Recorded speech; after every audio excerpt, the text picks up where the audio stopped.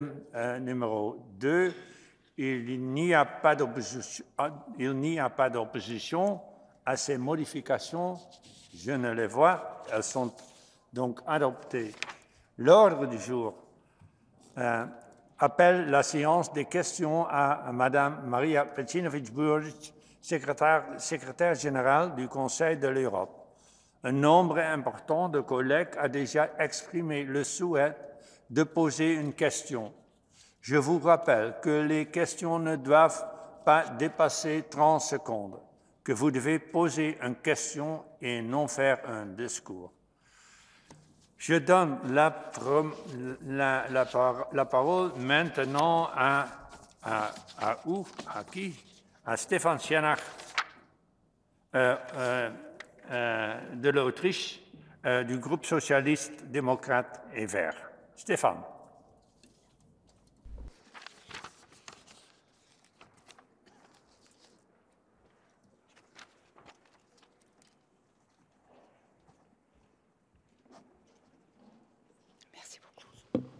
Dear Madam General Secretary, I'm sure that in the Council of Ministers you had a lot of debate regarding the pictures which we saw from Lampedusa.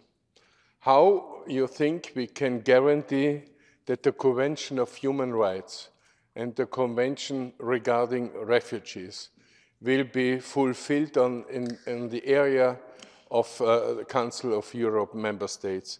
Because a lot of people are worried about those pictures that will not be really following our conventions. Please, can you tell us your position and what is the standing of the discussion inside the Council of Ministers? Thank you very much, Stefan. Madam Secretary General. Thank you very much. And indeed, what we have as latest news from Lampedusa is very worrying. But I would like to remind that, unfortunately, Lampedusa is not the only place, and Italy is not the only country facing such huge numbers of migrants and refugees who are seeking the security.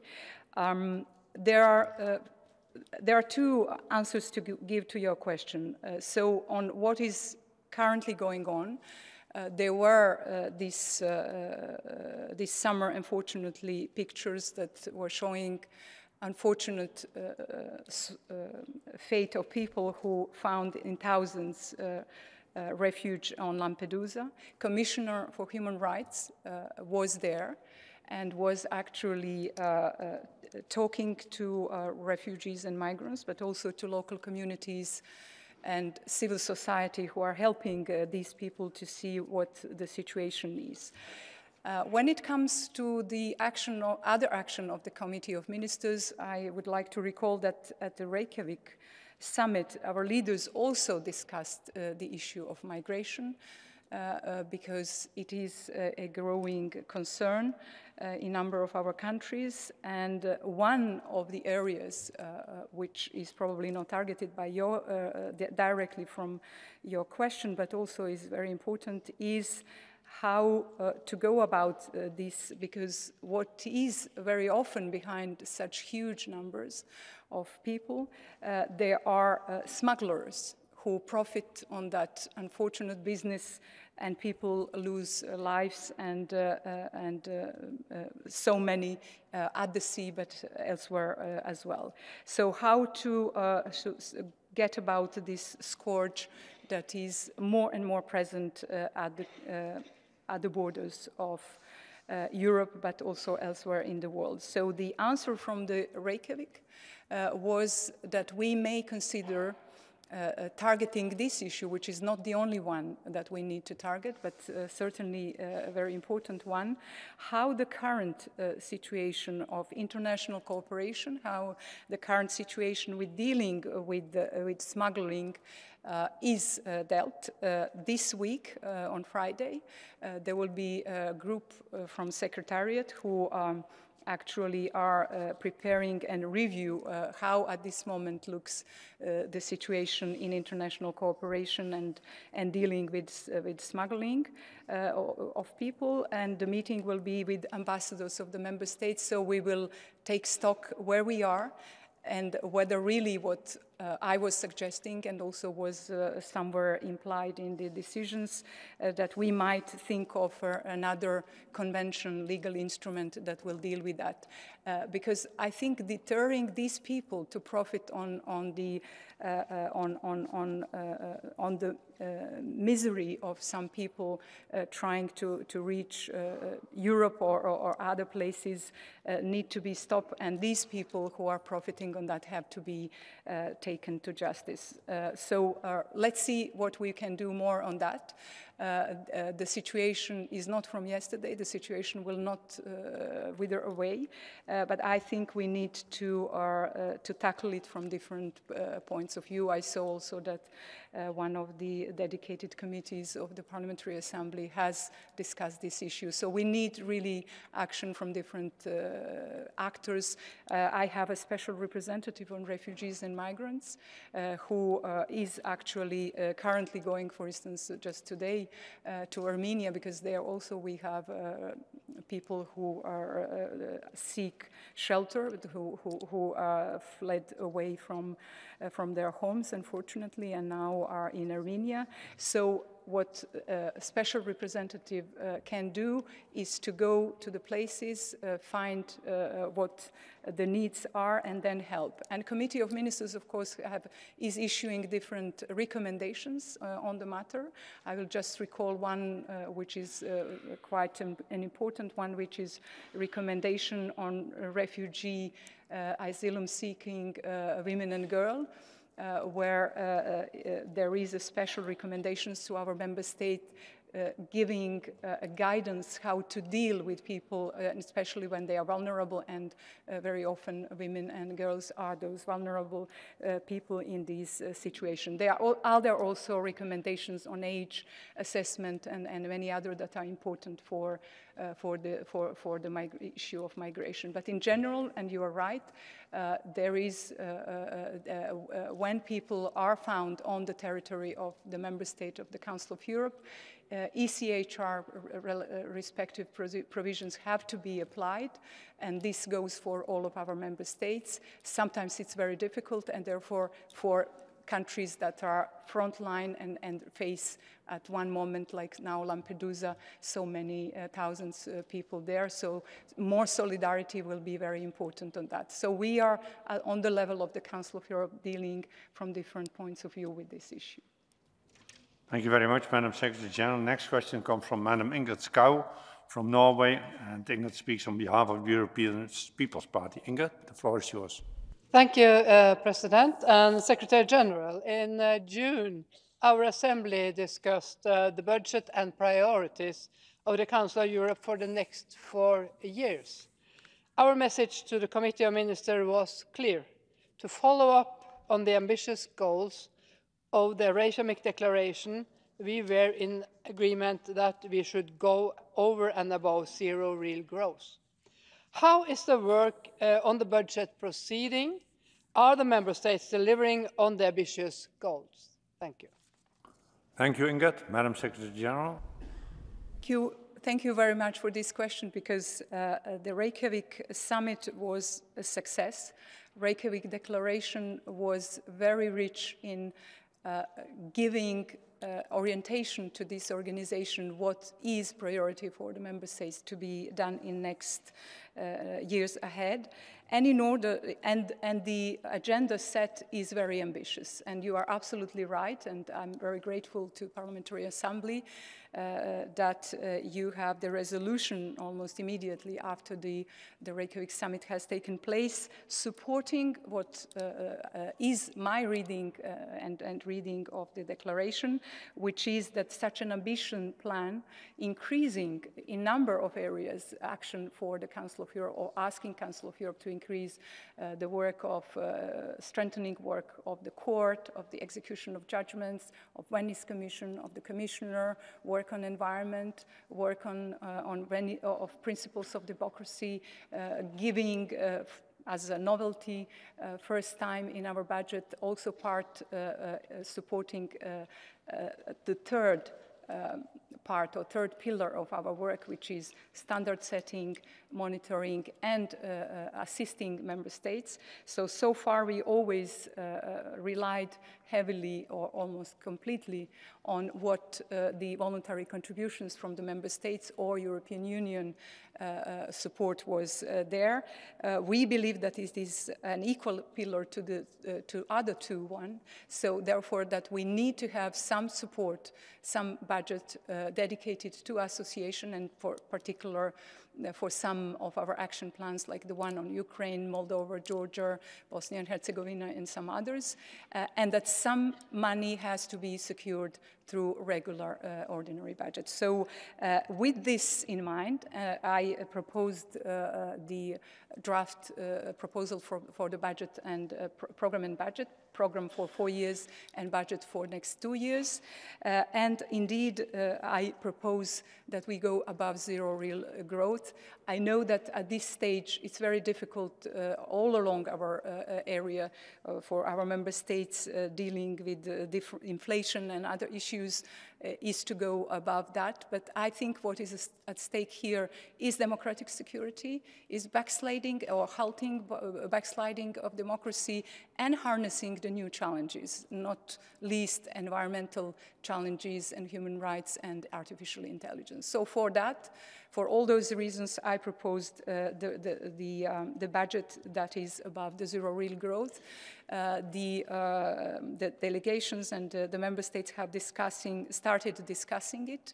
And what I can say that in next 2 months, I hope that we will arrive to the budget that was hoped for, and I think wished for by the leaders when they proposed a very comprehensive agenda for next program of and work of the Council of Europe. And in that respect, I would really highly appreciate your support back to your through your national parliaments, to the governments, to support that approach, because I think the situation is very difficult in Europe, in what is democratic security.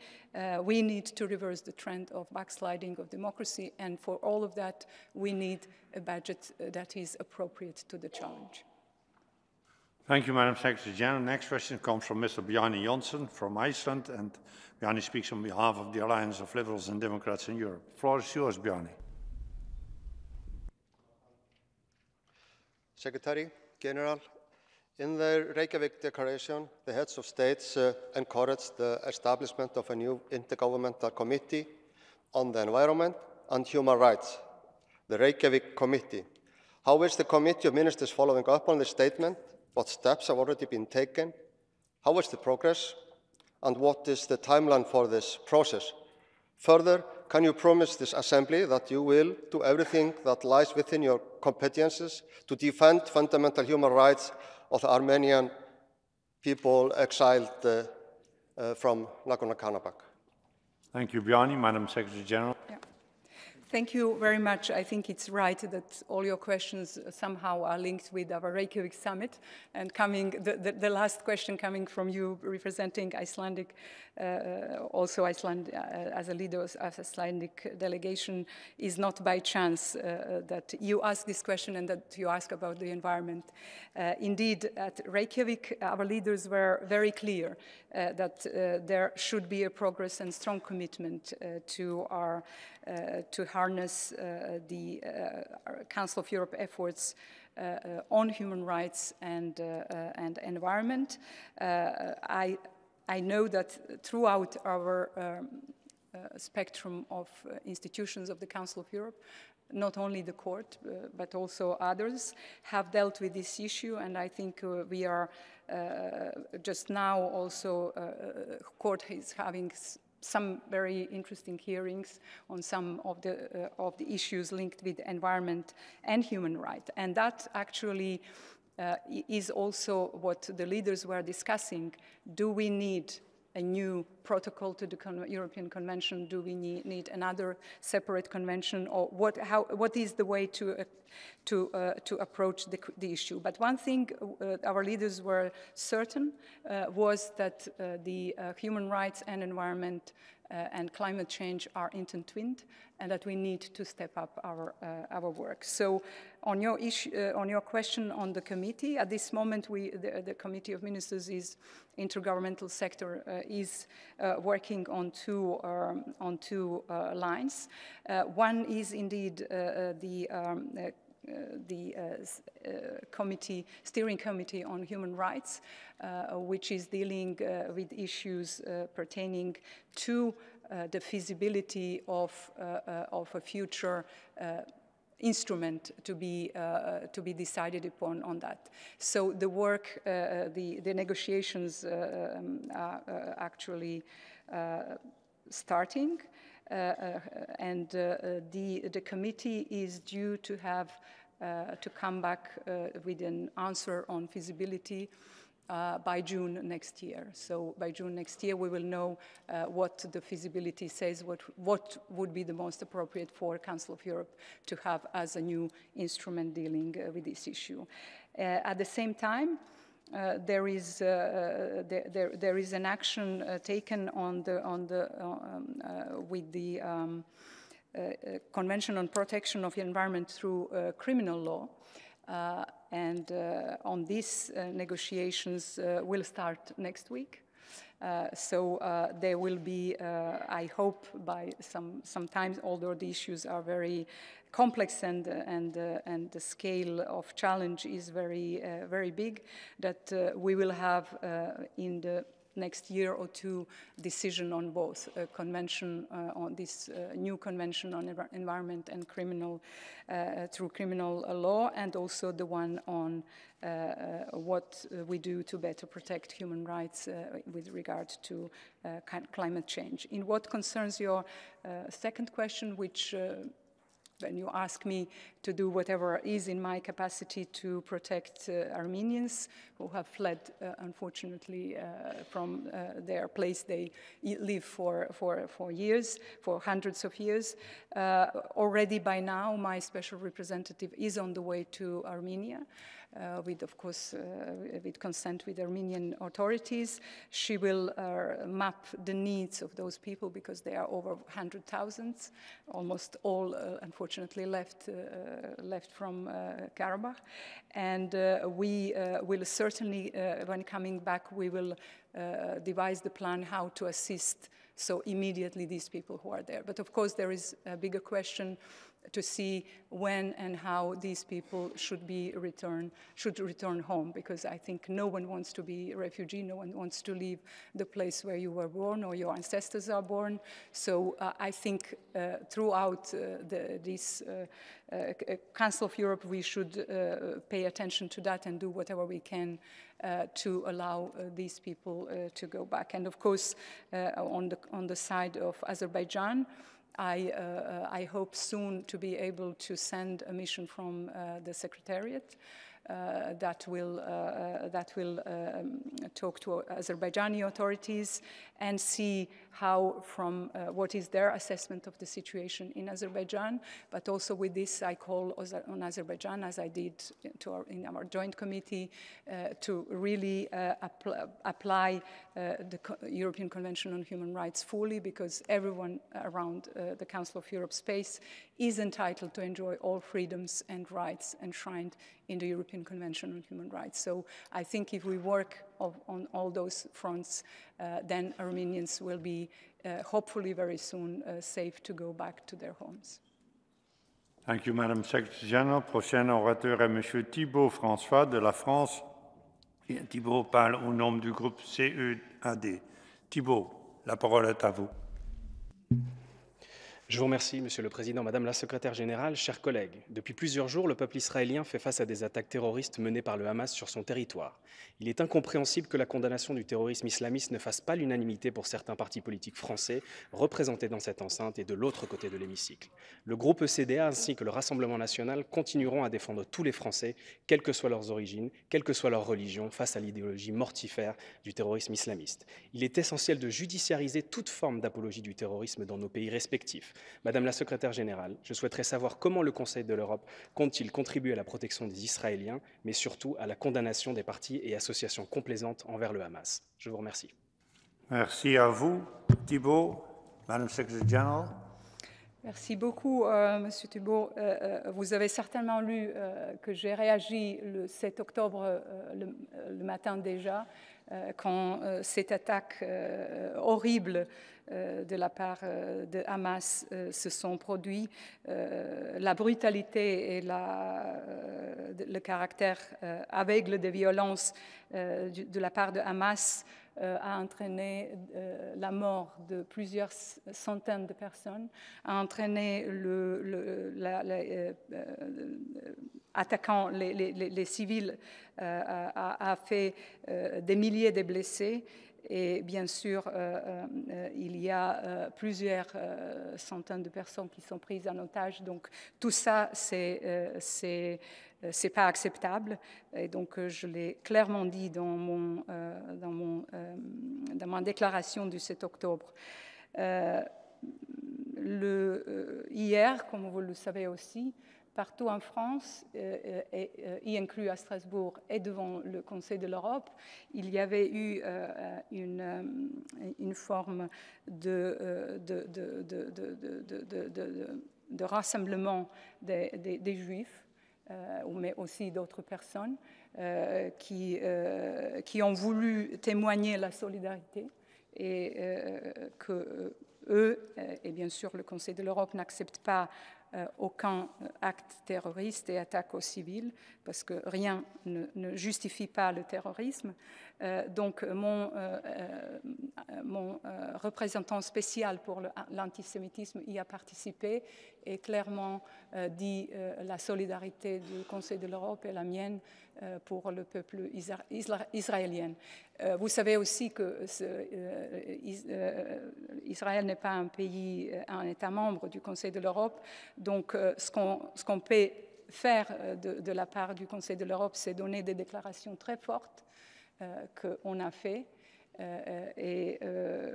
Mais plus que cela, c'est impossible vu le fait que ce n'est pas vraiment dans notre mandat et que ce n'est pas dans mon mandat de secrétaire général. Mais vous avez tout à fait raison qu'il faut montrer toute la solidarité de nous tous envers le peuple israélien et vraiment condamner les attaques de Hamas.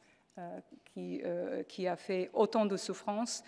Bien sûr, ici, étant dans une organisation qui est faite pour la paix en Europe, mais je dirais au-delà, je ne peux que appeler au dialogue et appeler pour retourner au dialogue et trouver une solution à cette question qui est très difficile, qui est là depuis longtemps et qui est très complexe, mais il faut investir tout ce qui est possible dans le dialogue et trouver le moyen d'abord de cesser les souffrances et après de trouver une solution qui nous permettra par le futur que de telles choses se passent de nouveau. Merci, Madame la Secrétaire Générale. Last question on behalf of the political groups comes from Mr. Paul Gavin from Ireland, and Paul speaks on behalf of the Unified European Left. Paul, the floor is yours. Thank you, Mr. President. Secretary General, I believe the greatest human rights tragedy of the 21st century is the mass drownings of human beings in the Mediterranean and Greek seas. Already over 2,000 lives lost this year, over 27,000 lives lost in the last decade. And with respect, talk of deterring smugglers is really missing the point that each day we are losing human beings in those seas. Will you support a clear call for state-led rescue missions in relation to these people desperately fleeing war and famine? And what steps will you take in relation to deterring the ever-increasing use of pushbacks amongst member states? Thank you, Paul. Madam Secretary General. Well, pushbacks are clearly forbidden under the European Convention on Human Rights, so I can only call on our member states when dealing with migration and with refugees or asylum seekers to apply international standards, including a European Convention that forbids the pushbacks. So what in the past we were doing was either through the action of the Commissioner or to in certain cases also action from the Special Representative for Migrants and Refugees is to go there, speak to the authorities, and then, of course, come back to the respective governments and ask them to do things. But you know very well that there are also other bodies dealing with the issues which are CPT, Committee Against Torture. So they also, from time to time, go and see, especially those who find themselves in a detention at the borders. So all these different bodies of the Council of Europe are sending a clear message. Pushbacks are forbidden and therefore shouldn't be happening. But with that, my special representative for refugees and migrants is working very closely with FRA, with the European Union Fundamental Rights Agency, and they provided in the past and are working on some guidance for the member states how to deal with people in these vulnerable situations and respect basic fundamental rights and freedoms. So also my special representative is in close contact and on the board of Frontex, so really working very closely and giving all possible, even all possible assistance to give trainings or information what and how needs to be done at the borders when the respective authorities are assessing refugees and migrants when they are on the territory of Council of Europe member states. Thank you, Madam Secretary General. We started 8 minutes late, so that leaves that we still have 6 minutes for 4 questions and a very short reaction. I call now Mr. Armen Gevorgiev from Armenia, Mr. Rafael Husseinov from Azerbaijan, Madam Francesca Hope from Liechtenstein, and Madam Larisa Biluzir from Ukraine, so that we also have a bit of a gender balance. First question comes from Mr. Armen Gevorgiev. You have 30 seconds.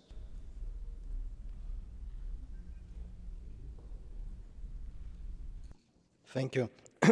Madam Secretary General, just yesterday during the same session, we awarded the Václav Havel Prize to the Turkish political prisoner Osman Kavala, recognizing human rights violations in Turkey, and at the same time, we elected a new PACE vice president from Turkey, essentially encouraging its current policy.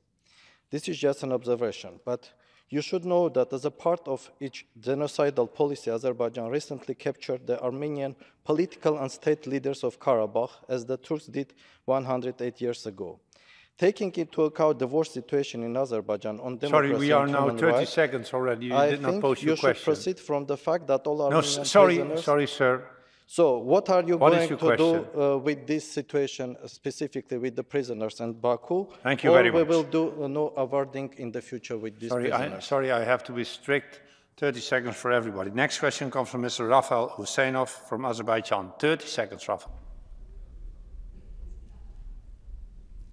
Thank you, President. Dear Secretary General, Armenia and Azerbaijan are currently working on a peace treaty. I am sure that sooner or later this agreement will be concluded. However, we also need to prepare both societies for a peaceful future. In this regard, how does the Council of Europe intend to expand confidence-building measures between the two countries with the involvement of civil society, in particular the younger generation? And supplementary question. Thank you for your question. Will you pay attention to the difference in mood between my and our Armenian colleague question? Thank you, Rafael. Next question comes from Madam Francesca Hope from Liechtenstein. 30 seconds, Francesca. Switch on your microphone, please.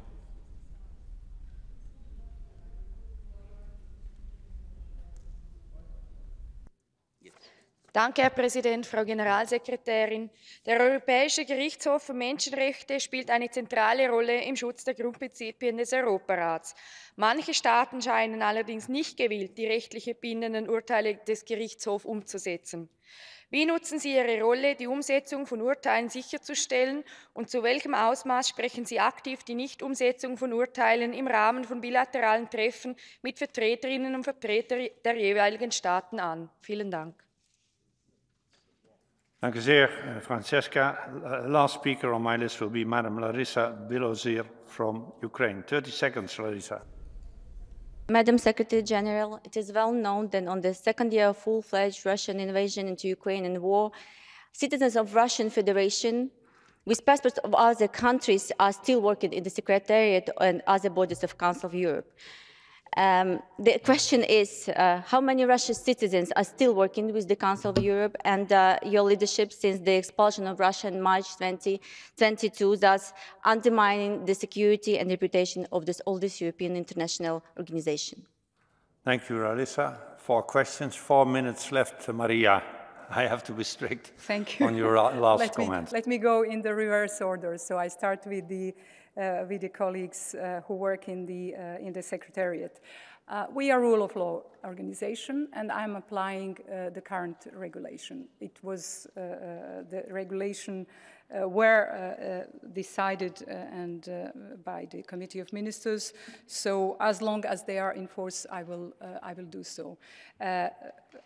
But you also know that the moment where we expelled Russia from this organization, I prepared a very comprehensive document on consequences of Russia's expulsion, and one dealt with this issue. Since then, a large majority of colleagues who have, or almost all who have only Russian nationality have left. By the end of this year, they will all be gone who had fixed term contracts. For others, I'm applying the rules, and I will continue to do so because we cannot ask others and countries to apply the rule of law and then be an organization that itself is not applying it. But considering that there are some issues that needs to be dealt, I also applied a risk assessment of some higher level and medium level posts. And according to where possible, I also applied a policy that we have in our people strategy, which is to mobility of the staff, which includes everyone, not only colleagues who have also Russian nationality. And those who are remaining are mainly all those who have double nationality, so have other nationality, and they fulfill the required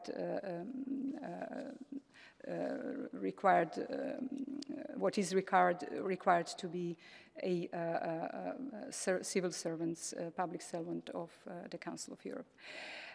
For execution of judgments, it is first and foremost politically and by the convention that it is that respondent state is responsible for for execution of judgments. It is Committee of Ministers, again, by the virtue of Article 46 of the European Convention, who is there to supervise this execution. And indeed, for years, there were many reforms that were trying to make this system more workable, more transparent, more easy. I think we arrived to the point where we can say that really the execution is done in a proper way. However, there are quite a few countries that have some cases that date 10, 15, even 20 years. So the execution is clearly defined in terms of the convention who deals with that. But you're right, we are all actually also responsible for that, and Secretary General as well. So I use all my high-level meetings with all my respective counterparts to raise this issue, because I think it's very important, because it was the execution of judgment is one of those areas where the leaders in Reykjavik decided that we need to put more effort, therefore more money into it.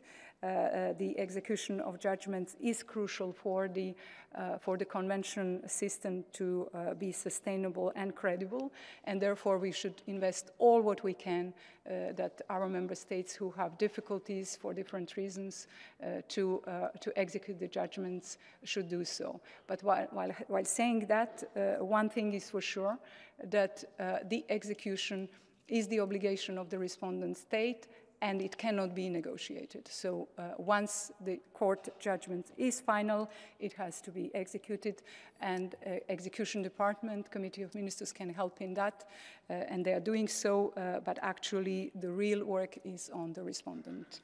Perhaps now for the two last remarks. CBMs, yeah, CBMs, of course, and thank you for mentioning it. CBMs are very important for confidence, for any credible confidence building among Armenia and Azerbaijan and in many other places.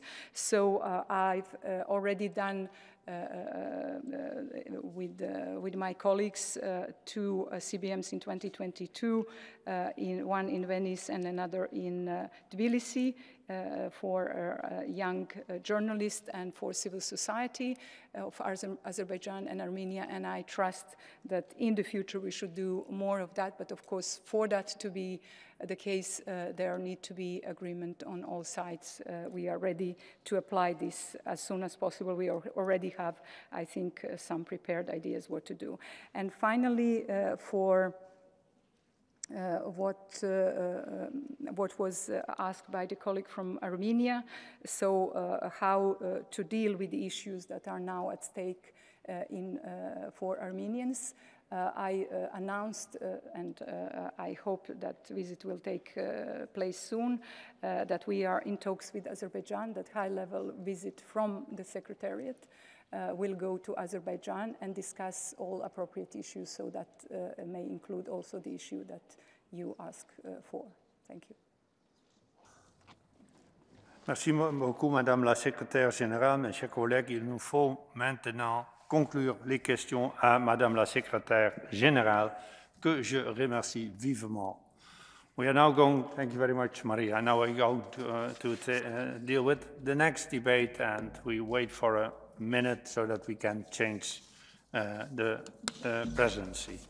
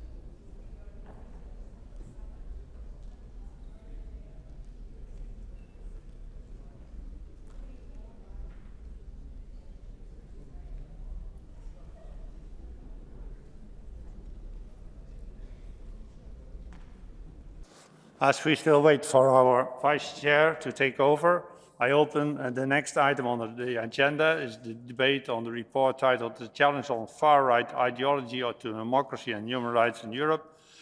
You find in document 15826 presented by Mr. Samad Saidov on behalf of the Committee on Political Affairs and Democracy. In order to finish by 6:45 p.m., we will have to interrupt the list of speakers at about 6:30 to allow time for the reply and the vote.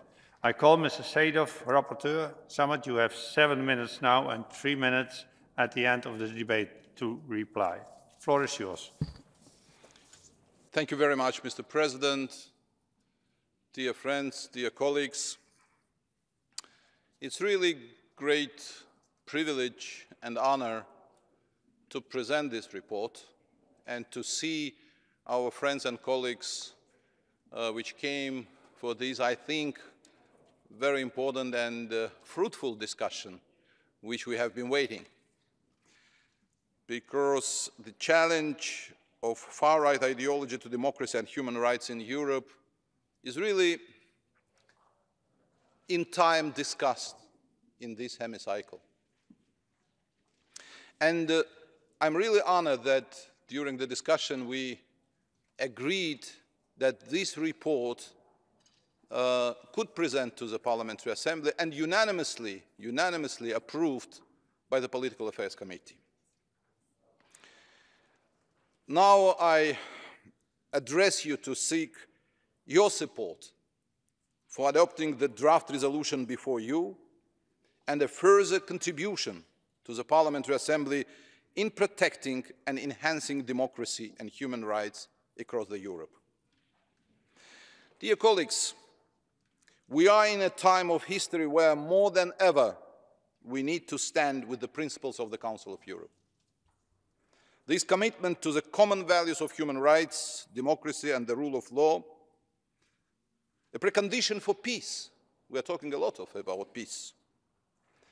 And ideologies that seek to undermine these values, to seek to reject democracy, undermine human rights and ignore the rule of law are in direct opposition to these values. Far-right extremism is not a new phenomenon. Unfortunately, we can see this far-right extremism in a globe stage, and in Europe, of course. We can see characteristics of far-right ideologies, far-right extremism. I want to stress this word. This is xenophobia. This is anti-Semitism. This is Islamophobia. This is other kinds of violence posed a significant threat to our society. Latest development in Europe and in all over the world show us how difficult situation just now with this extremism. We can see some attempts to undermine our values with fighting against Jews, with burning Holy Quran, with doing some unacceptable for civilized world things. And far-right extremism, as we can see, one of the fastest growing threats in many European countries. Of course, when we started to discuss this question at the Political Affairs Committee, my friends and colleagues from committee expressed their views, and even they presented their own opinions, which I fully respect. And they said, Mr. Saidov, you are talking about far-right extremism, but what about far-left extremism? Because extremism is extremism, and you should take into account these realities. With my full respect to my colleagues, and we have discussed this question more than 3 times at the level of the committee, together with experts which have been invited to the committee, with the representative of the Venice Commission. We understand the moods and ideas which presented by the colleagues. But I have decided to stay with the initial initiatives, with initial motion, and presented to you today the report about far-right extremism. In our discussions, we expressed different ideas, and that's why, because of that, I did my best in order to present to you main avenues. How can we fight against extremism? What we should do in order to prevent this disease. From my point of view, we should enhance and strengthen existing legislation. This is very important. Second, and this is really very important, especially for representative of young generation in Europe and all over the world. We pay so lack attention to young generation representatives, and that's why promoting education and media literacy is vitally important for fighting against extremism. Third, we should combating online radicalism, disinformation and propaganda. Unfortunately, this characteristic of extreme far-right ideology became a disease, not only in Europe, but all over the world, especially propaganda. We can see that. We should encourage respectful and inclusive political discourse. We should respect each other. We should withdraw from agenda hate speeches. And we should educate young generation representatives to follow this path, this way. And we should do our best as a representative of the parliaments, as a representative of political part of our society. We should do everything in order to enhancing the protection of elected officials from politically motivated crimes and illegal behaviors. I am convinced that any strategy to defeat extremism must confront head-on the extreme ideology underpinning it. We must confront, tackle and expose conspiracy theories. And we must continually make an argument for our values with confidence. Our response should be not only reactive, but proactive, investing in education and advanced campaigns. We should promote inclusivity, tolerance, and respect to diversity. Especially from this point of view, I should remind that these values presented at Reykjavik summit. And this is exactly the way which we should go. Of course, we have done a lot from this point of view, but I think we should do much more in future. And I think that during the discussions, we will follow this path. And again, I want to express my gratitude to the committee, because committee unanimously adopted this draft resolution. Thank you very much.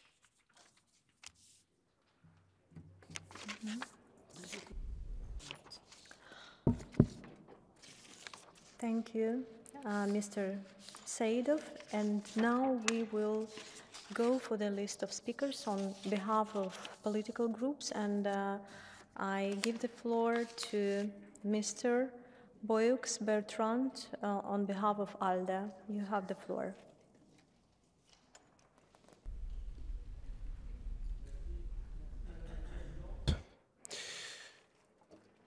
Merci Madame la Présidente. Monsieur le rapporteur, mes chers collègues, l'idéologie d'extrême droite, un défi pour la démocratie et les droits humains, est un vaste débat qui nous concerne tous. Quand on entend idéologie d'extrême droite, nous avons tendance à nous focaliser sur le mot extrême droite et nous avons raison. Le rapport en donne un début de définition, la croyance en une forme d'inégalité naturelle ou de hiérarchie entre les peuples, premièrement, des manifestations de racisme, d'antisémitisme et d'homophobie, deuxièmement, et enfin, troisièmement, une croyance en l'autoritarisme, un culte du chef incarnant à lui seul les valeurs dites traditionnelles croyance écartant toute idée démocratique. Évidemment, au sein de notre groupe ALDE, nous ne partageons aucune de ces valeurs et nous les combattons. Cela va sans dire, et c'est donc sur le mot idéologie que je voudrais revenir.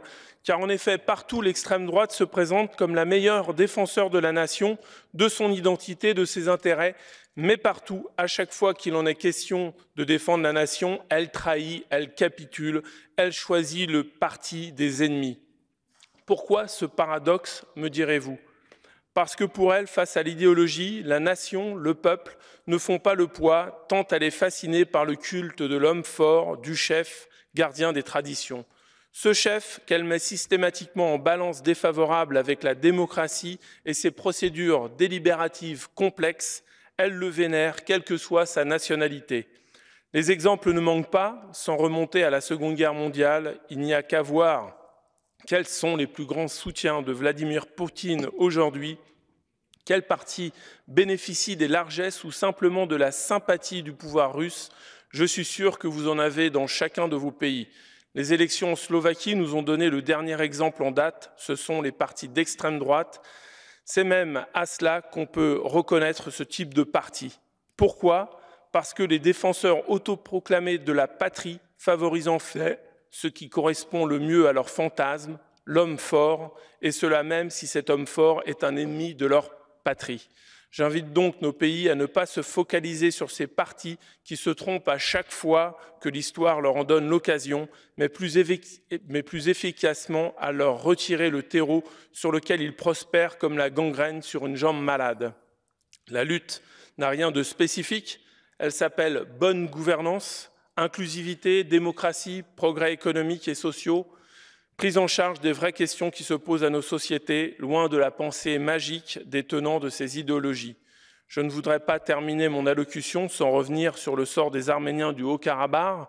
Le rapport rappelle à juste titre, je cite, que les idéologies d'extrême droite englobent et promeuvent des visions xénophobes, racistes et nativistes, incluant d'autres formes d'intolérance ou se revendiquant d'une conviction religieuse ou une autre croyance. Fin de citation.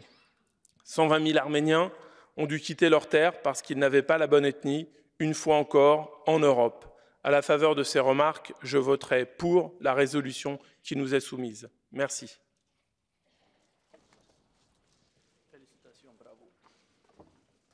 Thank you, Mr. Bertrand. And dear colleagues, I would like to inform you that in order to finish by 6:45 p.m., I will interrupt the list of speakers at about 6:30 p.m. to allow time for the reply and vote on the draft resolution. And now I call Mr. Brabander. You have the floor. Dear colleagues, let me get straight to the point. Who needed this report? There is no public debate about this topic, and the facts show that the real dangers in our society are not coming from right-wing parties. Accepting this report will only demonstrate once more that this Assembly has lost completely all touch with reality in Europe and the real concerns of our citizens. This report is just a weak excuse for an attack on all parties that do not blindly agree with the left liberal establishment. Some amongst us here want to install a thought police, be able to brainwash young people and curtail free speech. The ultimate goal, eliminating political opponents and perpetuate their own power. It is no coincidence that an amendment was also tabled in the committee to impose a cordon sanitaire as it exists in my country, Belgium. A cordon sanitaire has only one effect, ladies and gentlemen, and that is to undermine democracy, to eliminate the will and voice of the majority of voters. The true enemies of democracy can't help but reveal themselves here. And why? Just look at the election results in Germany last weekend. And there you have your reply. The people are fed up with the left-wing narrative. The people understand they have been deceived for all these years, and they want real positive change. When the left ran out of arguments, the only thing left to cling onto power is to forbid its opponents from speaking by vilifying them. And we all know history here. We all know what the next step will be if this also will fail. Let me scare you a bit with something that some of you are not used to. Hard, objective facts. Europol counted 28 terrorist attacks last year across the EU that were carried out, failed, or could be foiled. 13 out of 16 of the completed attacks, 13 out of 16, were attributed to leftist and anarchist terrorism. 2 cases of jihadist terrorism, and only one of right-wing terrorism. Those are the facts. That is reality. A fact-based report with a different title should have been put here before us. It should be named The Challenge of Far-Left Ideology to Democracy and Human Rights in Europe. But let's face it, it's not a far right. We are only right so far. Thank you. Thank you, Mr. Brabandere. And now I give the floor to Mr. Tsipras to speak on behalf of United European Left Group. You have the floor. Τα τελευταία 15 χρόνια ζούμε σε έναν κόσμο ταραγμένο, με αλλεπάλληλες και παράλληλες κρίσεις.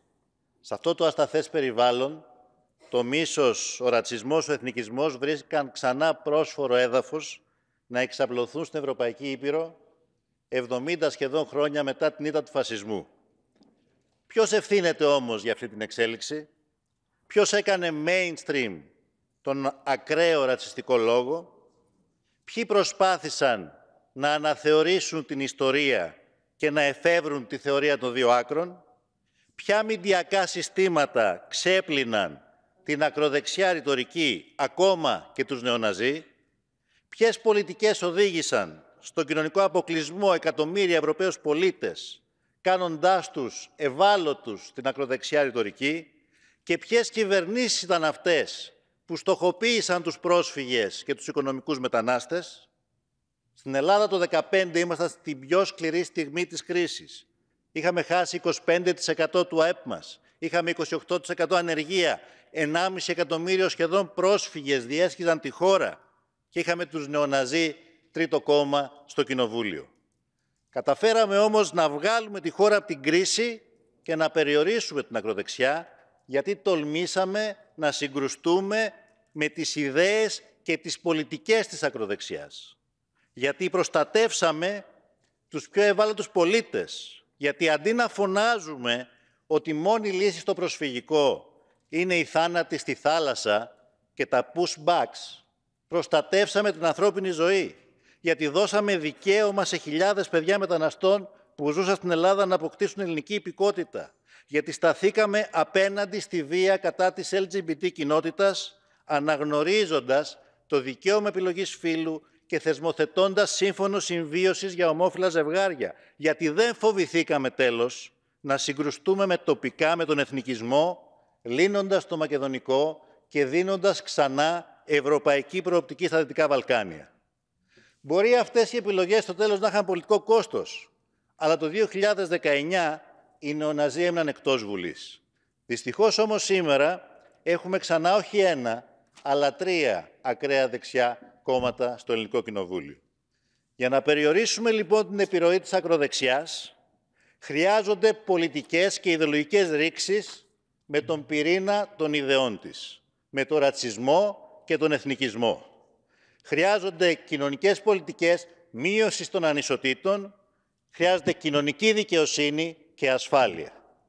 Και χρειάζεται περισσότερη ειλικρίνεια και λιγότερη υποκρισία από όλους μας.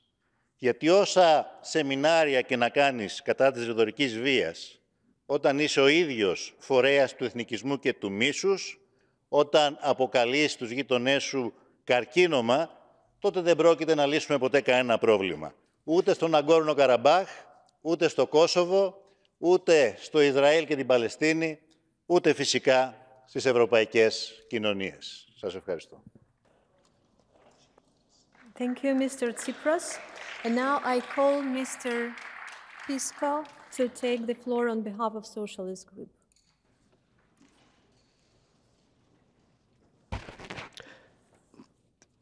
Thank you, Chair.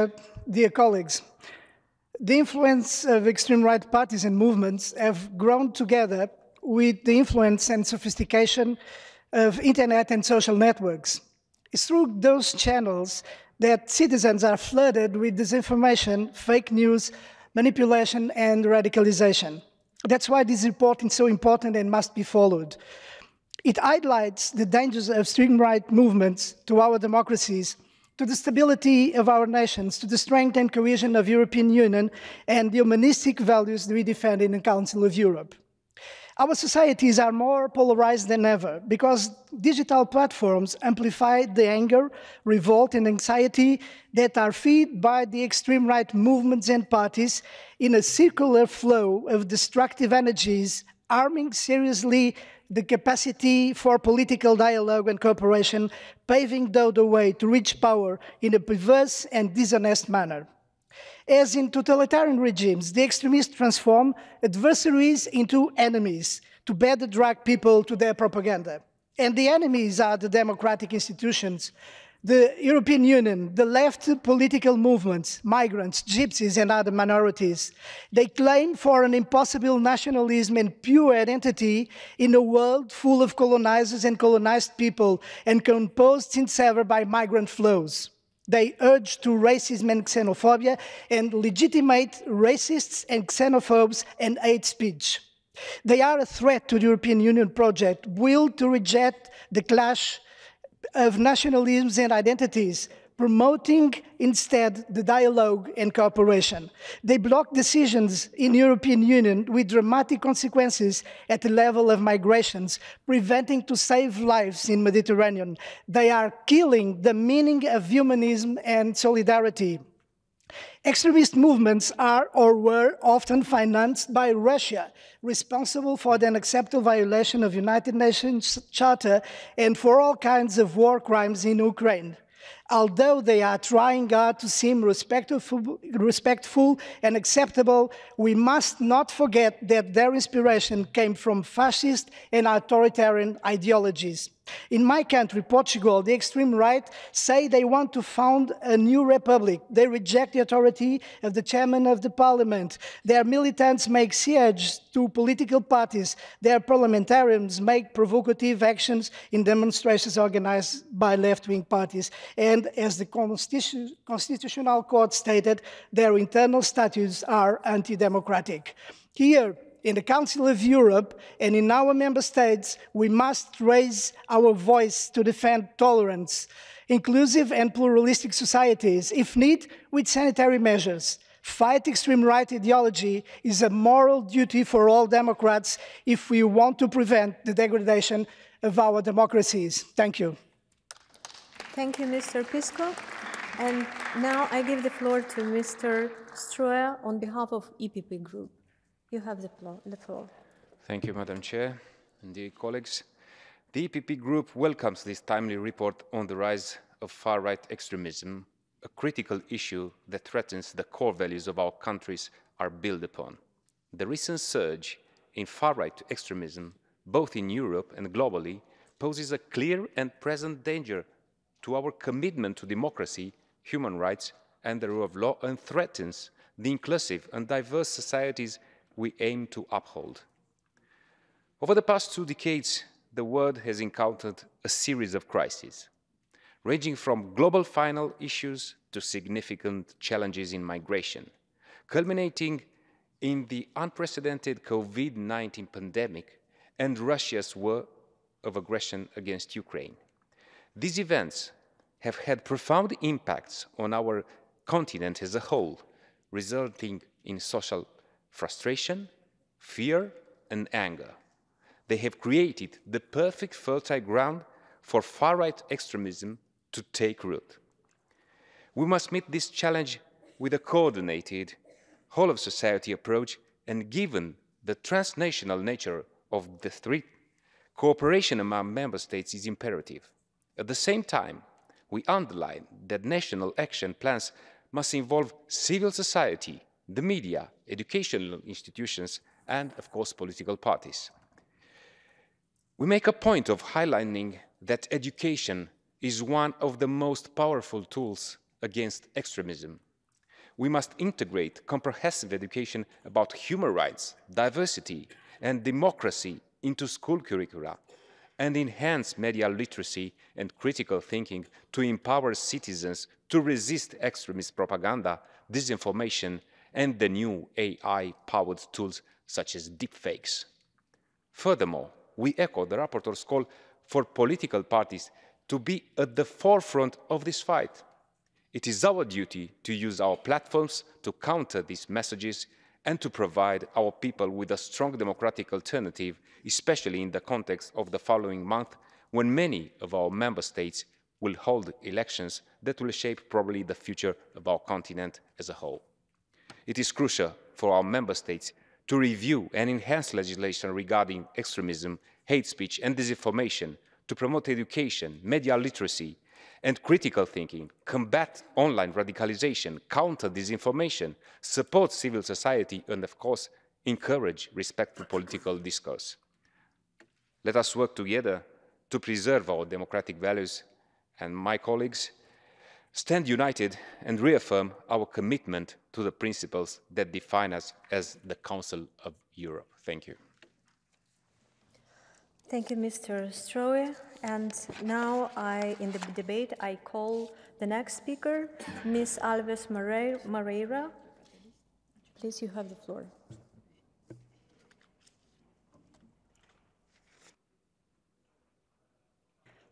Thank you, Chair. The firm fight against the violation of human rights today, once again in history, involves the fight against the extreme right. The extreme right waves the flag of security when in fact it only wants the security of a few, as it has always done throughout history. So we, the Democrats, have to recover the security speech, knowing how to explain that fascism, it is the land of security for some and insecurity for almost all, as we saw in the invasion of the capital, as we saw in the eyes of the bodies of victims of hate and discrimination, as seen in the targets of a manufactured, coward social polarization that weakens before the strong and is so strong against women, racialized people, LGBT people, immigrants, and migrants. We respond to hate and the continued activity of destroying democracy with more and more democracy and better democracy. We must be a free, safe, and democratic Europe for everyone, cooperating so that the disadvantaged are not the slave labor of extremists. Education for respect for human rights is essential, and that is why all extremists launch campaigns against education for citizenship, calling it an ideology, as if democratic constitutions had not chosen equality over inequality. Citizenship is not an option, it is not optional.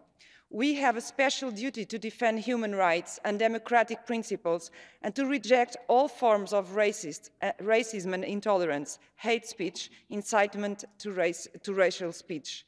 This duty involves recognizing that our societies have systemic problems of racism instead of denying them by imagining our countries as exceptions to a centuries-old history that has left deep marks. It is because these structural problems exist that fascism tries its way. So we begin by recognizing them and then deconstructing, repressing, combating, and creating real public policies that eliminate the causes of discrimination against people who have the right to freedom, equality, and security. This is the Council of Europe. We have made a choice. Thank you very much. Thank you. And I would like to give the floor to Ms. Julhakan. Please, you have the floor. Thank you, Madam Chair. Dear colleagues, today we address a pressing concern that threatens the very foundation of democracy and human rights. Far-right ideology, often characterized by nationalism, xenophobia, authoritarianism, has been on the rise in many parts of the world. This not only threatens the principles of equality and justice, but also undermines the very essence of democracy and human rights that have been hard-fought and cherished for generations. In recent years, we have witnessed the alarming rise of hate crimes, discrimination and violence associated with far-right ideology. These acts directly threaten the human rights of individuals who are targeted based on their ethnicity, religion, or beliefs. And from this point of view, it is very important that we as an organization discuss the issue, trying to find possible solutions. But being frank, dear colleagues, I'm a little bit confused seeing that the rapporteur on the topic related to xenophobia and authoritarianism represents a country which is famous for its xenophobia and authoritarianism. A country which just very recently ethnically cleansed the whole population of Armenians living in their ancestral homeland, an ethnic cleansing which was the final chord after nearly 10 months of blockade and starvation of those people. The report brings examples of different countries, but nothing is said about Azerbaijan itself.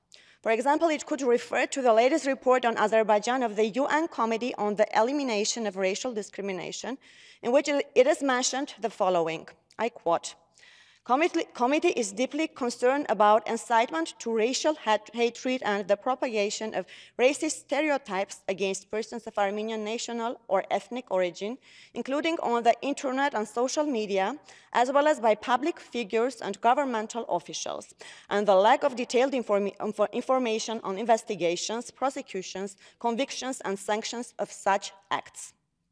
The committee is also concerned about reports that school textbooks promote prejudice and incite to racial hatred, particularly against ethnic Armenians, the marginalization of ethnic minorities in history, education in Azerbaijan. However, colleagues, going back to the topic of far-right ideology, let me say that as responsible politicians and advocates for justice, we must stand together against extremism, hate, and intolerance. To ensure that human rights are preserved for all, regardless of their background or beliefs. Only by doing so can we build a future that is truly inclusive, just, and democratic for all. Thank you. Thank you. And now I would like to give the floor to Ms. Ustinova. Please, the floor is yours. Dear colleagues, we are talking today about the challenge of the far-right ideology to democracy and the human rights. But I think we should be talking not about the challenge, but about the threat. The threat to the world that we already are facing today. It's been disturbing for us as Ukrainians when the far-right ideology, I would say the extreme far-right, a terrorist ideology, was rising in Russia called the Russian world. We as Ukrainians, especially for the last 10 years, and that's when the war broke, were telling the European nations that this is a threat not only to the human rights, not only to democracy, but a threat to live, a threat to their lives. I think today it is obvious that this far-right ideology called the Russian world is threatening the world with weapons. It's funding not only the far-right extremist movements in Europe, but also in other parts of the world. We already see the Russian weapons in Hamas when they invaded Israel. We can already see the Russian weapons in other parts of the world the terrorists are using. And we should be honest with ourselves that extremism, we cannot fight extremism and terrorism if we do not stop Russia together as the European countries and the world. If the Western world cannot stand up against one single terrorist organization, and this is what Russia is today, we will fail, not only in democracy, but we will fail as the world because they will come to any other country that is being present here today next. Ukrainians had been claimed to be Nazis, to be extreme rights, and we had to prove to the world that we are not. While there was this evil emerging in Russia right next to us. And now when we keep hearing the word negotiations, diplomatic solutions, I would like you to tell me how we are supposed to be denazified as the country for Russians to stop. Because they treat Ukrainians as Nazis that have to be eliminated just because we speak Ukrainian, just because we do not share their values, that the world should be the Russian world. And I wish there was an amendment left that unfortunately was not supported about the countries funding the far-right movements, because then it would be clear who is funding this in Europe, who is funding it in other parts of the world, and who is funding terrorists around the world who are invading democratic countries. Thank you so much. Thank you, Ms. Ustinova. And now I give the floor to Mr. Howell. Please, you have the floor. Thank you very much, Madam President. The sort of Europe that I wanted for my children was one without the ideology of the Cold War. How we got trapped into seeing the world as right-wing or left-wing is the subject of much discussion and of numerous PhDs. I feel the Europe that I know has got into a world of extremists on all sides. In all countries, in almost all countries, extremist groups are gaining strength. Europe is no less clean than anywhere else. On the one side, within living memory, Greece was run by the colonels. Spain and Portugal only lost their fascist governments in 1975. And on the other side, many countries of Eastern Europe, including countries that I love, such as Slovakia, have had communist governments of an extreme nature. I'm afraid that I'm an old-fashioned liberal centrist who believes in human rights, who believes in the rule of law, and who believes in the power of democracy. I believe that most people here share those views and that view of society. We must look at the real causes. We must look for xenophobia. We must look for racism. We must look for intolerance. Because those of us who are on the other side of those key elements of it are doing things that are tremendously helpful for migrants, for example, and also in education. I am chairing an event to look at why education cannot become a human right across all countries.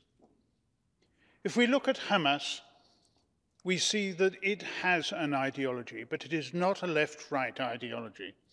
It describes itself as having an anti-Zionist ideology, and I think that that is illustrative of the sort of extremism that we see about Europe at the moment. It produces a complicated pattern. Old ideologies try to attach themselves to new ideologies, but are increasingly irrelevant and confused. It's not ideologically based, but it's based on trying to obtain world power. The UK puts open societies at the centre of what we do. Counter-terrorism and tackling extremism is the framework with which we use to deal with crime. Thank you, Mr. Howell, and I would like to give the floor to Ms. Martinez-Seijo. Please, the floor is yours. Al señor Seguidov por este informe tan pertinente y realista del panorama político europeo.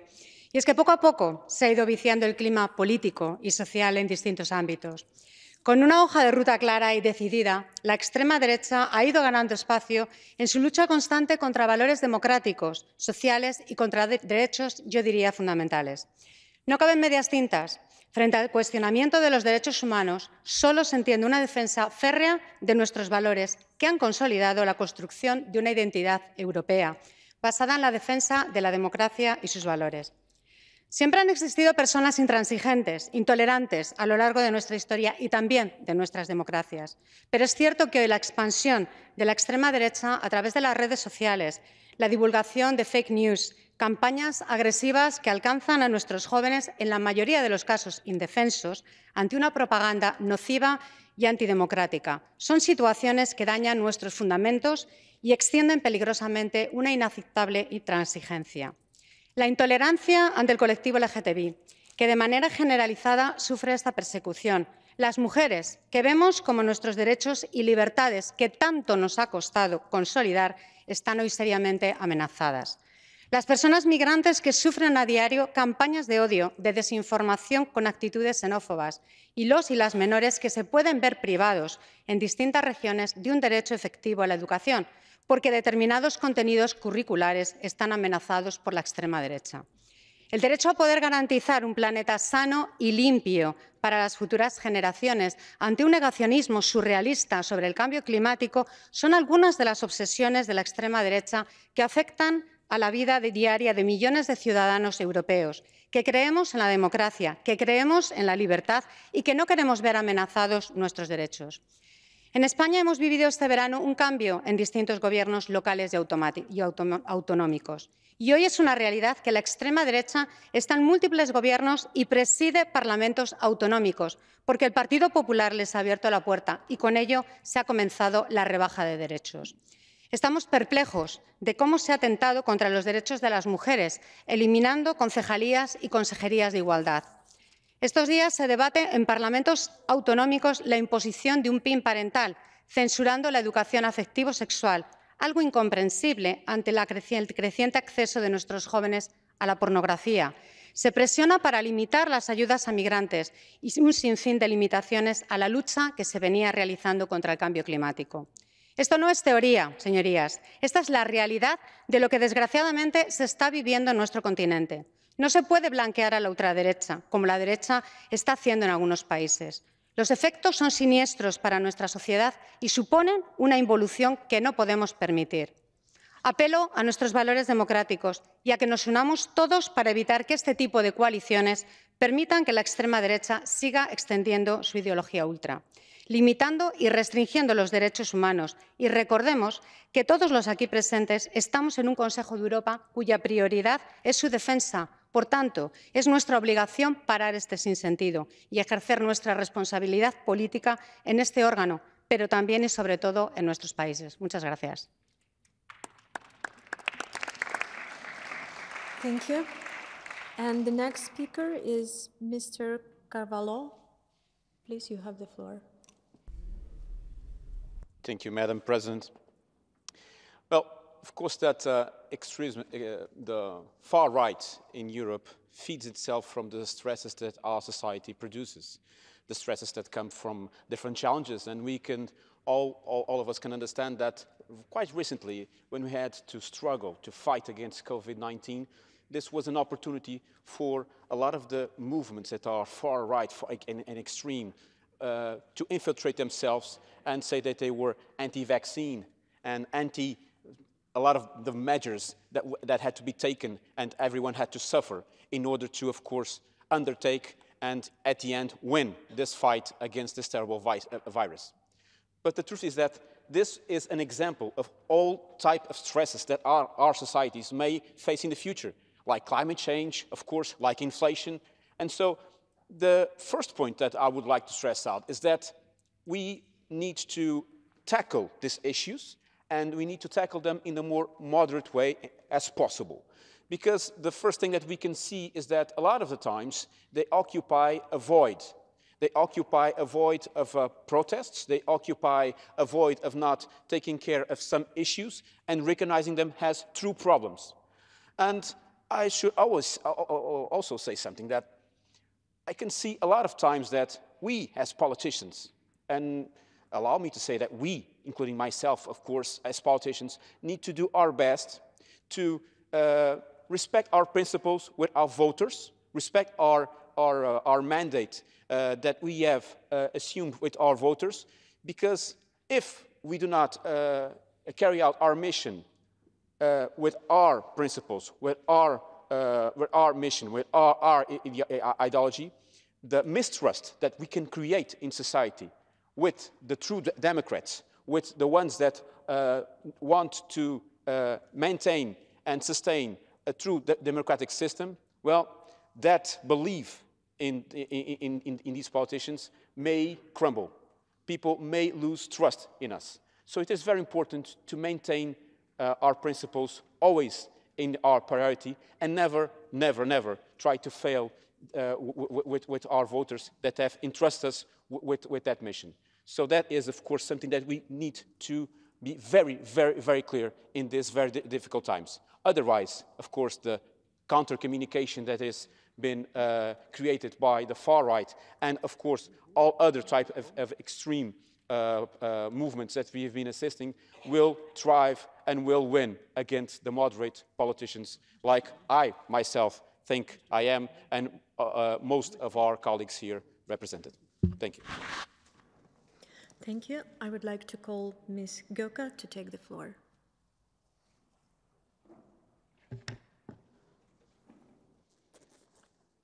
Dear President and dear colleagues, far-right extremism has had a long and especially violent presence on our continent. But unfortunately, especially in recent times, we are witnessing the rise of far-right extremism with a surge of anti-democratic attacks and assaults on political opponents, ethnic and religious groups, and in particular against Islam and Muslims, as well as anti-immigrant violence. Recently, an unfortunate example is France's ban on its Olympic athletes wearing headscarves, which has also been slammed by the UN and is completely contrary to the spirit of Olympics and our core values. As you may well be aware, there have been grave incidents in Europe where Muslims have been subjected to hate speech, attacks and insults to their sacred values, such as attacks on mosques, and as we have seen recently in Denmark, Sweden, and Netherlands, increasingly spreading Quran burning incidents. We all must unite in condemning and rejecting such discriminatory practices. Let's call it by its name. These are examples of anti-Muslim racism, xenophobia, and far-right extremism. I would like to underline that the United Nations recognize these acts as acts of religious hatred and violation of international law. They also constitute one of the biggest threats to social peace and the core values of the Council of Europe. This is not freedom of expression. As the report points out, despite the actions and steps taken by the Assembly, the problem still persists and must continue to be tackled. Therefore, I also would like to touch on a few points concerning the role of us politicians, which I believe is more important than ever at a time of simultaneous democratic backsliding and the rise of far-right extremism. First of all, I think we should work to remove the existing legislation that enable far-right extremism and its manifestations before developing new policies and legislation to combat it. More importantly, I believe that as prominent political figures in our societies and as people who are sometimes among the victims of this problem, we should be at the forefront of fighting it with a common stance that embraces all our differences. I also believe that ideology, beliefs, and narratives are at the root of this problem, and they must be therefore tackled first and foremost. That discourse, the discourse of politicians, which is greatly influential in shaping public opinion, should respect our core values. Finally, I would like to thank the rapporteur, Mr. Seydov, for his excellent work, and thank you all of it. Thank you. Thank you. And now I give the floor to Mr. Corbyn. Please, you have the floor. Thank you, Madam President, and I welcome this report and I absolutely welcome the debate that we're having here today. because it comes within the background of media all over Europe and many right-wing politicians in national parliaments all over Europe being very critical of the principles behind the European Convention on Human Rights, and indeed in the case of my own country, a significant number of Conservative MPs actively calling for withdrawal from the European Convention on Human Rights, and we have a government that is actually challenging it in its own legislation. And so it is important to stand up for the principles of human rights and universality across this continent. The role of the far right in blaming minorities for problems is not a new one. The Nazis did it in the 1920s and 1930s when it suited them to blame Jewish people for the economic problems that German people were facing.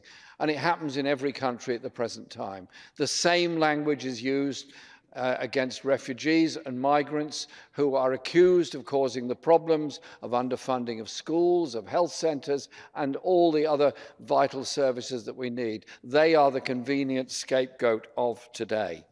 And so that racism, that anti-Semitism, that Islamophobia, that anti-black racism that is played out by right-wing politicians ends up on the streets with brutal treatment of migrant people, assaults on people just going about their normal business, and sadly attacks on synagogues, mosques and other places of worship.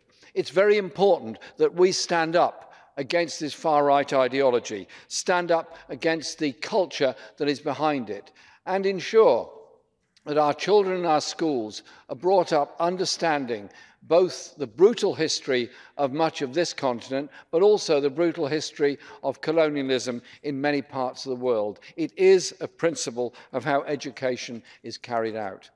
Hate speech has consequences. Hate speech against individuals is frightening for young people, ends up with the growth of racism and a far-right ideology, and ends up dehumanizing people. As my friend Paul Gavin pointed out, thousands of people have died in the Mediterranean and the Aegean Sea over the past few years, trying to reach a place of safety. They're not our enemies, they're not our rivals, they're not trying to invade or take over. They are human beings trying to survive in a very difficult world. Tomorrow, they'll be our neighbours. Tomorrow, they'll be our doctors. Tomorrow, they'll be our teachers. This report stands up against far-right ideology. I think it's very important that this Assembly makes clear its position, that the growth of far-right ideology damages everything that we believe in a free and democratic society. Therefore, that declaration against the far-right ideology is more important than ever now to stand up against this horrifying trend all across Europe. Thank you. And the next speaker is Ms. Huerga. Please, you have the floor. Thank you. Dear colleagues, yesterday, October 9th, was a National Day of the Holocaust Victims in Romania. We have a duty to take all measures to ensure that such crimes against humanity do not happen again. Awareness of the dangers we have not yet escaped is important. Politicians and political parties should give greater importance to the threats of far-right movements, both for the public defense of human rights and democratic principles, and by unequivocally rejecting all forms of racism and intolerance, hate speech, incitement to homophobic behavior, and harassment. To combat these challenges to fundamental values, I support the report presented by Samad Seidov, which envisages international cooperation by reviewing and, if necessary, improving existing legislation. This can be done by implementing a series of measures to effectively counter hate speech, incitement to violence, and discrimination emanating from far-right political groups. Romania also pays attention to the knowledge of history, through which we can avoid repeating the mistakes of the past. History of the Jews, the Holocaust, is now a subject of study in schools in Romania. A nation that does not know its past is condemned to repeat it, said the well-known Romanian historian and politician Nicolae Iorga. We as elected representatives, as well as the democratic political forces we represent, must fight and combat violent right-wing extremism that forms networks, and even extremist political parties that share views based on xenophobia, racism, and other forms of intolerance, as well as various conspiracy theories, and act online and offline in our European countries. Unfortunately, I have seen that representatives of such a political party in my country are trying to imitate the way the legionnaires put pressures on the university environment. Thank you. Thank you. And now I would like to call Larissa Belazir. Ms. Larissa Belazir, you have the floor. Thank you, Madam President. Dear colleagues, I want to thank the rapporteur for a great job he did, encouraging us to be vigilant and reasonably assess the upcoming threat of for European values. And today, the rhetoric of European far-right ideologies is based on three key ideas: the chauvinistic and ethnic domination of nations, xenophobia against immigrants, and political populism. The extreme right offers its supporters very simple solutions: expelling foreigners, anti-European, anti-NATO policies. They reject non-EU immigration, even the EU itself. For them, everyone who is not their own is stranger.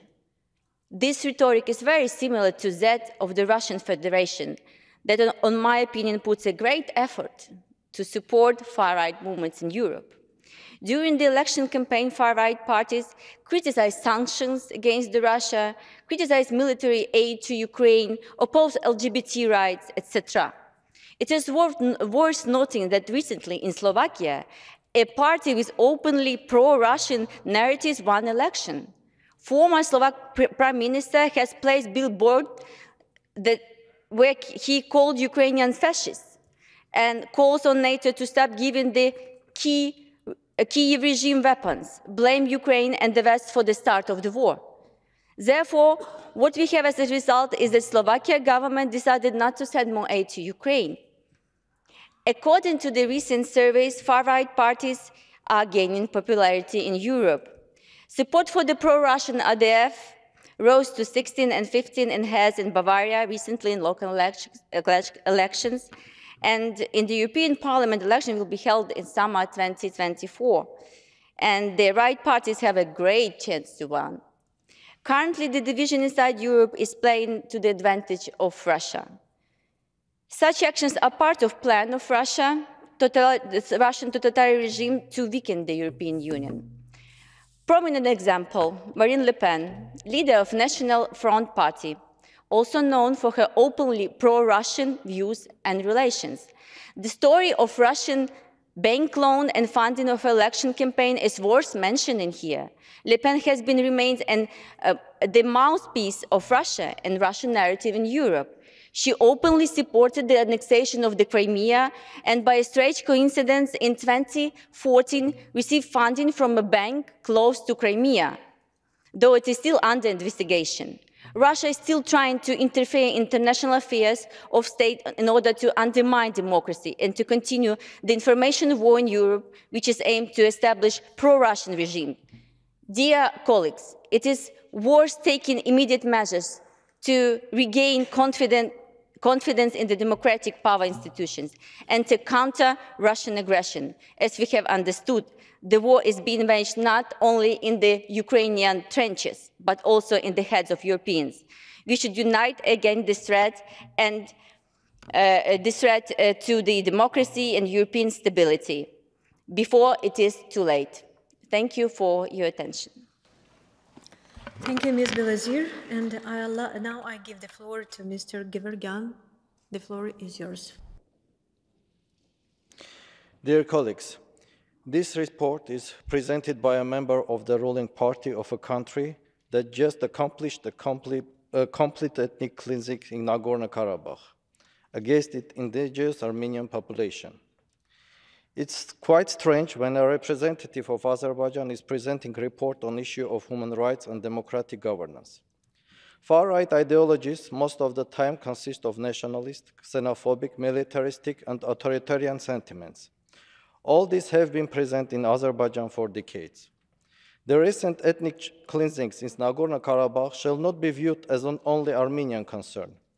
Creating such precedents will give incentives for war aggression to many other dictatorships, sitting on large reserves of natural gas and oil, and will promote far-right ideology approaches. Today, Azerbaijan illegally and immorally holds in captivity a big number of Armenians. Among them are persons who had in the past 25 years been elected in democratic elections and as legitimate representatives of their people had been leading them for freedom and self-determination. In contrast, Azerbaijan has had the same ruling family for exactly 30 years now and counting. Is this a form of far-right ideology or a new type of democracy that has been nurtured under the Council of Europe umbrella? Colleagues, the leadership of this assembly received a report I have co-authored in April 22 titled Weaponizing Religion and Potential Consequences for European Democratic Security. The report was prepared to provide the Assembly with supporting evidence and overview of the established state practice by the governments of Azerbaijan and Turkey of certain policies aimed at racially and religiously inspired human rights violations against Armenians, as well as attempts of mobilizing Muslim societies against Armenia, Armenians, and against European countries in general. It decisively showed that the governments of those countries had conspired to abuse the European liberal laws and values and through makeshift loopholes ventured to create controversies inside Europe and against Europe. The main goal, in my view, has been and continues to be the creation of new forms of solidarity in Europe as a bargaining chip in the relations with European states. These efforts to proactively use Turkic diasporal structures in Europe for the purposes of establishing new forms of solidarity means nothing else by attempts of weaponizing religion in multicultural European societies, which shall be a matter of concern for European security. Let me conclude by saying that in order to stop the spreading of far-right radicalism, the Council of Europe has to make a crucial homework to self-clean up and suspend the membership of authoritarian states. Thank you. Thank you, Mr. Gevorgyan. And now I call Mr. Orlando to take the floor.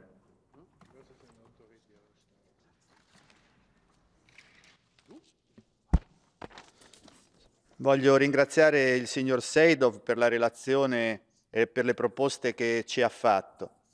Sostenendo questa risoluzione adempio ad un dovere che deriva dalla Costituzione del mio Paese che definisce la Repubblica Italiana come antifascista. La relazione ci dice che è necessario incoraggiare i leader politici ad avere un discorso pubblico inclusivo e a evitare una retorica divisiva condannando il discorso d'odio. Sappiamo cos'è il discorso d'odio, è abbastanza semplice identificarlo.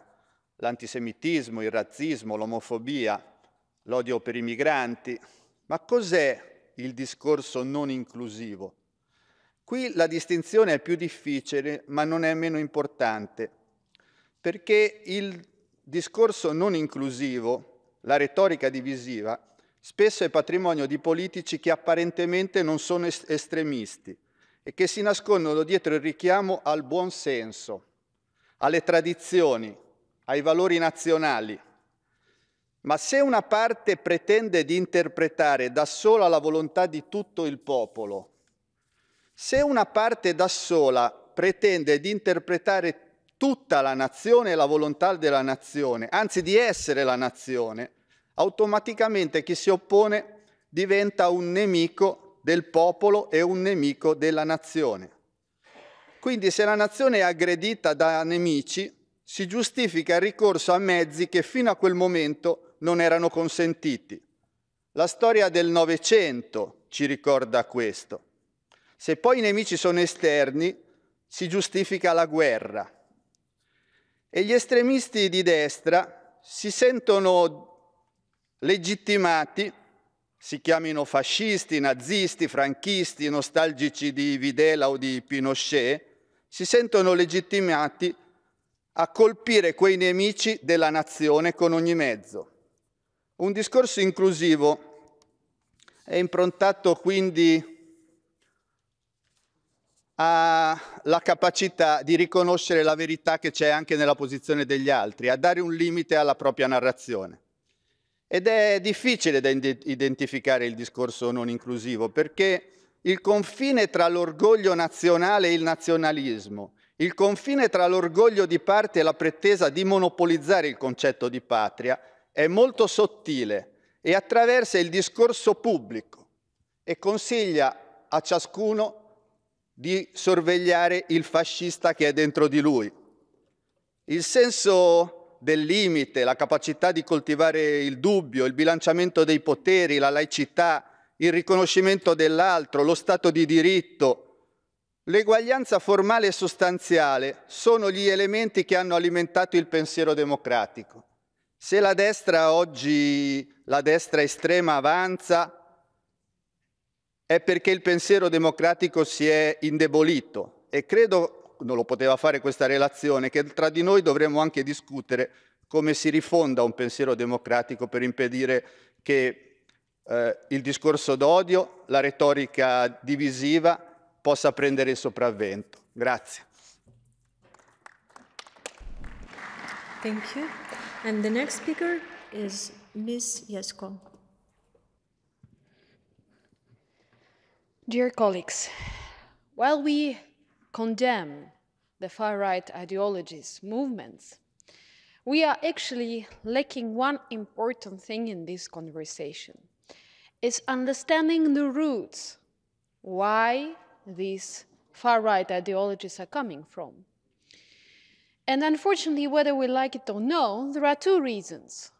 One of the reasons is when someone wants to weaponize people and with the violent regimes to use them for their own reasons. But the second reason is when people feel that they are not heard, they are too fragile, insecure, and then suddenly someone with power comes to them or offers to join that radical movement and to get a purpose, to fight back. I'm saying this because, unfortunately, there is no proper research available, no proper statistics on why people are joining these movements. And while it imposes incredibly big threat to democracies in all of our countries, it actually is the reason why we have to sit together and think what's wrong is in all the systems that we have, that unfortunately these far-right ideologies are increasing. Technically, there are a number of things that I want to raise your attention. How these movements are financed? Is there investigations being done on that? Is there enough education in universities, in schools, in different countries regarding the threats of that radicalism? Is there any incentives for those people who are currently acting as radicals to go out from that movement? If we look at these people who are there, many of them are very uneducated.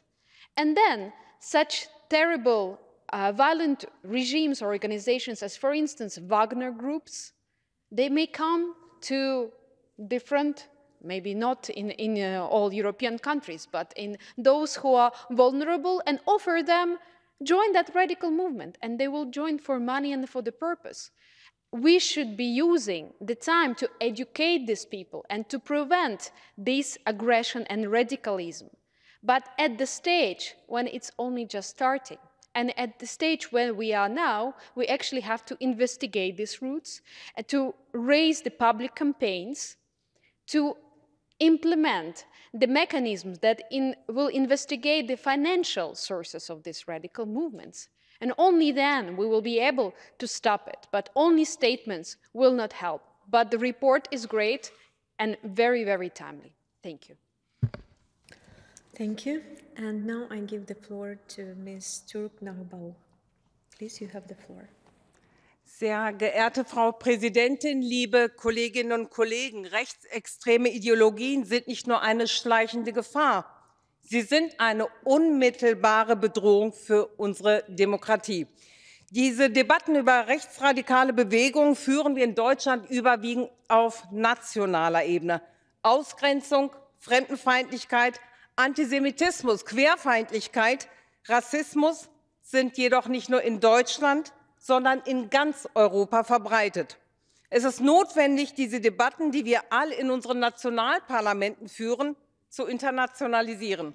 Und das tun wir heute mit dieser Debatte zum aufschlussreichen Bericht des Kollegen Seehofer, und dafür danke ich ihm. Die Ausbreitung antidemokratischer Ideologien in der Mitte unserer Gesellschaft nimmt besorgniserregende Züge an. Daher ist es höchste Zeit, sich aktiv gegen Rechtsextremismus zu stellen. Ideologien sind salonfähig geworden, und das ist wirklich alarmierend. Sie dringen in unsere Häuser, auf unsere Bildschirme und in unsere Parlamente ein. Ich kann aus Deutschland berichten, dass viele Dinge, die vor einigen Jahren nicht sagbar waren, selbst im Herzen in unserer Demokratie, auch im Deutschen Bundestag sagbar geworden sind. Mit dem Blick auf das dunkelste Kapitel unserer Geschichte ist es für mich einfach nur beschämend. Die neuen Rechtsextremisten kommen im bürgerlichen Gewand daher. Sie tragen Anzüge statt Springerstiefeln, aber ihre Ideen sind genauso gefährlich. Sie predigen eine Freiheit, die die Unterdrückung anderer bedeutet. Sie sprechen Menschen wie mir und Millionen anderen in Deutschland und ganz Europa die Existenzberechtigung ab. Das ist kein Randphänomen. Die Wahlen in Bayern und Hessen am letzten Wochenende in Deutschland haben gezeigt, dass Rechtsextremismus keine regionale, sondern eine gesamtdeutsche, gesamteuropäische Angelegenheit ist. Es geht darum, unsere wehrhafte Demokratie zu stärken. Bildung ist der Schlüssel. Oberstes Gebot für die Selbsterhaltung der Demokratie ist die politische Bildung. Wir müssen Demokratie erklären, lebendig gestalten und im Diskurs auch weiterentwickeln. Wir müssen extremistischen Narrativen entgegentreten und den partizipativen Dialog fördern, wenn Demokratie den aktuellen Belastungen standhalten soll. Und mit allen Mitteln unseres Rechtsstaats müssen wir gegen Desinformation und Gewalt vorgehen. Die Demokratie ist nicht wehrlos, nein, sie ist sehr wehrhaft. Und dieser Bericht unterstreicht das treffend und fordert uns auf, für unsere europäischen Werte einzustehen. Wir Sozialdemokratinnen und Sozialdemokraten haben in der Geschichte den Einsatz für Freiheit und Rechtsstaatlichkeit sehr teuer bezahlt. Daher verstehen wir den Einsatz gegen den Rechtsextremismus und den Kampf für Demokratie als unsere oberste Verpflichtung. Und ich hoffe, das tun Sie auch. Vielen Dank für Ihre Aufmerksamkeit. Thank you. And now I would like to give the floor to Ms. Castell. Please, you have the floor. Thank you, Chair. Indeed, as the resolution states, the most effective way of preventing far-right extremism is to strengthen adherence to the principles of democracy, human rights, rule of law, pluralism, tolerance, and respect for diversity, because they are the fundamental and core values of the Council of Europe. I would like to raise the attention of the cases of infiltration by far-right extremists in military forces and its radicalization, as shown by the use of symbols and mottos of extremist, racist, and Nazi or fascist nature. I can speak about the case of a Spanish army and just a few examples. The first one is a letter of 73 commanders of the army sent to the Spanish king, by which they assume the speech and terminology of the far-right political party narrative. What is alarming is that the field marshal of the armed forces in Spain is the proper king, remained silent about this identification, as well as the Minister of Defense. A second example is outrageous.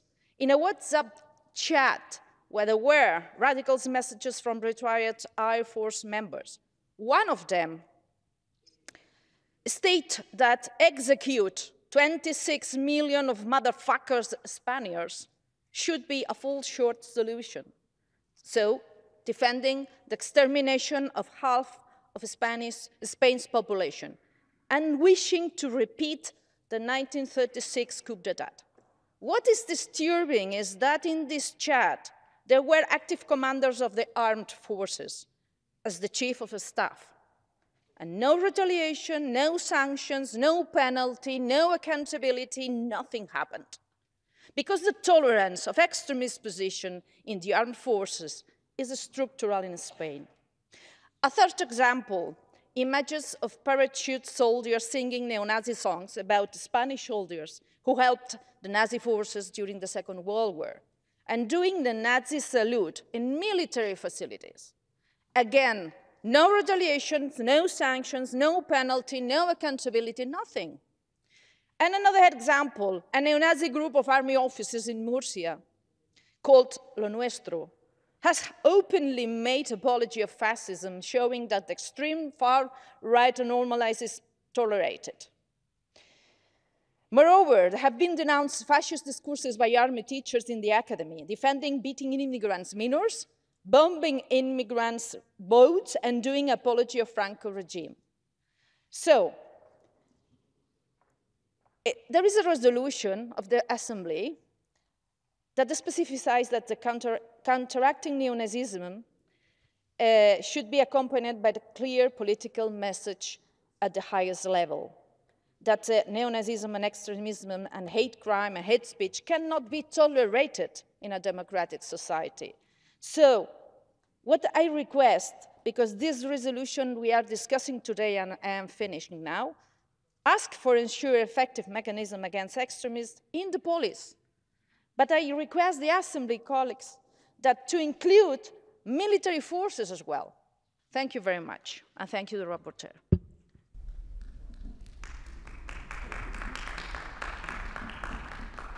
Thank you. I call next Mr. Nikos Tornaritis from Cyprus, EPP. The floor is yours. Thank you very much, Mrs. Chair. Dear colleagues, in Europe, the surge of far-right movements and parties has contributed to the erosion of our democracies. Targeting minority groups based on ethnic or religious backgrounds leads to discrimination, hate speech, and hate crimes, greatly compromising basic human rights.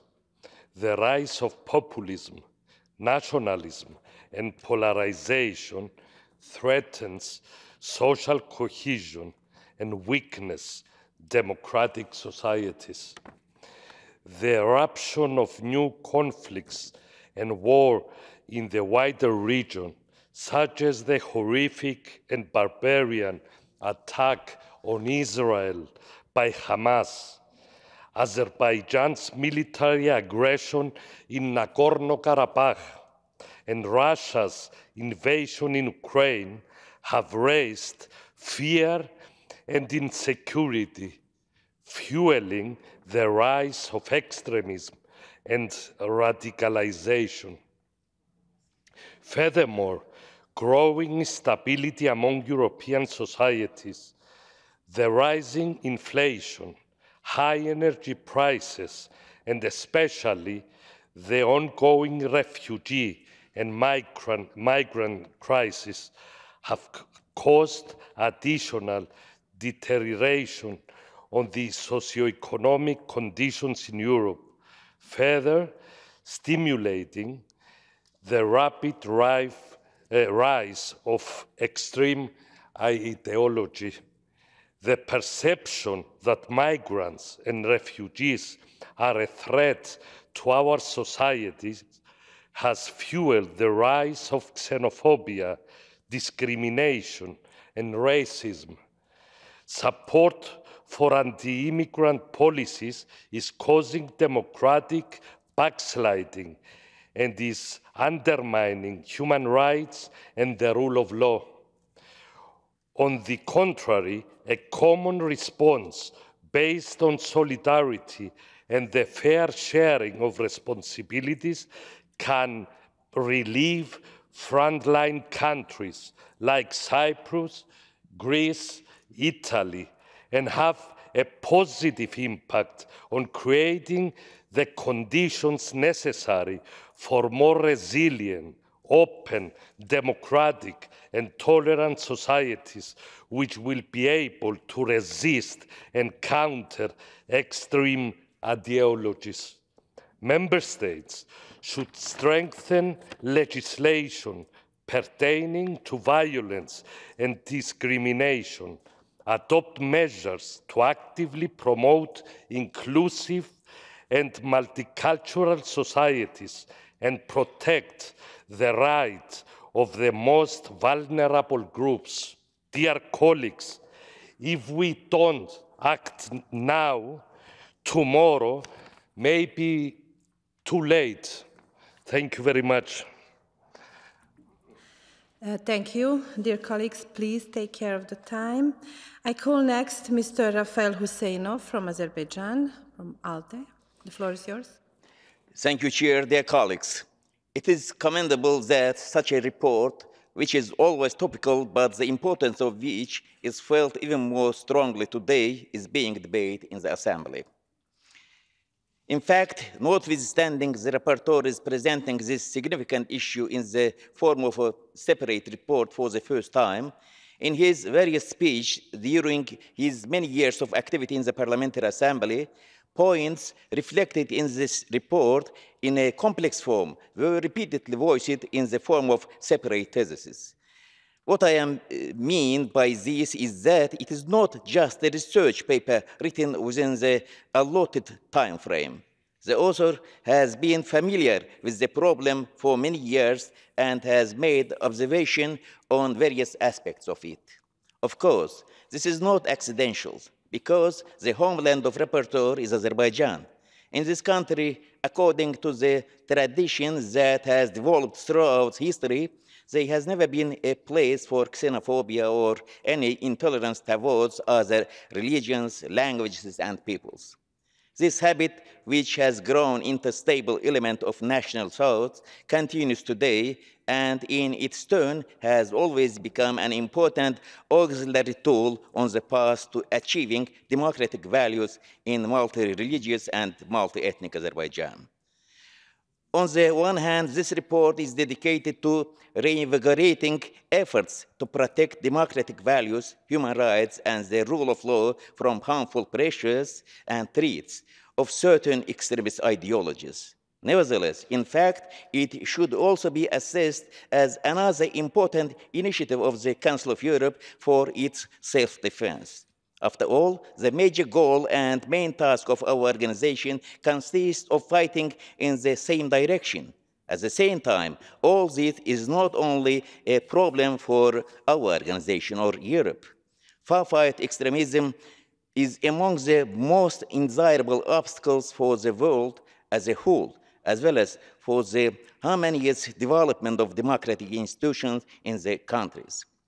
The rapporteur is an Azerbaijani, and one of the greatest enlightened poets of the people, Abdullah Shaikh, has a mystic included in United Nations reports which echo this report and can be considered as motto of both us and other leading world organizations. We are all particles of the sun. We are all raised in the same nest.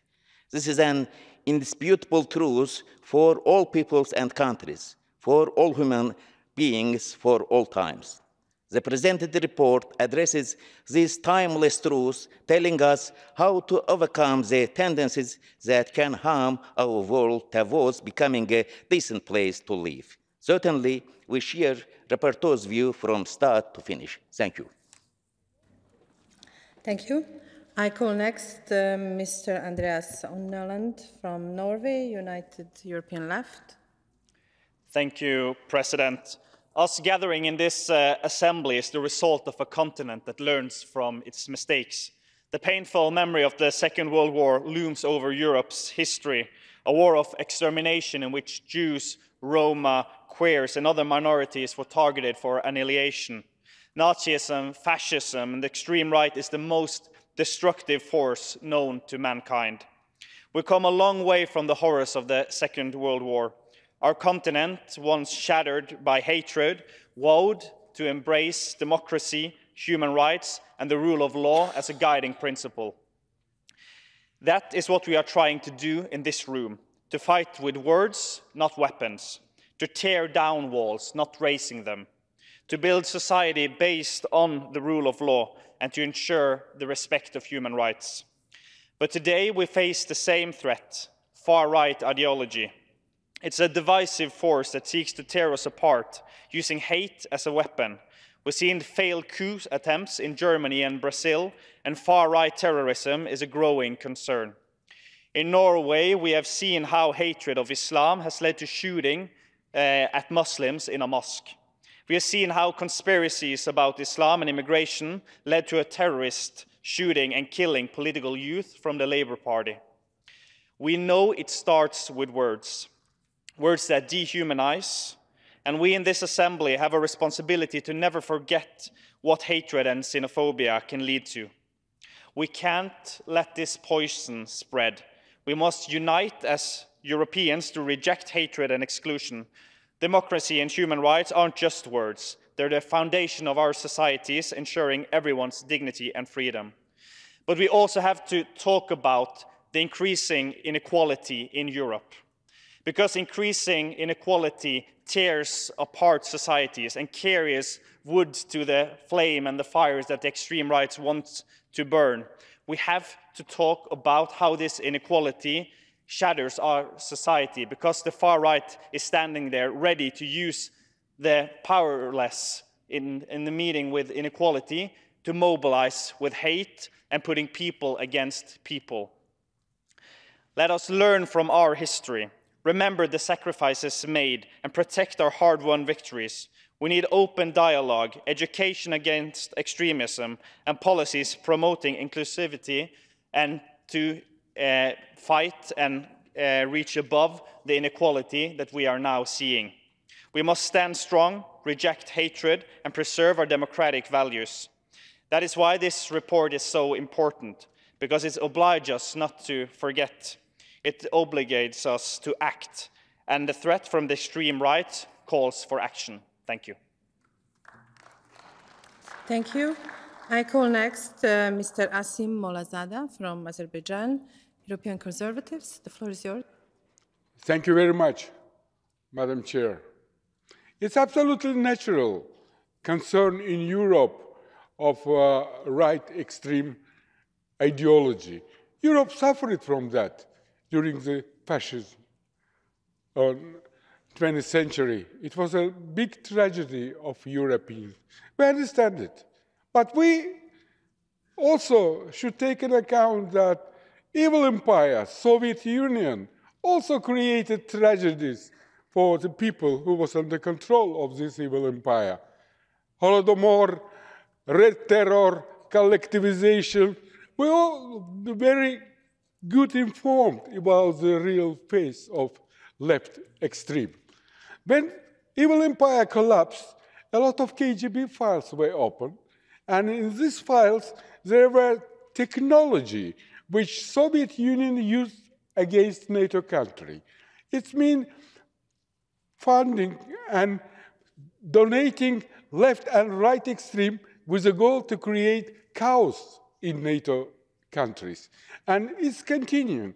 When Soviet Union started to collapse, they created just occupied countries which going to unite the civilized world. Azerbaijan became first victim. Major ally of Russia and Iran, Armenia, attacked Azerbaijan, occupied 20% territory of Azerbaijan, brutally expelled 100,000 from Armenia, from occupied territory, killing children, women. The same happened, same 20%, occupation of Georgia, occupation of Moldova, small country which could not resist to this army, and 20% Moldova became under occupation. Now, every day, we painfully watching how children in Ukraine dying. 20% of Ukraine under occupation, and it's a punishment because Ukraine would like to be a civilized country, and again was punished with the same evil.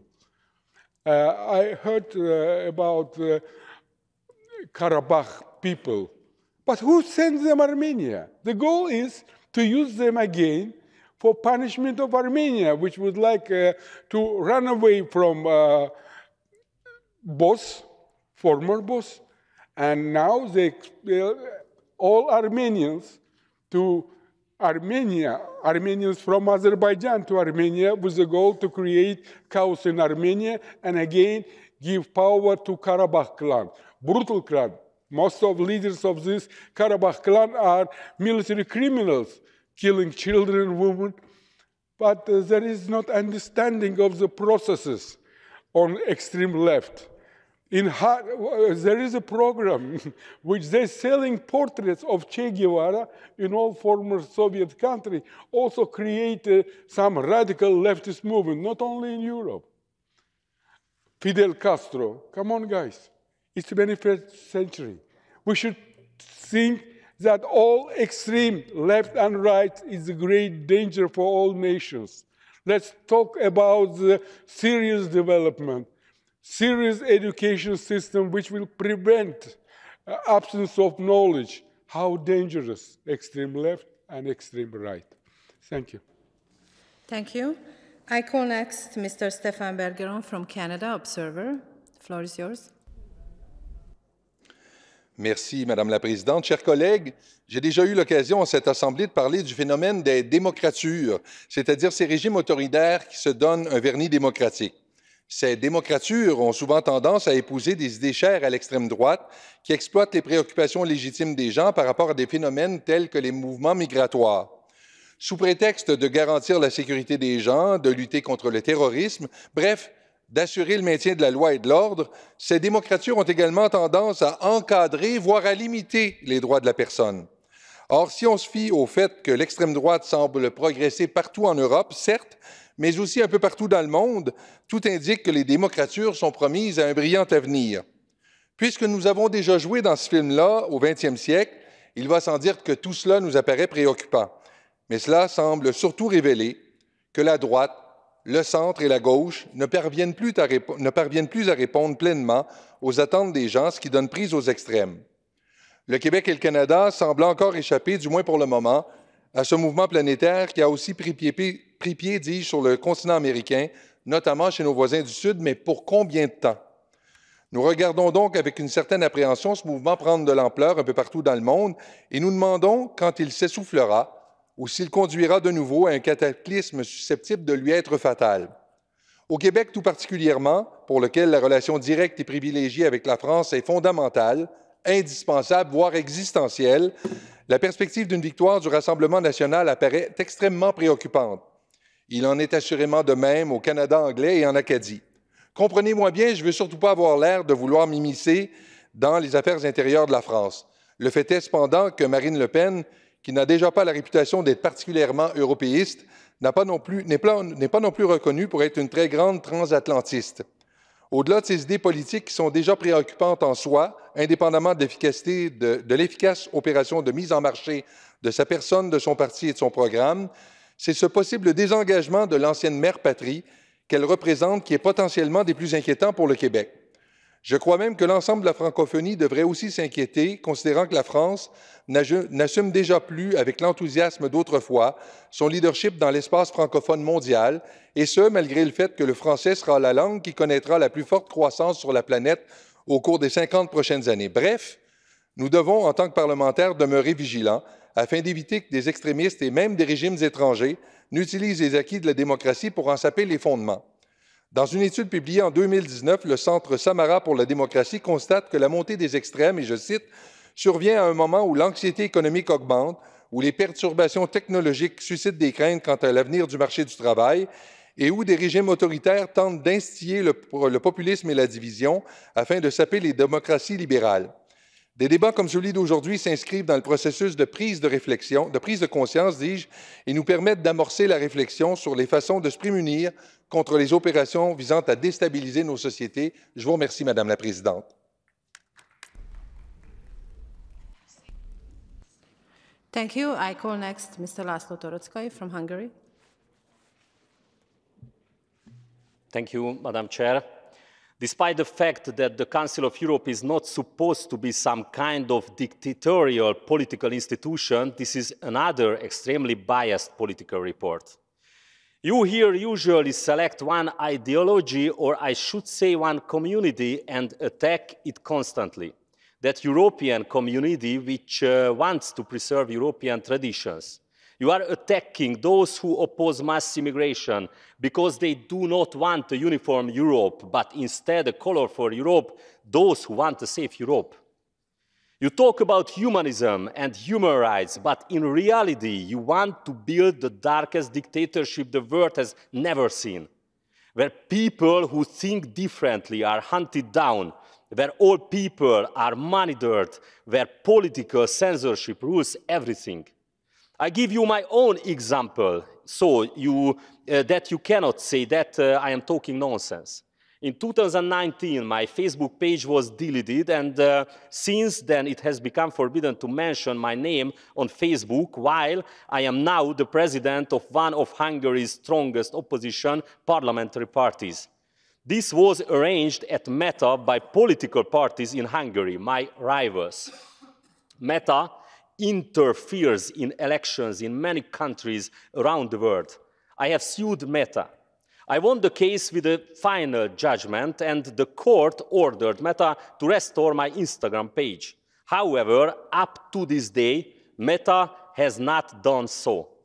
You and the companies and politicians who represent your ideology, this extremist left liberal globalism, are now not even respecting the law. Facebook or Meta, as the largest social media, does not even always comply with EU rules. They openly violate the law, freedom of speech, democracy, and openly discriminate against those who think differently. They suppress Christian or national ideas and even censor scientists if that is in the interest of the global corporations. Shame on you. With a report like this, you are not protecting the human rights. You are creating the darkest dictatorship. Finally, I would like to respond to my Ukrainian colleague, Mr. Goncharenko, who addressed his speech to me last time. I would like to talk about the rights of the Hungarian minority in Ukraine. The rights of the Hungarian minority in Ukraine are being seriously violated. Even the Hungarian flag and the Hungarian anthem have been banned at the Hungarian secondary school in Mukachevo, in Munkács, in the Hungarian language. Ukraine should respect the rights of minorities first. You, Mr. Goncharenko, on the other hand, should clarify your role in the bloody events in Odessa in 2014, in which 48 civilians died. Then you can lecture me and Hungary on human rights.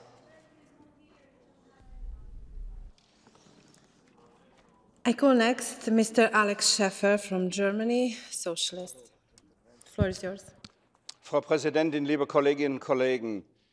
Für mich als Deutschen ist dieser Bericht natürlich von besonderer Bedeutung. Schließlich haben 1933 die rechtsextremen Nazis mit einer mehrheitlichen Unterstützung im Parlament von allen bürgerlichen Parteien die Macht übergeben bekommen und unsägliches Leid über das eigene Land, über Europa und die ganze Welt gebracht. Für mich persönlich hat das noch eine ganz andere Bedeutung.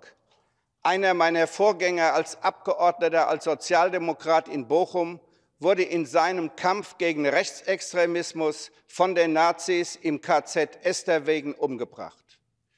Und die Verpflichtung, die die große Mehrheit meines Landes, aber die große Mehrheit in Europa in dieser Versammlung teilt, ist, dass wir nach 1945 gesagt haben, Antifaschismus heißt proeuropäisch. Und wir sind heute in einer Situation, wo wir die Errungenschaften dieses gemeinsamen Europas verteidigen müssen. Wir müssen sie verteidigen gegen eine aufkommende rechtsextreme Ideologie, die eben nicht nur ein Irrtum ist, der auf einem Irrweg führt und im Irrsinn endet, sondern auf der anderen Seite jeden Tag auch versucht, die europäischen Errungenschaften und unsere Institutionen zu zerstören. Und deshalb ist es unsere Aufgabe, auch mit diesem Bericht, überall, an jedem Tag, in jedem Land aufzustehen, wo es gegen Fremdenfeindlichkeit, wo es um Diskriminierung von Minderheiten, wo es um Rassismus und Nationalismus geht und zu sagen, wir sind gemeinsam Europa. Und gegen Nationalismus hat der deutsche Außenminister Joschka Fischer zu Recht gesagt, das wichtigste nationale Interesse jedes Landes in Europa ist die europäische Einigung. Das heißt, liebe Kolleginnen und Kollegen, auch für uns, hier in Straßburg, in seiner letzten Rede als Präsident der Französischen Republik hat François Mitterrand gesagt, le nationalisme c'est la guerre. Und Rechtsextremismus ist eben nicht nur eine falsche Ansicht. Rechtsextremismus ist immer auch ein krimineller Weg. Und deshalb ist es unsere gemeinsame Aufgabe als Demokratinnen und Demokraten, diesen Weg zu versperren, gemeinsam den Kampf zu führen. Hier ist der Ort, hier ist die Perspektive für den 9. Juni, für die Direktwahl des Europäischen Parlaments. Und hierfür ist dieser Bericht eine wichtige Grundlage. Vielen Dank.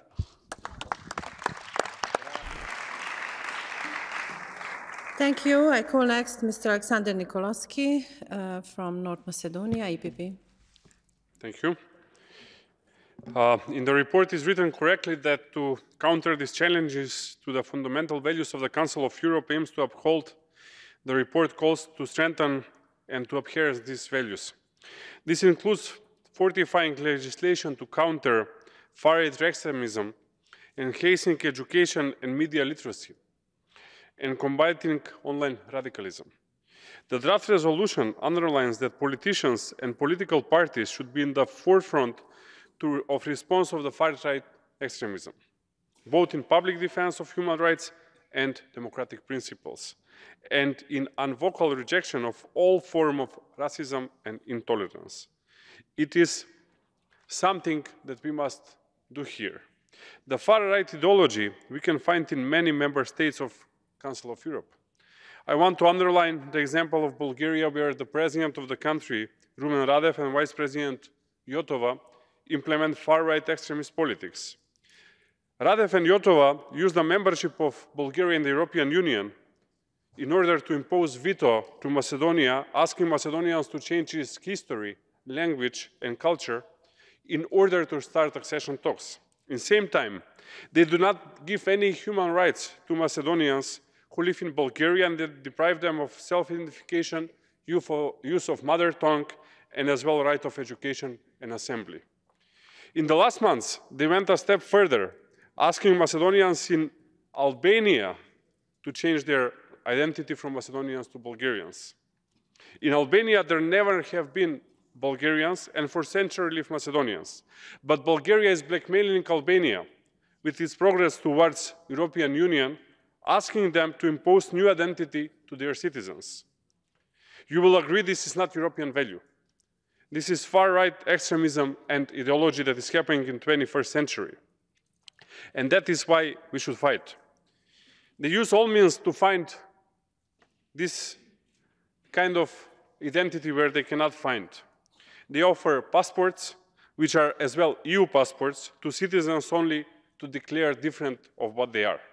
They abuse their membership in the European Union to change national identity. That is why I ask the European Union to review its policy to Bulgaria not to allow to abuse the right of citizenship and passports for political purposes and change of national identity. So Bulgaria continues this example of national assimilation.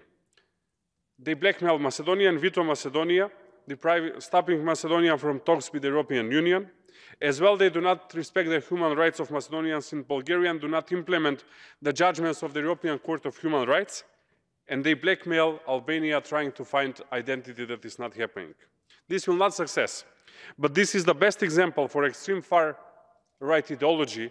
And this is why I support this report, who should give guidelines in combating the far-right extremism and far-right ideology. Thank you very much. Thank you. I call next Mr. Petri Honkonen from Finland, ALDE. The floor is yours. Thank you, Madam President. Only 2 hours ago, we got shocking news from Finland and Estonia. It seems that someone has destroyed the gas pipeline which connects Finland and Baltic countries, Estonia, and it's not difficult to guess who is behind this terrorism. The gas pipeline is very important for us because thanks to that we can live without Russian blood gas, but now it's not anymore possible to connect Finland and Baltic countries. It's clear that in this kind of situation, when European countries, our continent is becoming more and more insecure, it's clear that we have to fight more strongly against extremism and more strongly for our democratic values and human rights. Madam President, I want to thank the rapporteur for this good report, and I want to highlight especially the essential role of social media and tech companies as a platform and an enabler for far-right ideologies. This report very good recognizes extreme radicalization which happens in social media platforms, but not the bigger phenomenon, how these far-right ideologies grow their support between regular citizens via social media. This is very worrying. I want to underline that social media is itself a seedbed for controversial discourses and this kind of hate speech phenomena in modern society. How social media platforms work and how those companies like Meta and X are making business and money via their algorithms, who are putting people against each other, not connecting peoples, but putting people's opinions against each other, is something what we are in this assembly obviously not enough aware of, and they have to do better than they do now. I call our assembly to observe the role of these companies more seriously than what it is said and what it is done now. I welcome also EU-level regulations in this respect to combat against extremism and controversial discussions and dialogues in social media, and call our assembly to be driver and moral backbone of these complex legal and principled discussions. Thank you. I call next Mr. Max Lux from Germany, Socialist. Dankeschön, Frau Präsidentin, sehr geehrte Damen und Herren.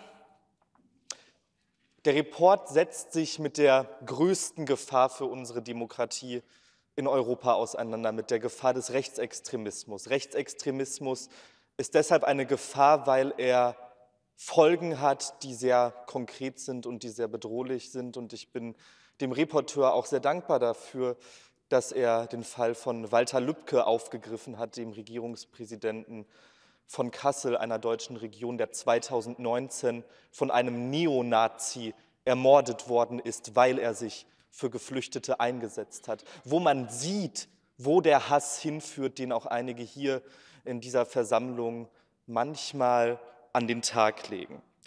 Es ist die eine Wahrheit, dass wir Rechtsextremismus in Europa in allen Ländern finden und dass er eine Bedrohung für unsere Demokratien ist. Es gibt aber noch eine andere Wahrheit, mit der wir uns vielleicht etwas stärker auseinandersetzen sollten.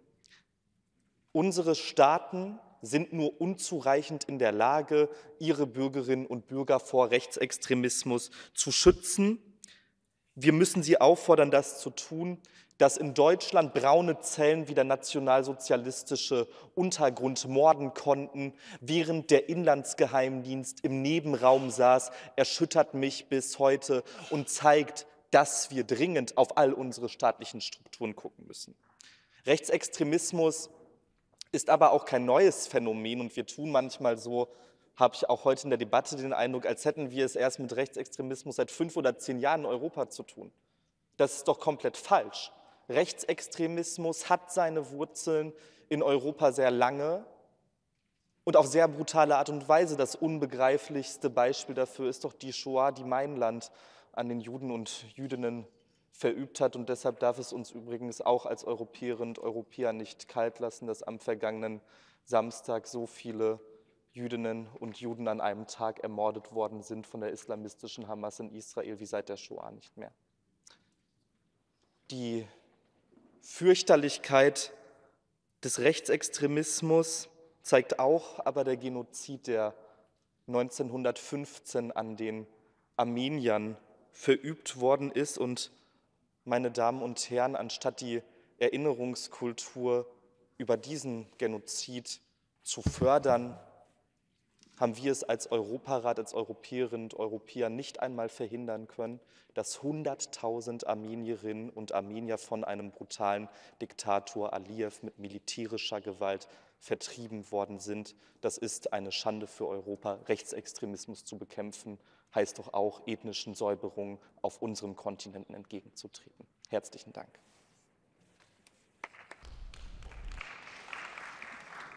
Thank you. I call next Vladimir Vardanian from Armenia, EPP. The floor is yours.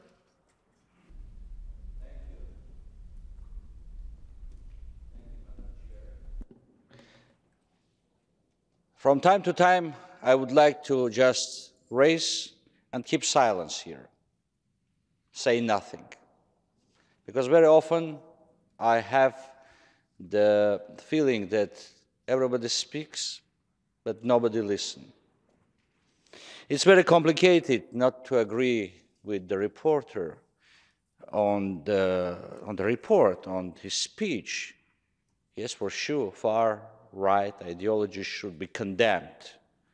For sure, we should fight against intolerance, racism, xenophobia, anti-Islamic movements, and so on. But unfortunately, hypocrisy raised to the level there, it's easy to speak about phenomenon without looking at yourself. Mr. Saidov, you say everything about all the developments, but you say nothing about Armenians, about anti-Armenian rhetoric existing in some countries of the Council of Europe. You didn't say this. I understand you. You didn't agree also to include in your report cases of state-sponsored cases of far-right ideologies. You don't want to speak about this, and I understand you perfectly well. You know, honorable colleagues, nobody today call himself or herself a fascist or a Nazist. No, we understand perfectly well that new racial theories are based rather on another phenomenon, on the phenomenon of racial hatred, which is very good covered with the different beautiful names. Far-right ideology.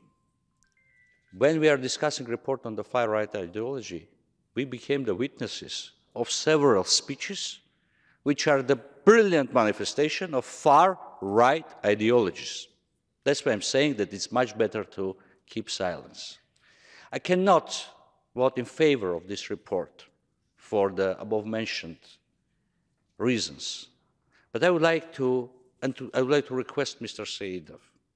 Mr. Saidov, in a couple of years, if your children, grandchildren would come to you and ask, what's happened with the Armenians living in Nagorno-Karabakh? What would be your answer, Mr. Saidov? Thank you. I call next Madame Adamara from Switzerland, Socialist. Merci, Madame la Présidente de séance. J'aimerais d'abord saluer que ce rapport se soit concentré sur l'extrême droite. En effet, dans un temps sociétal où l'on cherche à opposer systématiquement et de manière symétrique les arguments selon la théorie des deux extrêmes, ou autrement dit, tu veux dénoncer l'extrême droite, je dénoncerai donc l'extrême gauche, le risque est grand de noyer le sujet ou de passer à côté. Ici, la Commission a pesé le pour et le contre et n'a pas voulu passer à côté du phénomène inquiétant de ce qui se passe dans nos villes et nos pays, et a ainsi décidé de se focaliser sur l'extrême droite. On croyait le temps du cauchemar du début du siècle dernier dépassé, et voici qu'il ressurgit à nouveau. L'extrême droite, ce sont des mouvances, mais aussi des partis. Ils s'expriment parfois en marge, et parfois elles sont arrivées dans nos parlements et nos gouvernements, au nord, au sud, à l'est et à l'ouest de l'Europe, partout. La définition de l'extrême droite a été précisée dans ce rapport et fait de toute façon et fera toujours l'objet d'enjeux. Mais une chose réunit ces différentes droites extrêmes: le déni de l'égalité, le déni d'un partage du pouvoir horizontal, le déni de protection aux minorités, toutes des valeurs que porte haut et fort notre organisation. Dans un temps historique où la communication est aussi importante que le fond, il est clair que la propagation de messages comportant la haine ou les fake news est un trop formidable espace de résonance. Il serait intéressant d'ailleurs d'étudier comment une partie de ces mouvances se drape de liberté d'expression pour contrevenir à d'autres droits fondamentaux. Le principal enjeu de nos sociétés sera de s'armer de courage pour dénoncer l'extrême droite là où elle se trouve, même si c'est au sein des institutions de l'État. Ce rapport le fait en n'ayant pas peur de dénoncer cet extrémisme dont certains membres de la force légitime de l'État, à savoir par exemple la police, fait parfois preuve. Car si on ne désigne pas le problème, si on n'identifie pas les potentiels lieux de développement de ces idéologies qui ont parfois et trop souvent conduit à des drames, alors il sera difficile de lutter contre. Les mesures d'éducation aux médias sociaux est un des instruments proposés dans la résolution, mais il est vrai que cette résolution peut perdre de sa force si d'autres champs d'action ne sont pas mentionnés dans la prévention et la résolution des problèmes. C'est pourquoi, à mon avis, les amendements proposés par Simon Moutquin et ses collègues ont leur place dans cette résolution. Il faut réintroduire concrètement ce que seraient les mesures inclusives et participatives de la population à la société, afin que celles-ci ne se détournent pas de la démocratie. Il faut les nommer et les promouvoir. Il y a le temps de l'analyse et celui des solutions. Cette résolution en serait plus complète et aurait sa place dans ces solutions. Chers collègues, il faut chercher la solution pour déradicaliser les esprits.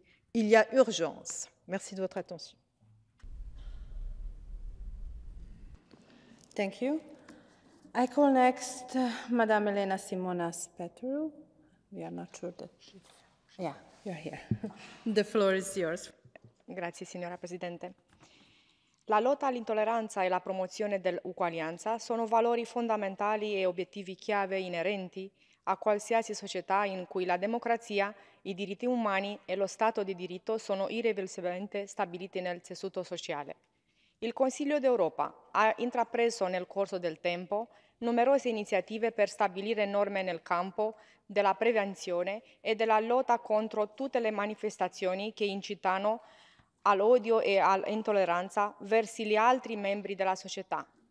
Esso degna di nota in questo contesto l'attività della Commissione europea contro il razzismo e l'intolleranza, un organo di riferimento dell'Organizzazione di Strasburgo, che ha emesso una serie di raccomandazioni di politica generale all'attenzione dei 4-6 Stati membri del Consiglio d'Europa. La rapida ascesa del populismo, della retorica estremista e dell'incitamento all'odio tra i politici sta compromettendo le basi della democrazia e questa tendenza può essere contrastata solo promuovendo società più inclusive in cui gli interessi di ogni cittadino siano presi in considerazione. In caso contrario, qualsiasi cittadino socialmente emarginato può diventare una preda sicura per le forze politiche estremiste. Le azioni di manipolazione, soprattutto a fini elettorali, del tema dell'immigrazione clandestina in Europa, da parte di tali forze politiche estremiste in Austria, hanno purtroppo compromesso anche l'adesione della Romania al spazio Schengen nel corso di questo anno. Nonostante i richiesti tecnici siano stati soddisfatti già da 11 anni, nonostante gli enormi sforzi compiuti dall'autorità di Bucarest, dall'inizio della guerra di aggressione della Federazione Russa contro l'Ucraina alla frontiera esterna dell'Unione Europea, il partito di estrema destra di Vienna, un alleato dello Stato aggressore dall'Ursia, ha raggiunto la bizzarra posizione di forza per decidere il destino di un altro Stato a suo piacimento e senza alcuna spiegazione logica della decisione di veto presa. Infine, avrei una domanda retorica. Il nostro sogno di avere un'Europa in cui la democrazia sia di casa è ancora attuale? La risposta dipende da tutti noi. Grazie. Thank you. We think that Lord Venkatra is not present. Then I call next Mrs. Sena Nurçelik from Turkey. The floor is yours. Dear Chairman, dear colleagues, I would like to start by saying that I strongly support the resolution. I would like to thank the rapporteur for his excellent work on this important subject, considering the fact that far-right extremism has gained a very disturbing momentum in Europe in recent years. I would like to emphasize that political leaders and public figures have a responsibility to denounce far-right extremism unequivocally at all times. Hate speech and extremist ideologies should not find refuge in our political discourse. But unfortunately, we witness politicians all around Europe using xenophobic, anti-immigrant and anti-Islamic discourse, especially during election periods. This is a grave threat to social cohesion and unity and leads to a dramatic increase in hate crimes. I hope that we all, as politicians, work to contribute to the implementation of this report's recommendations by our respective governments and society. Most importantly, I believe the real danger, which could have been elaborated more in the report, is the alarming rise in the influence of far-right groups on the discourse of mainstream political parties and ultimately on policymaking all around Europe. Policies and legislations that target minority groups, that marginalize entire communities purely based on their race, religion, or origin are not just being proposed, but in many European countries, they are being implemented at the national, regional, and local levels. Look at the restrictive migration policies adopted all around Europe. Look at the handshake law in Denmark, the minaret prohibition in Switzerland, the burkini and abaya ban in France, and the list goes on. When these countries allow far-right ideologies to infiltrate their legislative processes, they do not just enact laws. They inadvertently normalize hate, legitimize and spread far-right ideologies, and encourage and embolden far-right groups. And by doing so, they do not just harm the marginalized communities, but they weaken the values and very fabric of Europe. The resolution refers to enhancing existing legal frameworks in the member states in order to effectively counter far-right extremism, which of course is crucial, but as a first step, the existing discriminatory, anti-immigrant, xenophobic, and anti-Islamic practices, policies, and legislation should be identified, eliminated, and repealed in all European countries. I believe it's vital that the committee works on another report on this subject and make the necessary recommendations to the member states in this context in order to continue contributing to countering far-right extremism effectively. Thank you. Thank you. I call next Mrs. Blerina Gilameti from Albania, Socialist. The floor is yours. Honorable Chair, dear colleagues, the topic that we are discussing today is as timely, as necessary as ever while our continent is facing one of the unprecedented war of aggression by the Russian Federation against Ukraine, or also lately the Hamas attack in Israel. It is true that we live in a volatile environment where the far-right ideology has become business as usual in different countries and is driving certain parts of our societies towards isolation, while we witness politicians grasping such opportunities for political gains.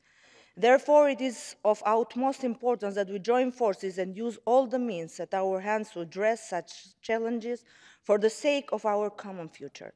Far-right ideology is characterized by radical conservatism, ultra-nationalism, Semitism, racism, xenophobia, and homophobia.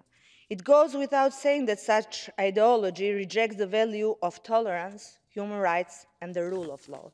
On the other hand, it poses a serious challenge to democracy in our continent, where far-right parties have gained electoral success and political power in recent years. We have witnessed over the years, and particularly in recent time, the nationalist movement driven by such ideology use an aggressive approach to gain more support by undermining, for instance, the legitimacy and functioning of democratic institutions and processes, questioning the validity and fairness of elections, spreading misinformation, attacking the independence and credibility of the media and the judiciary, hence seeking the erode and the checks and balances that limit executive power. Such an approach has become today of great concern because it has fueled social polarization and intolerance. By exploiting public fears and grievances over issues such as immigration, terrorism, globalization, and cultural differences. They have demonized minority groups such as Muslim, Jewish, Roma, migrants, and refugees. They have promoted a narrow and exclusive vision of national identity and belonging that excludes diversity and pluralism. They also threaten the human rights and dignity of marginalized groups who face discrimination, violence, harassment, and hate crimes. I hope we can agree that above-mentioned phenomena and threats can bring us no good, and these are facts. That regardless that one can argue, the other reason may imply in having the situation that we have today.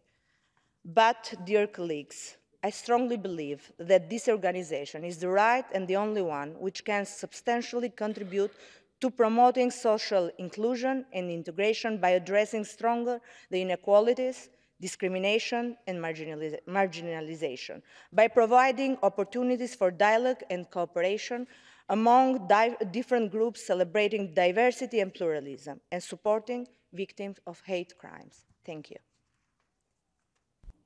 Thank you. I call next Mrs. Nataša Sukic from Slovenia. Yeah, the floor is yours. Thank you, Madam Chair. I would like to thank the rapporteur for a very structured report addressing this pressing problem that is undoubtedly more and more affecting modern democratic societies. I agree with the conclusion that the far-right extremism is the signal which shouldn't be underestimated, and it requires a strong and decisive response. Yes, we, the politicians, should be at the forefront of the battle, though, to be frank, politicians are more too often also a part of this problem. Unfortunately, even my country, Slovenia, is not immune to this issue, as there are multiple groups and organizations within Slovenia which are or have been engaged in far-right political activity and right-wing extremism. Their political activity has traditionally opposed and targeted socially progressive policies and minorities, in particular the LGBTIQ community and ethnic minorities like the Roma and immigrants. As I mentioned in my introduction, politicians are also often intertwined with far-right groups. For instance, at least 2 members of Blood and Honor, including a leader of Slovene Blood and Honor, were identified as members of the Slovene Democratic Party SDS Youth Wing. Blood and Honor members have also included Slovene army soldiers, and members have also been known to have attended SDS events on multiple occasions, and to have met with high-ranking SDS politicians. The journalist who uncovered the links, Anushka Delic, was charged with leaking confidential information. She alleged the charges were politically motivated. Unfortunately, far-right violence driven by xenophobia, racism, and other forms of intolerance has increased sharply in recent years. Therefore, governments must ensure that there are counterweights to extremist discourse by publicly challenging the narratives of far-right extremism and ensuring that the measures are in place that strengthen the respect of human rights, diversity, and human dignity. The proposed resolution offers many concrete responses to tackle the issue of the far-right extremism. It should therefore, in my opinion, be supported. Thank you very much. Thank you. We are not sure if Etil Dajonai from Albania is in the hemicycle. If not, that's not the case. Then I call Mrs. Sally-Ann Hart from United Kingdom. The floor is yours. Thank you, Madam Chair. Open societies and the protection of human rights around the world are vital. But it's not just left-wing liberalism and the lack of action on illegal immigration that have fueled a return to the right in Europe, but also the fact that the left has lost its way in a fog of despotic entitlement and tends to focus on niche, rather extreme issues like trans ideology, or make certain people in society victims to suit the left's narrative of oppression and discrimination. Far-left ideology, Madam Chair, is as challenging to democracy and human rights as far-right ideology, because all extreme ideologies are a threat to democracy, free speech, and human rights. Promoting progressive values and inclusivity is essential. However, there's been real angst amongst many that this approach has neglected the concerns of those who feel left behind or alienated, and it's crucial to find a balance between fostering diversity and addressing the grievances of those who may have turned to the far right out of fear and frustration. Democracy and human rights have long been foundational principles in the United Kingdom and later in Europe.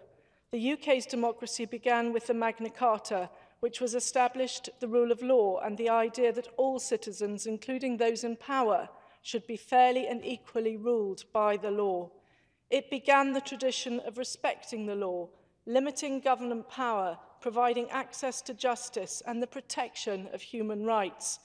However, yet again, extremes are gaining power in Europe as we see the resurgence of far-right ideologies that pose a significant threat to these very ideals. We're seeing far-right parties move from the political margins into the political mainstream. However, I do not buy the political or media narrative that all European conservatives, with a small c, are far-right, just because some are opposed to further European integration or to hold a torch to family values and law and order, or want to control their borders in order to prevent the spread of far-right ideology. Europe has witnessed the realities of fascism in the last 90 years or so, right up to present day with Putin's illegal invasion of Ukraine. European countries must get a grip on illegal migration. Governments have not effectively managed this challenge, which has allowed far-right groups to exploit the issue for political gain. It's essential to differentiate between discussions on migration and illegal migration, emphasising the importance of comprehensive and humane policies that address the root causes of migration while maintaining the rule of law. This draft resolution is an affront to free speech, democracy and human rights, and policymakers and governments must address the root causes of the far right, and it's crucial for people to be reminded of the dangers of far right ideology and take action against it, but this is not the right way.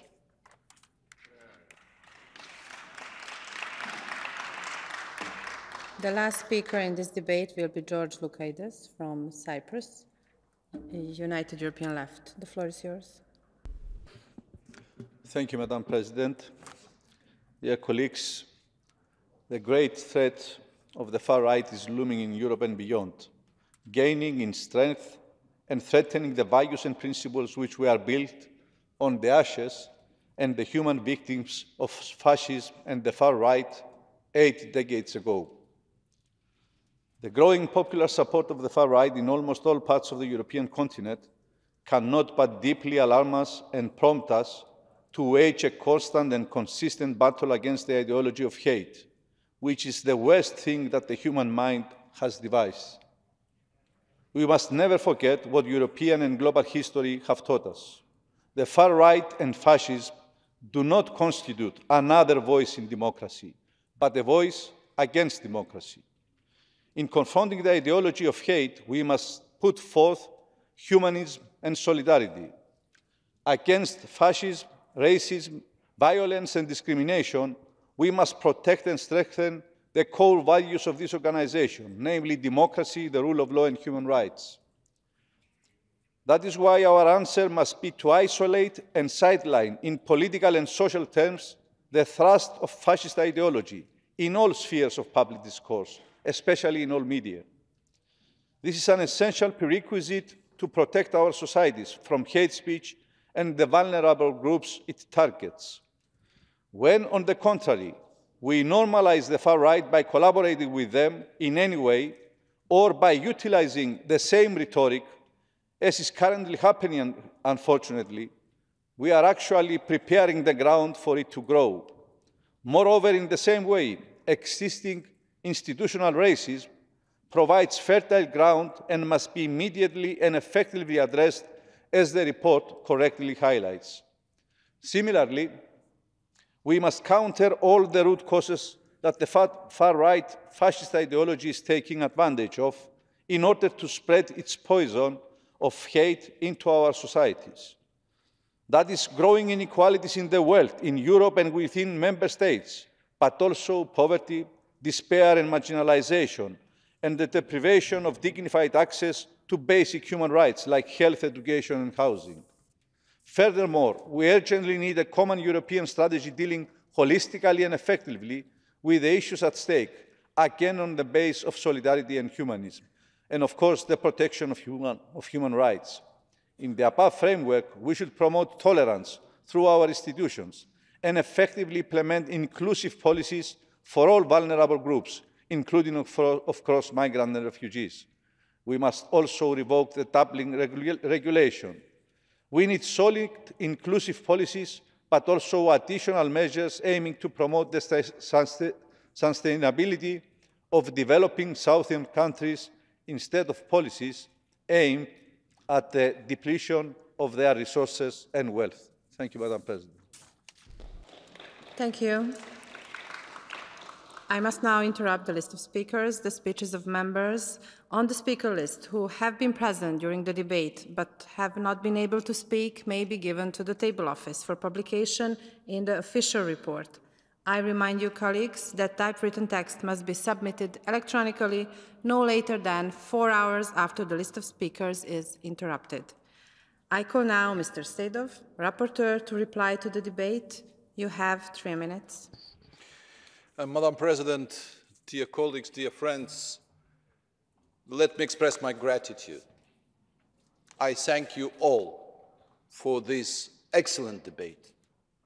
Very important, very in time, and I think this is a vivid example how this problem is really dangerous, important, and untimely discussed in this Assembly. We, approximately 1.5 years at the level of the committee, discussed this question. And you know, the major problem was to be not so extreme when you are writing the report about extremism.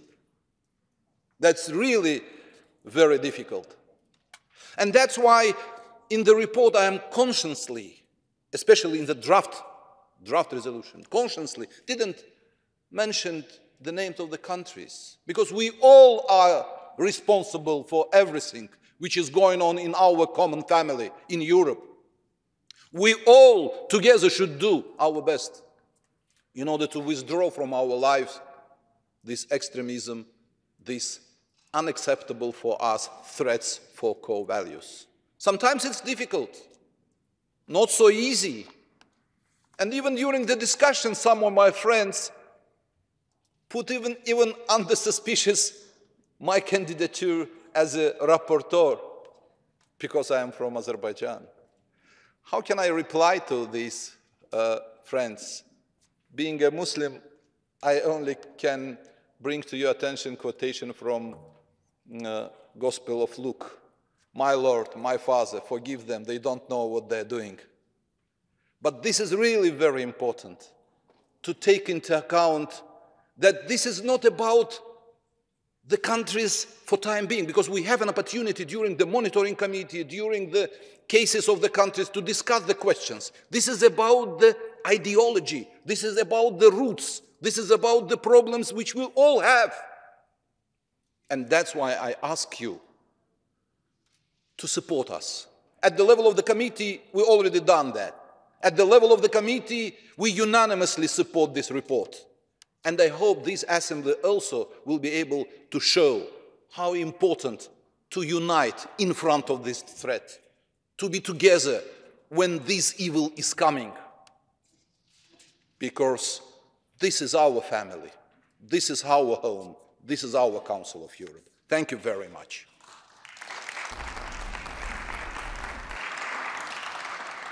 Thank you, Mr. Seidel. Does the Vice Chair of the committee wish to speak? Mr. Lopatka, you have 3 minutes. Dear Chairwoman, dear colleagues, following this very rich debate with 43 speakers, I would like to thank you all, the colleagues, for their contributions. I want to underline that there is no place for violent ideologies in our societies. Here we are an organization to protect human rights, universal human rights, for the protection of common values and against ideologies that seek to undermine this. I want to thank Mr. Saidov for his comprehensive report. In our many discussions on this report, the different views of the committee were well outlined. This was reflected on 11th September in the anonymous adoption of the draft resolution by the Committee on Political Affairs and Democracy. And it is important to note, as the report does, that we parliamentarians can be, and we should be, at the forefront of responses to extremism, both in the public defense of human rights and democracy, and the rejection of all forms of racism, intolerance, and hate speech. So, colleagues, I want to encourage you to support this draft resolution. Thank you very much. Thank you. The debate is closed.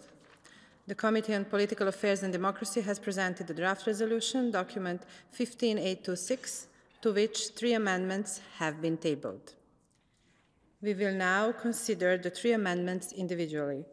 The amendments will be taken in the order in which they appear in the compendium. I remind you that speeches and amendments are limited to 30 seconds. I call now Mr. Simon Mautka to support amendment number 1. You have 30 seconds. Yeah, the floor is yours.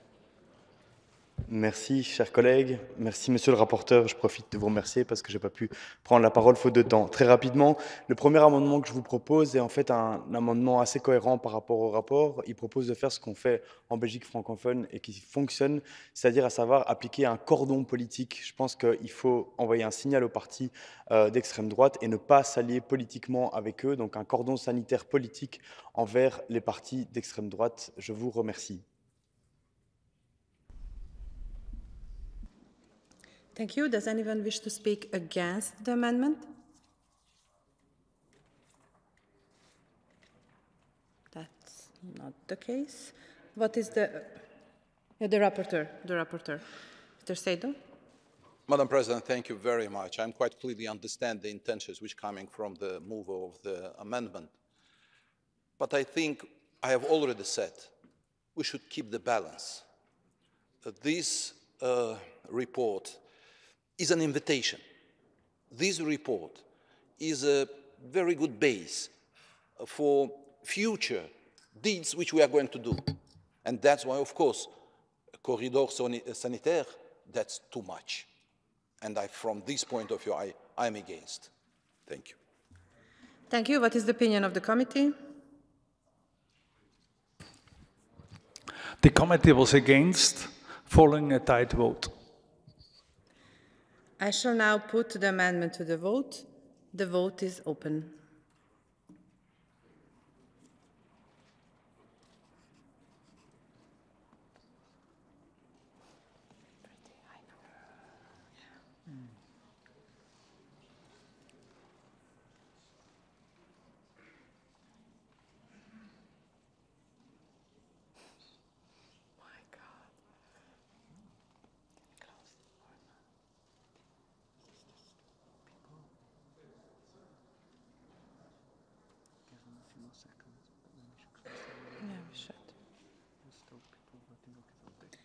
The vote is closed. I call for the results to be displayed. Amendment number 1 is agreed to.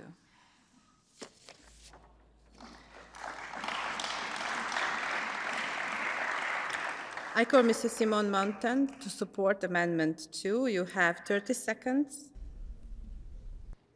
Merci Madame la Présidente. Alors l'amendement suivant complète en fait une très bonne disposition du rapport qui parle de créer des unités de lutte contre des crimes de haine au sein des forces de police. Moi ce que je propose c'est de compléter cette phrase avec d'autres dispositions qui vont renforcer cette lutte, à savoir une formation continue des forces de police pour pouvoir identifier les crimes de haine et identifier les questions liées au racisme.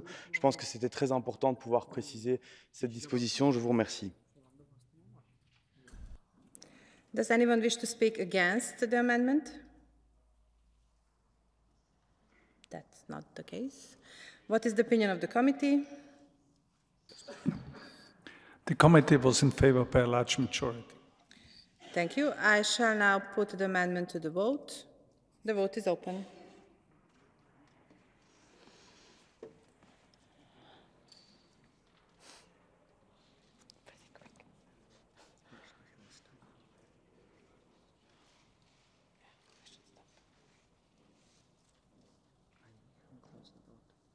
The vote is closed. I call for the results to be displayed. Amendment 2 is agreed to. I call Mr. Simon Mountain to support Amendment 3. You have 30 seconds. Merci Madame la Présidente. Alors le dernier amendement que je propose est en fait une cohérence par rapport à l'exposé des motifs dans le rapport, puisque le rapport montre à juste titre toutes les raisons qui font que des citoyens décrochent du système démocratique et vont voter pour l'extrême droite. Et donc cet amendement propose en fait des solutions et propose l'idée de pouvoir reconnecter le citoyen avec le politique en peut-être nous remettant en question aussi sur les dispositions dans le processus décisionnel pour les citoyens. Et puis aussi, bien sûr, réduire les inégalités économiques. Et je crois qu'on peut tous être d'accord sur l'objectif qu'on a en tant que politique, quel que soit notre parti. Je vous remercie. Thank you. Does anyone wish to speak against the amendment? That's not the case. What is the opinion of the committee? The committee was in favor. The committee was in favor. I shall now put the amendment to the vote. The vote is open.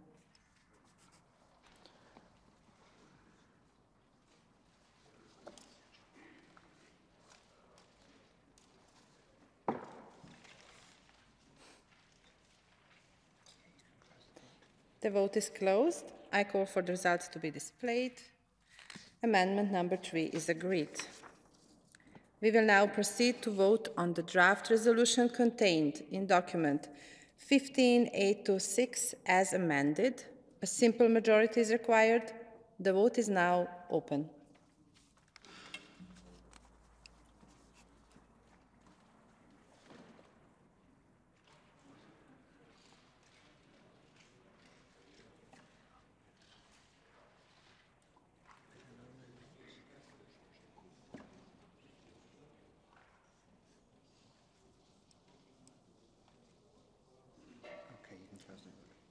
The vote is closed. I call for the result to be displayed.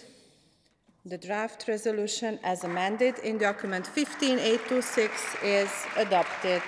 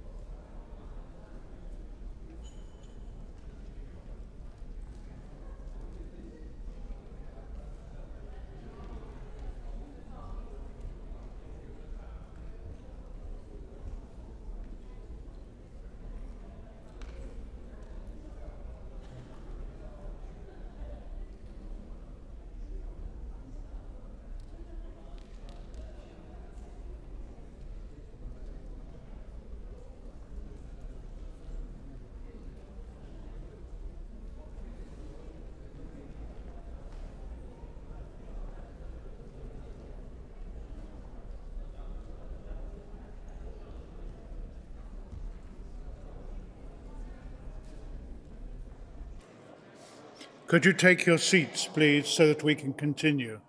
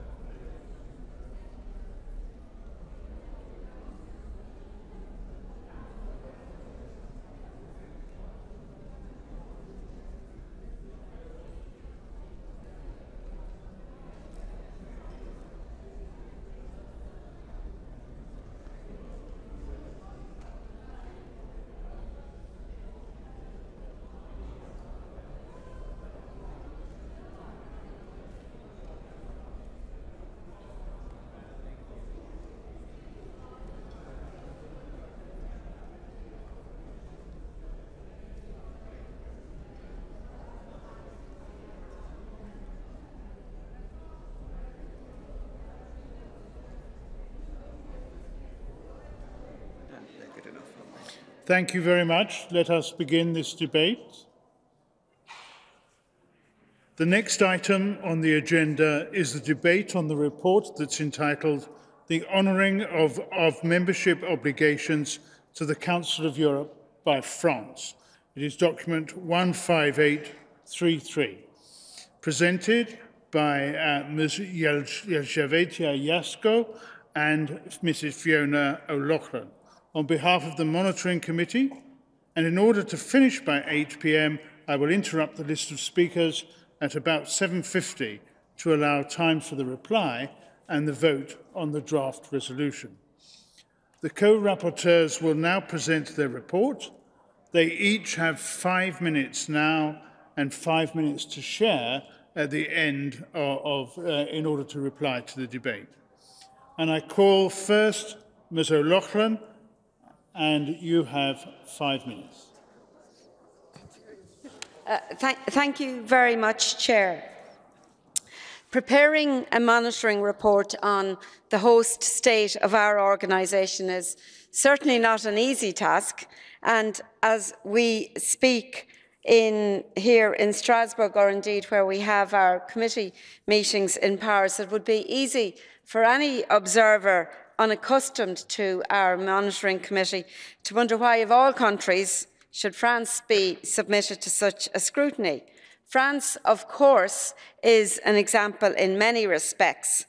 The democratic tradition and the attachment to human rights are not in doubt. But as stated by the permanent representative of France to the Council of Europe, no country is perfect, and there are possible improvements in every domain.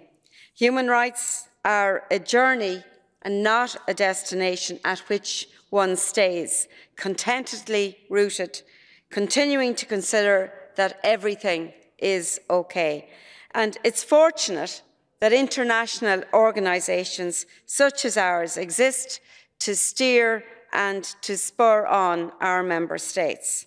It's therefore with much humility and a strong sense of responsibility that myself and my colleague, Lisa Jasko, present this report to the Assembly today, and I want to thank her for her constant collaboration and support in relation to this.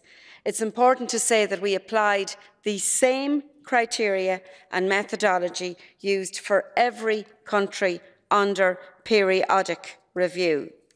The objective of periodic reviews is to apply to well-established democracies the same criteria as to more recent ones. And this committee has already on many opportunities confirmed the value of such a procedure for the country under scrutiny as for all other states. As is normal working method within our committee, we took into account the findings and conclusions of institutions and monitoring mechanisms relating to the conventions of the Council of Europe to which France is a party, notably the Commissioner for Human Rights, the Greco, the CPT, the European Commission Against Racism and Intolerance, and Grevio. We studied judgments of the European Court of Human Rights and their execution.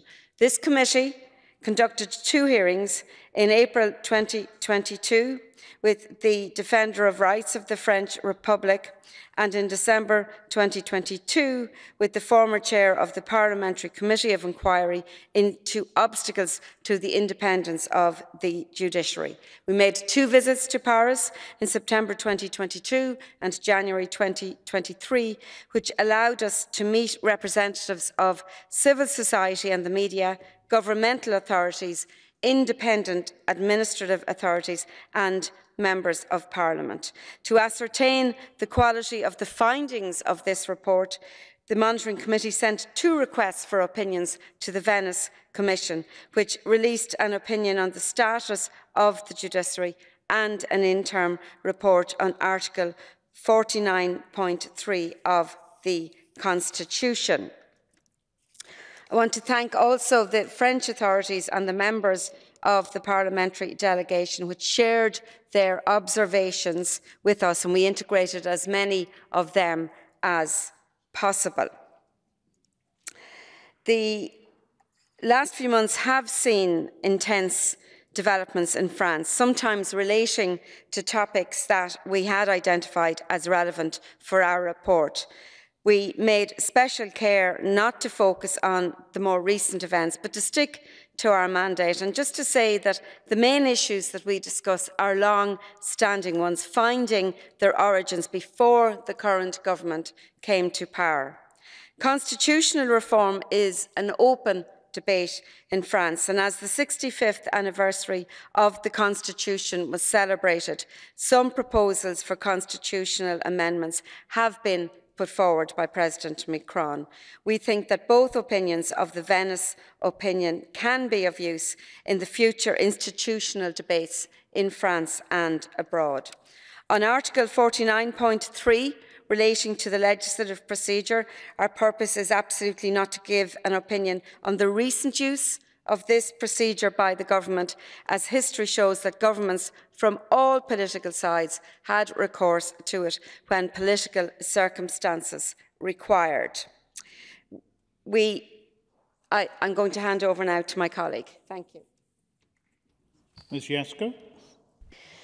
Dear colleagues, definitely France has very interesting traditions, long-lasting traditions of democracy. And we found ourselves in the situation when, in the time we were conducting this report, there were a lot of tensions and discussions in the French society on a number of questions. And now one of them is judiciary.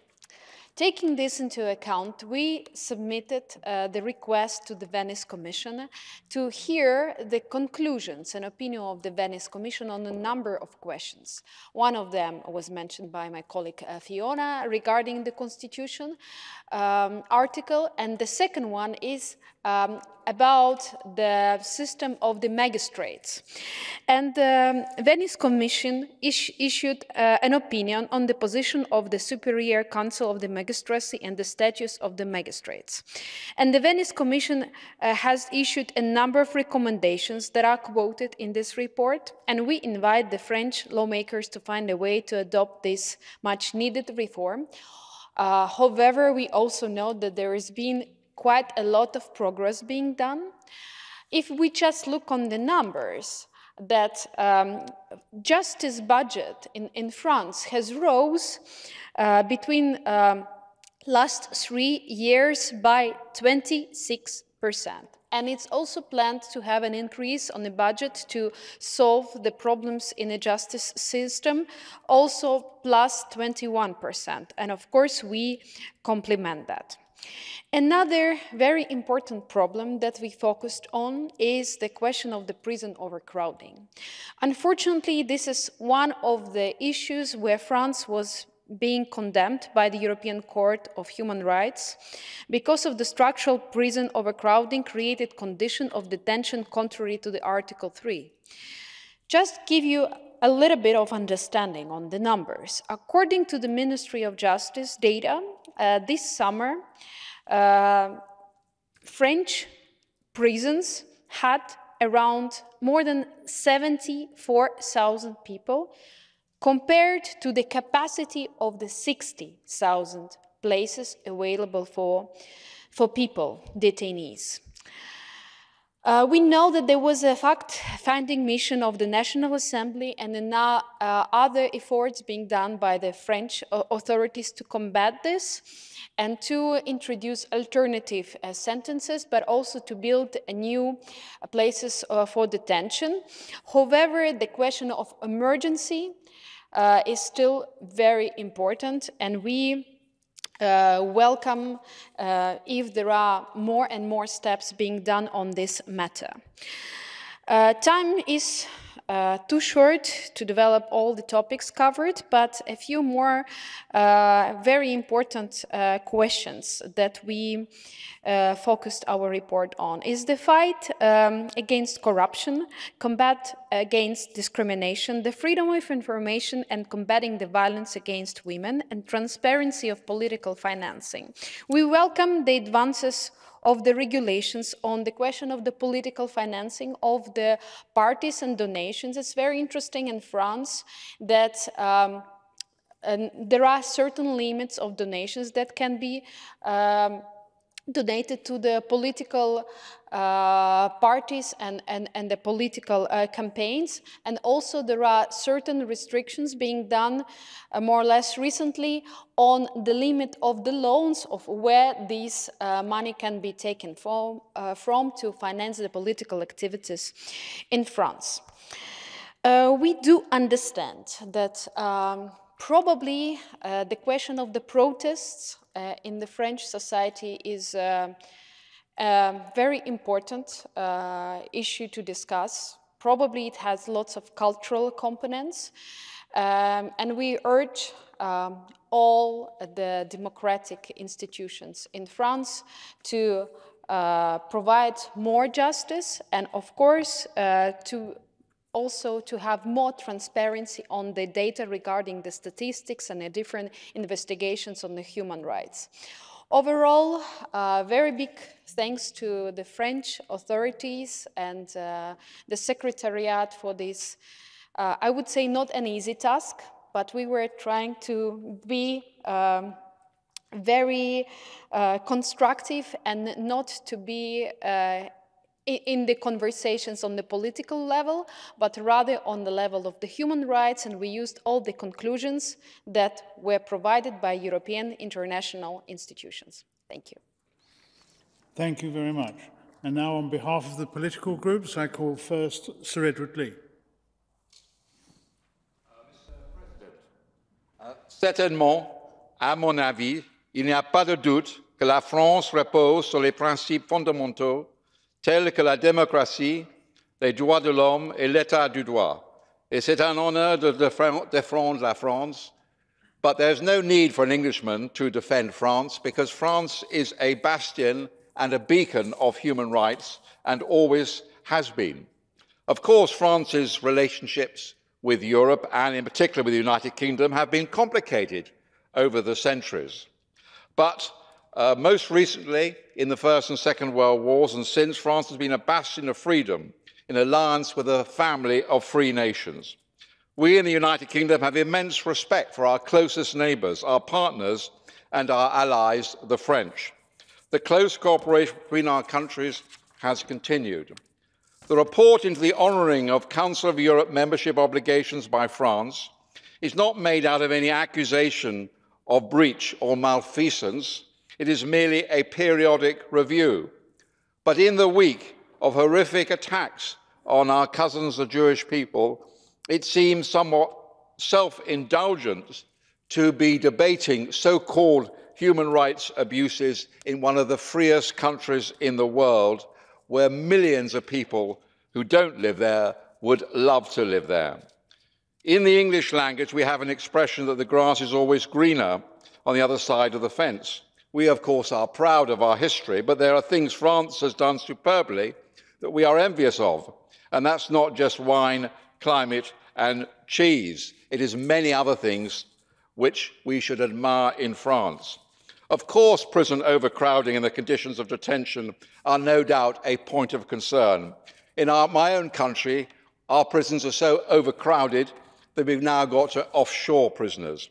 As for the use of force during demonstrations, I can only wish that our police in Great Britain were as effective at handling disruptive protesters as the Compagnie Républicaine de Sécurité. And how extraordinary to attack France on this, where France is the one country where protesters traditionally actually succeed in changing things. We welcome the extra provisions in preventing and combating violence against women that the French government has introduced, and this report points that out.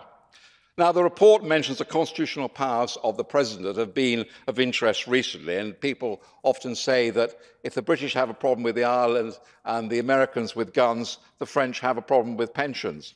But Article 49 was investigated by the Venice Commission, and this so-called interference is precisely what the Constitution of the French Republic, passed by 82.6% of the population, designed to do.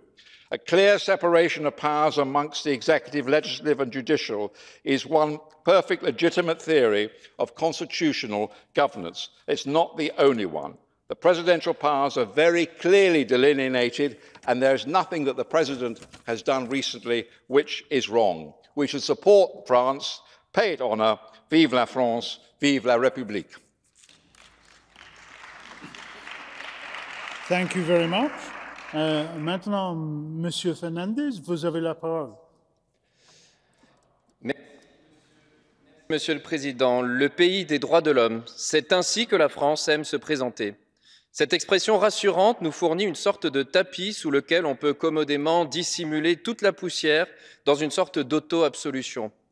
Le rapport d'une grande acuité qui nous est présenté nous permet de soulever ce tapis et nous invite à la lucidité, et mon groupe félicite les rapporteurs, exempts de tout soupçon de partialité, pour leur excellent travail.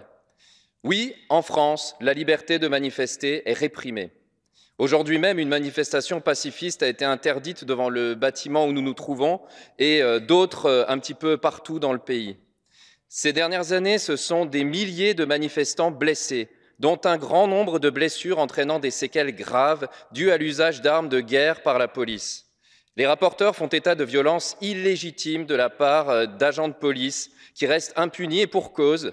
Les corps d'inspection de la police, et le rapport le cite bien, les corps d'inspection de la police et de la gendarmerie sont dépendants du ministère de l'Intérieur et très majoritairement constitués de policiers et de gendarmes qui sont de fait juges et parties. Pourtant, depuis 2017 en France, 33 personnes ont été tuées par un policier ou un gendarme suite à un refus d'obtempérer. Dans ces 6 dernières années, ce sont 2 fois plus de victimes qu'en 15 ans entre 2002 et 2017. Est-ce cela le pays des droits de l'homme? Le rapport fait aussi état de comportements abusifs de la part de policiers et gendarmes qui affectent de manière disproportionnée les personnes perçues comme issues de l'immigration ou appartenant à des groupes minoritaires. Oui, en France, les jeunes hommes perçus comme noirs ou arabes ont 20 fois plus de chances de faire l'objet d'un contrôle d'identité que la moyenne de la population. Est-ce cela le pays des droits de l'homme? Nous soutenons la Commission européenne contre le racisme et l'intolérance qui appelle les autorités françaises à introduire sans délai un dispositif efficace de traçabilité des contrôles d'identité par la force publique. Concernant l'état de droit, la Commission de Venise signale une ingérence significative et problématique de l'exécutif dans les pouvoirs du législateur avec l'article 49.3 de la Constitution.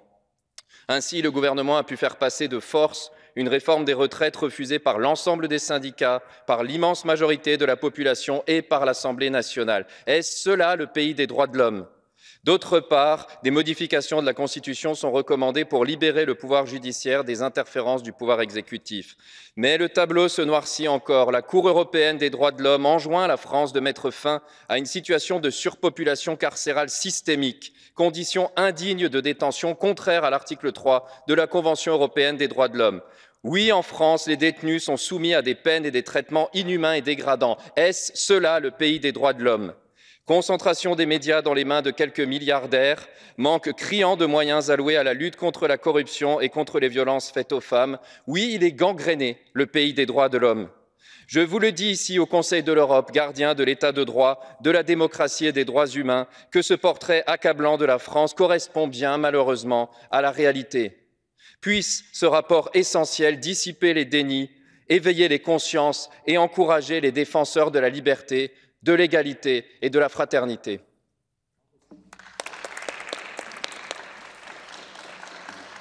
Thank you.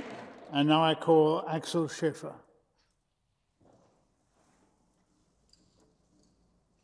Und liebe Kolleginnen und Kollegen, Monitoring ist ja ins Deutsche ganz schwer zu übersetzen und heißt Überwachung und ist ziemlich negativ konnotiert. Tatsächlich ist das, was wir hier machen, eine Diskussion darüber, wie die Verpflichtungen und die Zusagen der einzelnen Mitgliedsländer eingehalten werden. Und deshalb erlaube ich mir, an dieser Stelle ein bisschen was Grundsätzliches zu sagen, weil die Frage, welche Länder unter welchem Monitoring stehen, immer wieder in allen Fraktionen zur Diskussion führt. Das Entscheidende ist, dass ihr konkret in diesem Fall Frankreich, demnächst natürlich auch Deutschland, über das diskutiert wird, was unsere Länder, unsere Parlamente und Regierungen als Verpflichtung abgegeben haben, in einem gemeinsamen Europa, im Europarat, in der Parlamentarischen Versammlung auch zu repräsentieren und zu Hause zu praktizieren. Und wir alle wissen, in jedem demokratischen Land, selbst in der ältesten Demokratie in Island und in Großbritannien, klaffen an einer Reihe von Stellen noch Unterschiede zwischen dem oder dem traditionellen Anspruch und der Wirklichkeit. Und über die diskutieren wir hier. Und das Gute an diesem Verfahren, was wir heute sehen, ist, dass alle Länder gleich sind. Es ist nicht so, dass man sagt, ihr habt so eine lange Menschenrechtstradition, über euch brauchen wir sowieso nicht zu diskutieren. Sondern es ist gut, dass in diesem Bericht auch Punkte angesprochen worden sind, zum Beispiel was Justiz, Demokratie einerseits, was auf der anderen Seite die Frage von mehr direkter Demokratie anbelangt, und zwar was wir hier schon generell zu Europa diskutiert haben oder wo jedes Land von anderen Ländern lernen kann. Wir in Deutschland machen das auch. Wir sind spät mit der Demokratie dran, deshalb hatten wir manche Vorteile, aber wir ändern uns auch, wie die Gesellschaft sich ändert, wie die Menschen sich ändern, aber wir wollen das hier gemeinsam und zum Besseren tun. Und ich gebe zu, als bekennender Frankreich-Fan, natürlich war für mich eines der bewegendsten Momente in der Politik in meinem gesamten Leben, der 11. Januar 2015. Vielleicht haben einige von Ihnen, von euch auch daran teilgenommen. Als wir in Paris mit 1,5 Millionen Menschen aus Solidarität mit Charlie Hebdo auf die Straße gegangen sind, gegen den mörderischen Terrorismus, für die Freiheit, für das friedliche Zusammenleben in Frankreich und in Europa und überall. Und so soll es bleiben, und deshalb danke für diesen Bericht. Thank you. And now I call Mr. Birgir Thorarinsson.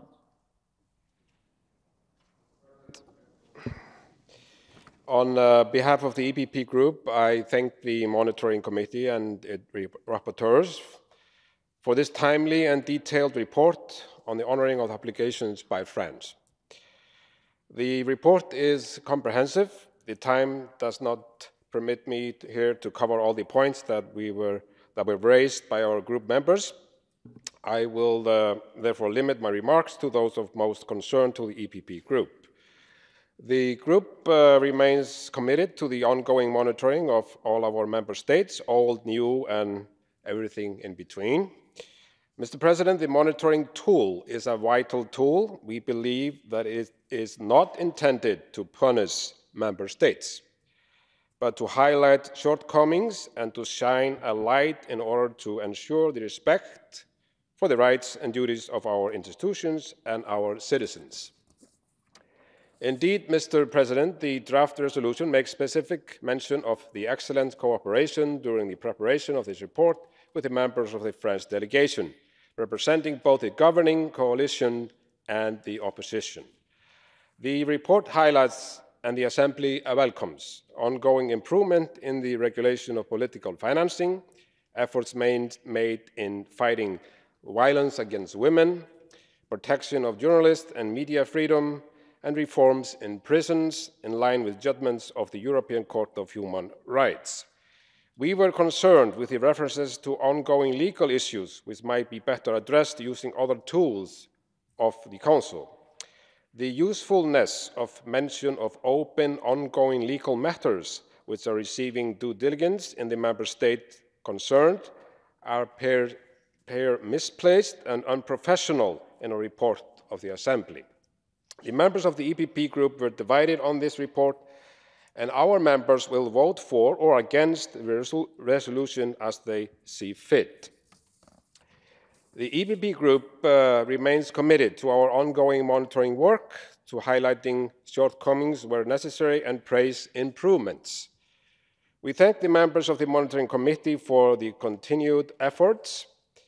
It must be clear, Mr. President, that in the preparation of our work in assisting rapporteurs and committees in carrying out their duties, the Secretariat and its staff must maintain strict neutrality and assist and guide rather than express personally held opinions. Practice a long-time drivers sometimes take the wrong turn, and a refresher course can often be useful. Our member states are making a good practice with new improvements, and I have every confidence that we will continue to do so, and I thank the committee for this report. Thank you very much. And the final speaker from the political groups is Caspar van den Berg.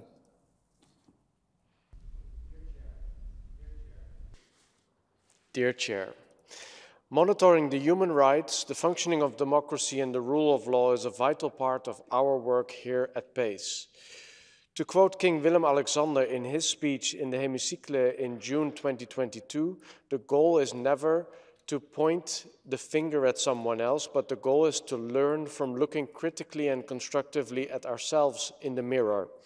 That is the way in which our efforts here have a positive added value to our societies and our citizens. And this report helps doing exactly that. I want to thank the rapporteurs, Madame Jasko and Madame O'Loughlin, and the staff that supported them for their impressive work and for a balanced report and recommendations. For my political group, it is important to stress that monitoring reports should be about the functioning of states, not the naming and shaming of individual persons or office holders. Singling out individuals in monitoring reports will weaken the instrument, as it invites ad hominem debates that in the end do not serve the interests of the societies and the citizens we work for. Among other things, the report asks attention for the strained capacity of the French prison system. We understand that the French government has now launched a program to increase the number of places for detainees and is working hard to overcome the hurdles of both personnel scarcity and local objections to new facilities. Everybody wants a well-functioning prison system. Nobody wants a facility in their backyard. Also, the report expresses concerns about the use of force on the part of the French police. This remains an important topic to be vigilant about, and every case is in principle one too many. We are pleased to see that new statistics from the French Inspectorate about the use of force by the police have come out last month, which provide more transparency and insight in casualties and how they are followed up. We regret that these data have come too late to be included into the report and recommendations, but are confident that they will help in following up on this matter on the part of the French government. In addition, the report applauds the decisive actions by the French government to fight domestic violence, in particular violence against women. For ALDE, this underlines the commitment by the French government to actively promote human rights and the rule of law. ALDE therefore is supportive of the report and its recommendations following from it. Thank you. Thank you very much. And now, Monsieur Didier Marais, vous avez la parole Merci, Monsieur le Président. Je voudrais tout d'abord remercier la commission de suivi d'avoir choisi d'évaluer mon pays et féliciter les rapporteuses, Mesdames Iasko et O'Loughlin, qui ont recherché tout au long du processus un juste équilibre. Comme le dit le ministre de la Justice, Monsieur Dupond-Moretti, un rapport de cette nature, d'ailleurs comme les arrêts de la CEDH, ça pique un peu. Le but, en effet, n'est pas de dresser des louanges, mais de dire ce qui peut être amélioré. Aucun pays n'étant parfait, même la France attachée à la liberté, aux droits humains et à la démocratie. Et heureusement, l'Assemblée parlementaire du Conseil de l'Europe est là pour le rappeler, pour nous orienter, pour nous aiguillonner. Le rapport souligne quelques points qui traversent le débat politique français. Le premier concerne l'équilibre des pouvoirs. Nous avons, depuis sa création en 1958, des débats sur notre Constitution, modifiée 28 fois, qui à certains moments, comme lors des cohabitations, a favorisé le parlementarisme, et à d'autres, comme aujourd'hui, une hyper-présidentialisation.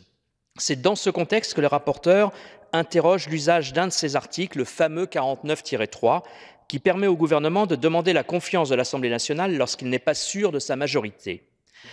C'est ce qui s'est récemment passé lors de la réforme des retraites, qui a fait l'objet pour beaucoup d'un passage en force, assorti de l'utilisation d'autres articles de la Constitution ou des règlements des assemblées pour limiter la parole des oppositions.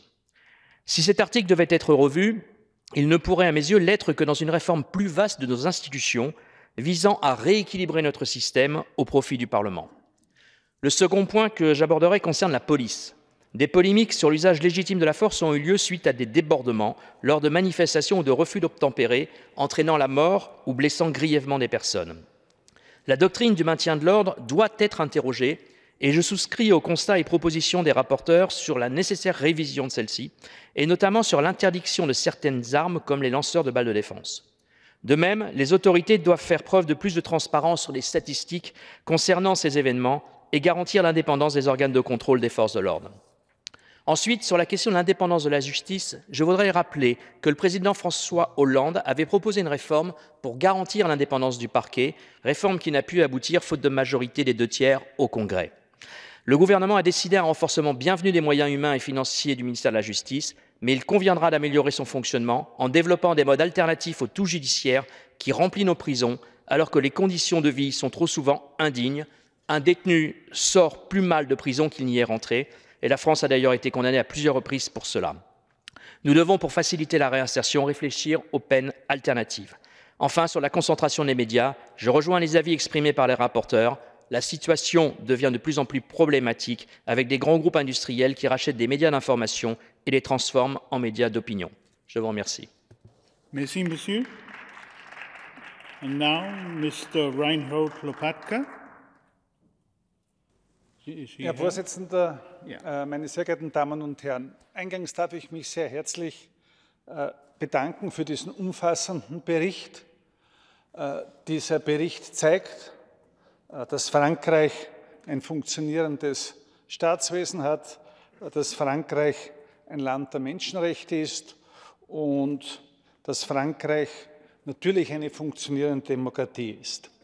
Und ein Großteil des Berichtes hat auch meine volle Unterstützung. Es gibt aber einzelne Passagen, wo meines Erachtens ein falscher Grundton dem Bericht zugrunde liegt. Und ich darf hier zwei Beispiele nennen. Ich glaube, dass in Frankreich im Vergleich zu Österreich Demonstranten gewaltbereiter sind. Das zeigen die Bilder. Selbstverständlich bin ich für das Demonstrationsrecht. Selbstverständlich bin ich dafür, dass alle Menschenrechte weitestmöglich von jedem Einzelnen von uns auch ausgelebt werden können.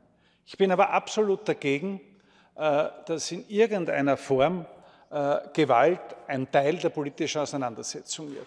Und da gibt es dann natürlich schwierige Situationen für die Polizei. Aber hier in diesem Bericht wird meines Erachtens die Polizei und die große Polizeigewalt, die hier angesprochen wird, zu kritisch gesehen. Die Polizei hat nun einmal den Auftrag, Ruhe und Ordnung herzustellen. Und das ist nicht einfach, wenn man einer solch großen Zahl gewaltbereiter Demonstranten gegenübersteht. Da fehlt mir hier im Bericht das notwendige Verständnis für die Arbeit der Polizei. Ein zweites Beispiel, das ich noch ansprechen möchte, das ist dieser Artikel 49.3. Es ist tatsächlich so, wenn man als Nicht-Franzose erstmals davon erfährt, dann muss man sich dieses Konstrukt erklären lassen.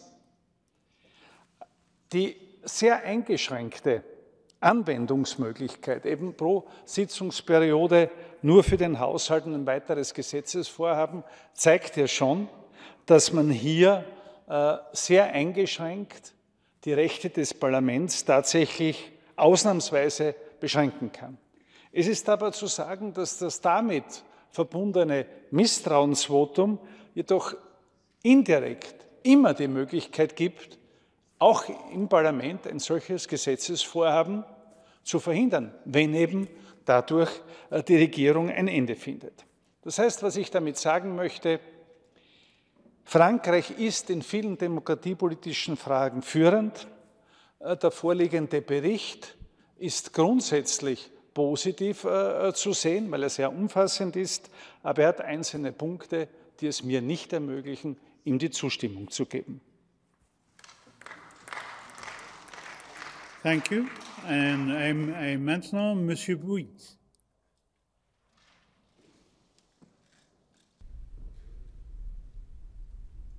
Merci, Monsieur le Président. Mes chers collègues, nos États, en adhérant volontairement au Conseil de l'Europe, ont décidé de se soumettre à l'examen de leurs pairs parlementaires issus d'autres États. Le suivi est un outil essentiel et pour cela, le processus doit être transparent, fondé sur des données claires et dénué d'arrière-pensée politique ou diplomatique. J'espère évidemment que concernant mon pays, ça a été le cas. Je laisse cela à l'appréciation de chacun. Je souhaite revenir sur 3 points du rapport. Tout d'abord, ce que le rapport appelle les violences policières illégitimes. La France a dû faire face à un nombre record de manifestations en lien avec la réforme des retraites, puis à une série d'émeutes suite à la mort d'un jeune homme tué par un policier lors d'un contrôle routier. Au vu du désordre important, le fait d'une part que la police et la gendarmerie aient réussi à maintenir l'ordre tout en étant capables de se questionner et de changer la doctrine du maintien de l'ordre pour la rendre plus efficace et moins susceptible de générer des blessés, et d'autre part que les auteurs de violences, y compris parmi les policiers, aient été traduits en justice, les procédures sont en cours, montrent, s'il en était besoin, que la France est un État de droit, n'en déplaise à quelques formulations malheureuses du rapport. Quant aux statistiques sur les violences, j'invite les rapporteurs à demander un rendez-vous aux inspections générales qui leur fourniront de bonne grâce le rapport annuel d'activité. Ensuite, la surpopulation carcérale, c'est une question de la plus haute importance. Concernant la politique pénale, la France cherche à chaque fois que c'est possible des alternatives à l'incarcération. Et on peut quand même regretter que les rapporteurs n'aient pas mis en avant la loi du 8 avril 2021 qui a créé un recours judiciaire en matière des conditions indignes de détention. Quant au budget, le ministre de la Justice a annoncé pour la 4e année consécutive une hausse importante des moyens accordés aux services publics de la justice en 2024 qui dépasseront la barre symbolique des 10 milliards d'euros. Ainsi, nous avançons sans mesures contraignantes qui méconnaîtraient le principe constitutionnel d'indépendance de la justice, mais nous avançons. Enfin, le rapport et la résolution insistent sur l'article 49.3 de la Constitution. Vous avez demandé un avis à la Commission de Venise sur une disposition constitutionnelle vieille de 65 ans, c'est code casse, mais soit.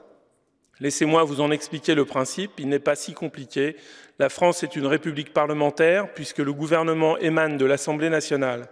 Le corollaire étant qu'une fois constitué, celui-ci, je cite, puisse déterminer et conduire la politique de la nation selon les termes de l'article 20 de la Constitution. En cas de blocage, il peut engager sa responsabilité, mais cela ne constitue pas, je cite, une ingérence significative de l'exécutif dans les pouvoirs et le rôle du pouvoir législatif, comme l'allègue le rapport provisoire de la Commission de Venise. Et je souligne rapport provisoire, puisque l'opposition peut faire la preuve qu'elle est en mesure de constituer une majorité alternative en votant, comme cela a été dit, une motion de censure. C'est le système de la majorité de rechange, certes présenté de manière originale, mais qui existe dans d'autres pays démocratiques. Le pouvoir législatif a ainsi le dernier mot. À la faveur de ces éclaircissements, Monsieur le Président, mes chers collègues, je voterai pour ce rapport. Merci. Merci, monsieur. And now, Mr. Armen Gevorgian. Thank you. Dear colleagues, Over the past decades, many member states, including my own, have looked up to France as a source of best practices of good governance, human rights protection, and participatory democratic process. But let me focus on one other issue, namely the human rights dimension in the foreign policy of France. Since the late 1990s, France has been a co-chair in the OSCE Minsk Group, which for 2 decades has tried to find a peaceful solution to the Nagorno-Karabakh conflict. French mediation has held a consistent position in favor of supporting the rights of the indigenous Armenian population of Nagorno-Karabakh, including the right to self-determination.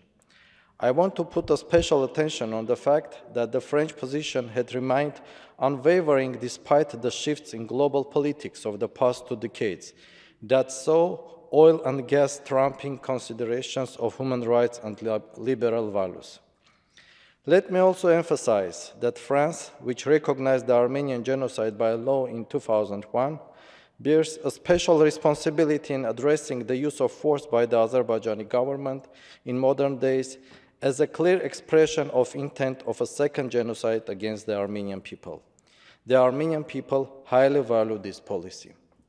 Colleagues, upholding human rights not just in rhetoric but also in practical policy level would have created a completely different picture in this Assembly and in Europe in general.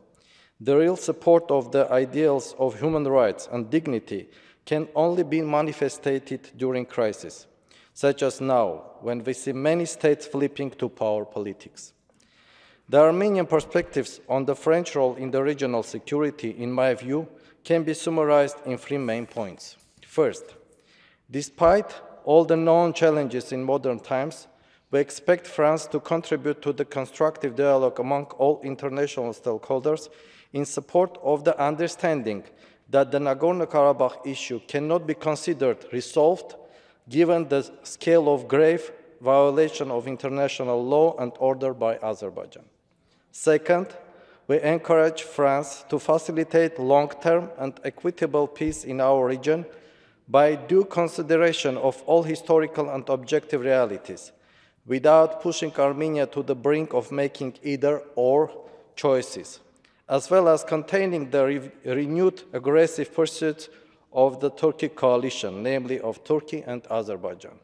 And lastly, we expect France to pursue Azerbaijan's accountability, including in this organization, to make sure there is no sense of impunity for crimes against humanity, and all Armenian prisoners in Baku are released. Thank you. Thank you very much. Now, Mr. Vardanyan.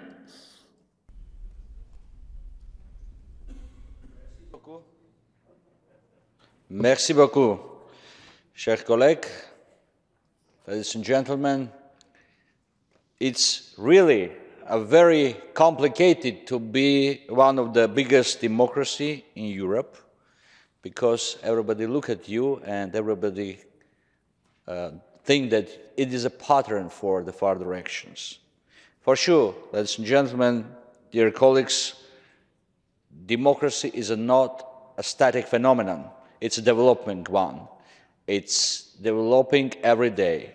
And from this perspective, such kind of reviews are very important. I would like to say that from the very beginning, the French democracy was democracy not only within the country, but also abroad, and we should take this into account. I would like to congratulate the reporters, not for the report, but for choosing the country which we are monitoring.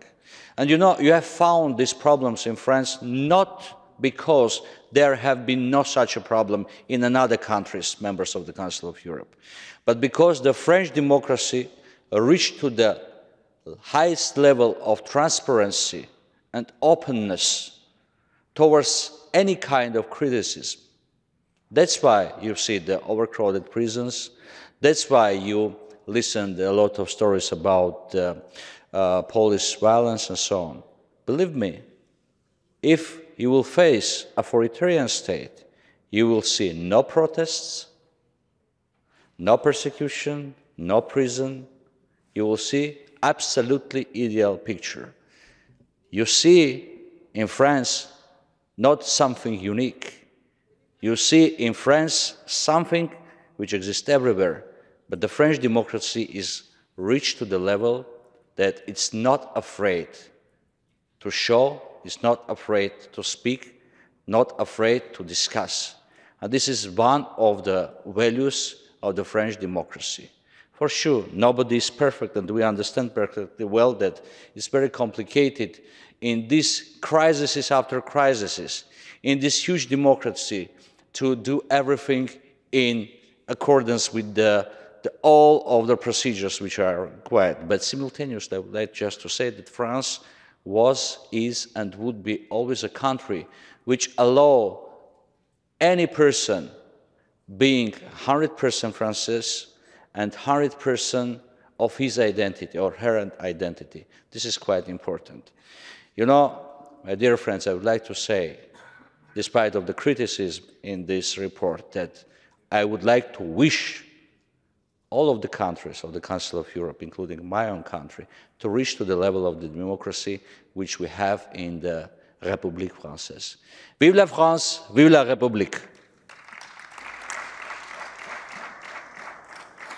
Thank you. And now, Marie-Christine Dallot, vous avez la parole.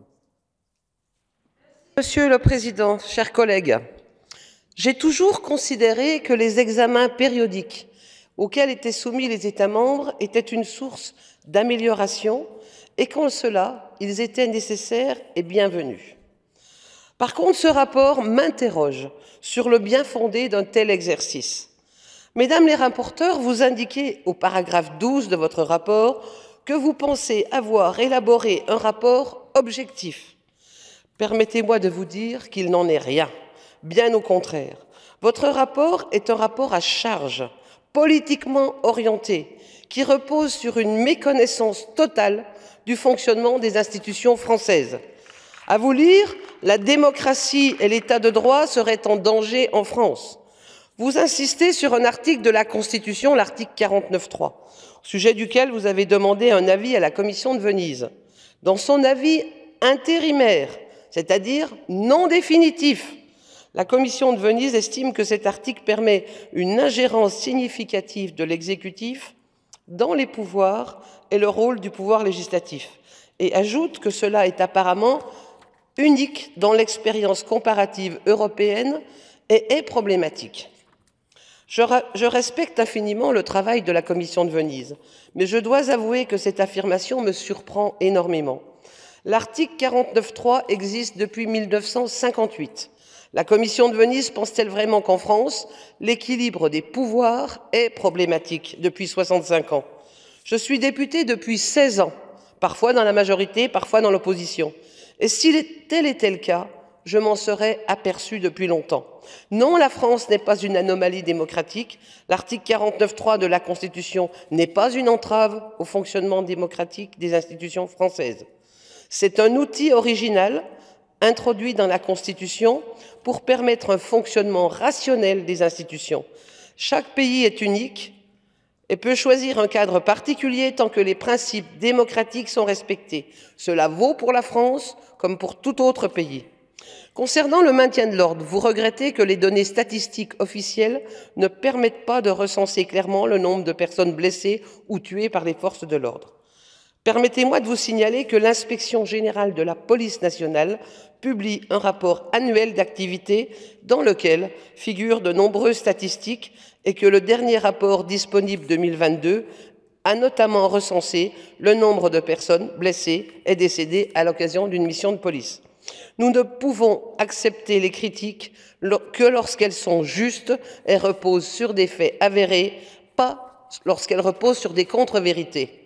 En conclusion, j'ai le regret de le dire, ce rapport n'est ni sérieux ni objectif. Les critiques immodérées et infondées qu'il contient le discréditent complètement. Comment la commission de suivi et plus largement le Conseil de l'Europe peuvent-ils cautionner une telle dérive politicienne? En ce qui me concerne, je voterai bien évidemment contre ce rapport et pour mon pays. Merci, Madame. And now, Mr. Jafarov.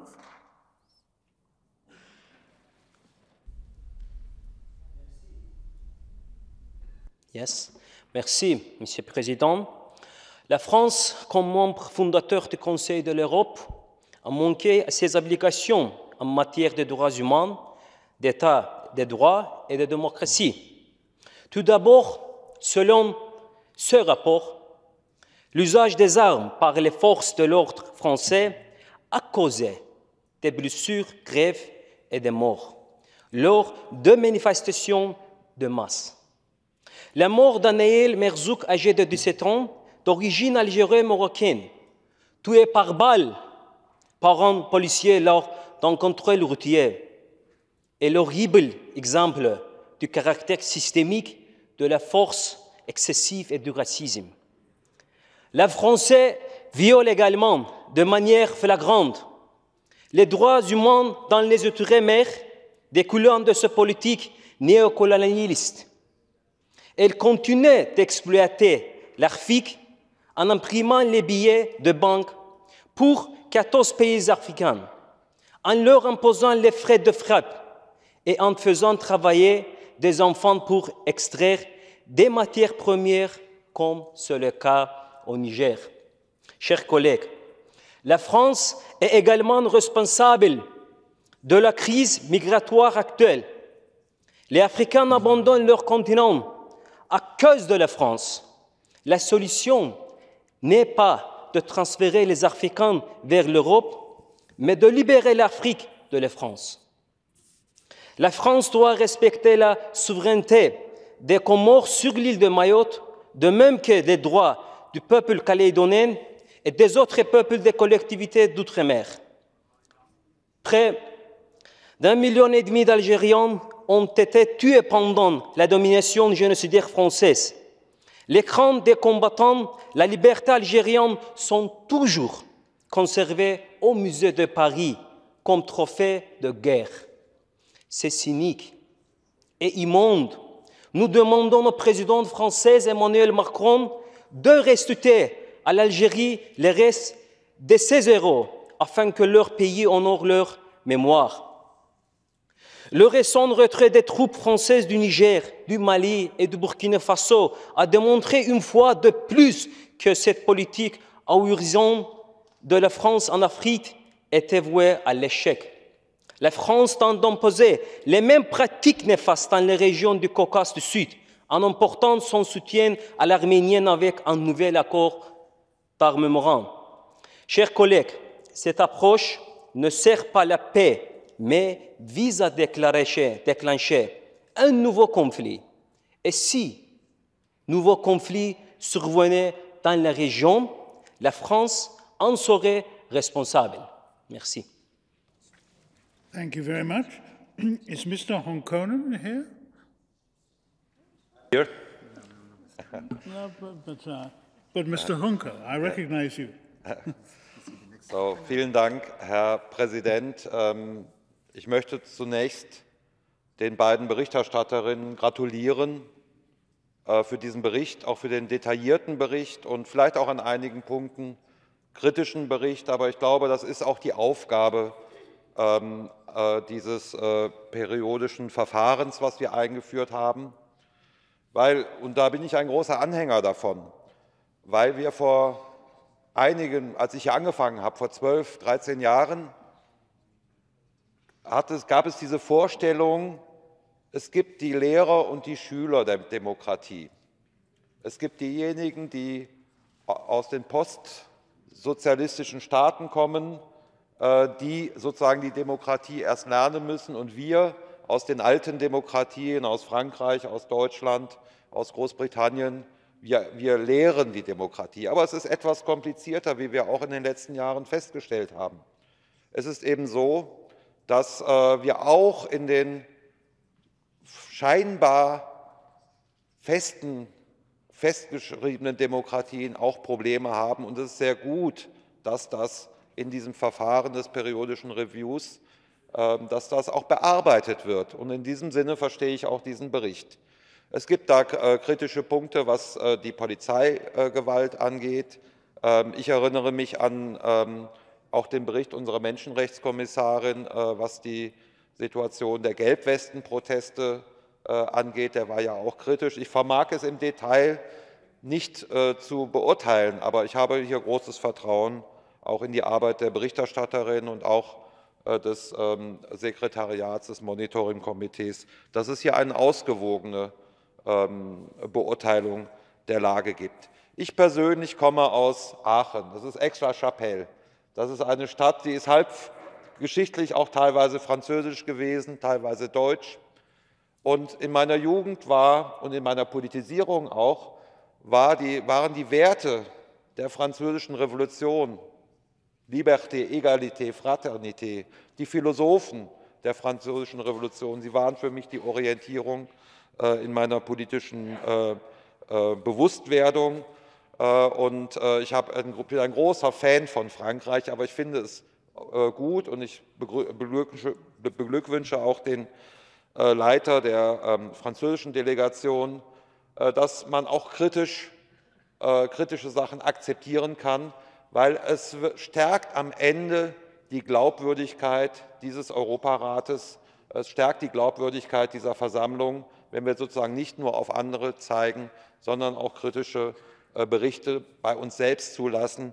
Und in dem Sinne vielen Dank nochmal für den Bericht und ich werde auf jeden Fall zustimmen. Ich denke auch, die Linksfraktion wird geschlossen zustimmen. Vielen Dank. Thank you. Is Madame Liliana Tanguy here? No? Yes. I'm sorry, I could not see you. Merci, Monsieur le Président. Chers collègues, aujourd'hui, la France fait l'objet d'un examen périodique par la Commission de ses obligations auprès du Conseil de l'Europe. Les autorités françaises ont répondu en toute transparence aux sollicitations des deux rapporteurs, Mesdames Jaczko et O'Loughlin, que je remercie pour ce travail, et lesquels ont reconnu, je les cite, avoir eu des échanges de qualité avec les membres du gouvernement et bénéficier d'une excellente coopération avec les membres de la délégation française de l'Assemblée. En tant que seule Française députée de la majorité présidentielle, membre de la commission de suivi, j'ai été particulièrement attentive aux conclusions de ce rapport. Et je dois dire que certaines de ces conclusions m'ont semblé sévères, voire très sévères. Et c'est pour cette raison que j'ai proposé en commission des amendements au projet de résolution pour que les réformes qui ont été entreprises par le gouvernement français soient mieux prises en compte dans de nombreux domaines. Tout d'abord, je constate avec satisfaction que les co-rapporteurs ont reconnu les efforts du gouvernement en matière de lutte contre les violences intrafamiliales, et en particulier contre les violences faites aux femmes. Il convient de rappeler qu'il s'agit d'un pilier important de l'action du président Emmanuel Macron en faveur de l'égalité femmes-hommes, qu'il a érigée au rang de grande cause nationale. Il faut certes continuer le travail, mais nous sommes sur le bon chemin. Concernant le fonctionnement de nos institutions, la Commission de Venise a été saisie à propos de l'article 49.3 de la Constitution française parce que les rapporteurs considèrent comme un instrument de contrôle du gouvernement sur le travail parlementaire. Je ne partage pas cette interprétation. L'article 49.3 respecte la démocratie parlementaire. Pourquoi ? Parce que lorsque l'article 49.3 est activé pour un projet de loi, la Constitution prévoit la possibilité de déposer une motion de censure et le gouvernement engage sa responsabilité. Et si cette motion de censure est adoptée par l'Assemblée nationale, le projet de loi est considéré comme adopté et transmis pour lecture au Sénat qui procédera de toute façon au vote sur le texte. Et c'est en cela que l'expression de la représentation nationale est respectée et que l'usage du 49.3 doit être considéré comme un mécanisme de parlementarisme rationalisé permettant de pallier l'obstruction des débats et adopter des textes importants tels que le budget. Concernant les violences policières, j'insiste sur le fait que l'usage de la force est encadré et obéit aux principes de stricte nécessité et de proportionnalité. Les émeutes qu'a connues la France ces dernières années sont le fait de groupuscules violents, organisés, qui troublent l'ordre public et mettent en danger les personnes et les biens, nécessitant l'intervention des forces de l'ordre pour protéger la population en cas de danger grave. Et vous avez évoqué la mort d'un adolescent en juin dernier. Je me permets de vous rappeler qu'une enquête est en cours. Le policier a été mis en examen et il serait donc plus prudent d'attendre les résultats de l'enquête avant de statuer sur cette question. Par ailleurs, je regrette que le rapport et le projet de résolution nourrissent aussi une vision caricaturale de la gestion du maintien de l'ordre en France, et je souligne ce qu'ont dit d'autres collègues, que des statistiques existent là-dessus et qu'elles sont tout à fait disponibles. I must call you to order. Yes, je termine. Et, mesdames et messieurs, la France est ouverte à la critique constructive. Mais permettez-moi de dire que la démocratie française est respectueuse de l'état de droit et des droits humains, et que la France est le pays vers lequel de nombreux persécutés et opprimés dans le monde se tournent pour lui demander l'asile. Je vous remercie. I'm sorry, you're going to have to stop now. Monsieur François, il est ici. Je suis présent, Monsieur le Président.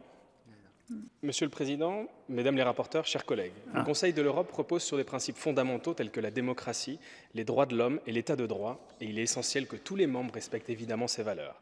Cette proposition de résolution nous interroge sur un certain nombre de points évoqués dans cette dernière et s'affiche clairement contre la France, mon pays. L'article 49.3 de la Constitution française évoqué dans l'alinéa 6 suscite des interrogations au regard des principes de souveraineté du législateur français. L'utilisation du 49.3 pour adopter des textes de loi peut être perçue comme un passage en force contre la volonté du peuple français, ce qui fut le cas lors du dernier examen de la réforme des retraites en France. Oui, l'utilisation répétée du 49.3 par le gouvernement d'Emmanuel Macron n'est pas acceptable, tant les Français souhaitaient s'exprimer sur un débat capital pour leur futur. Cependant, cet article est dans notre Constitution, qui n'est rien d'autre que l'émanation souveraine de la volonté du peuple français. Ce rapport ne peut pas ouvertement et de manière crédible nier le caractère démocratique et souverain de la Constitution française, qui est la pierre angulaire de notre démocratie.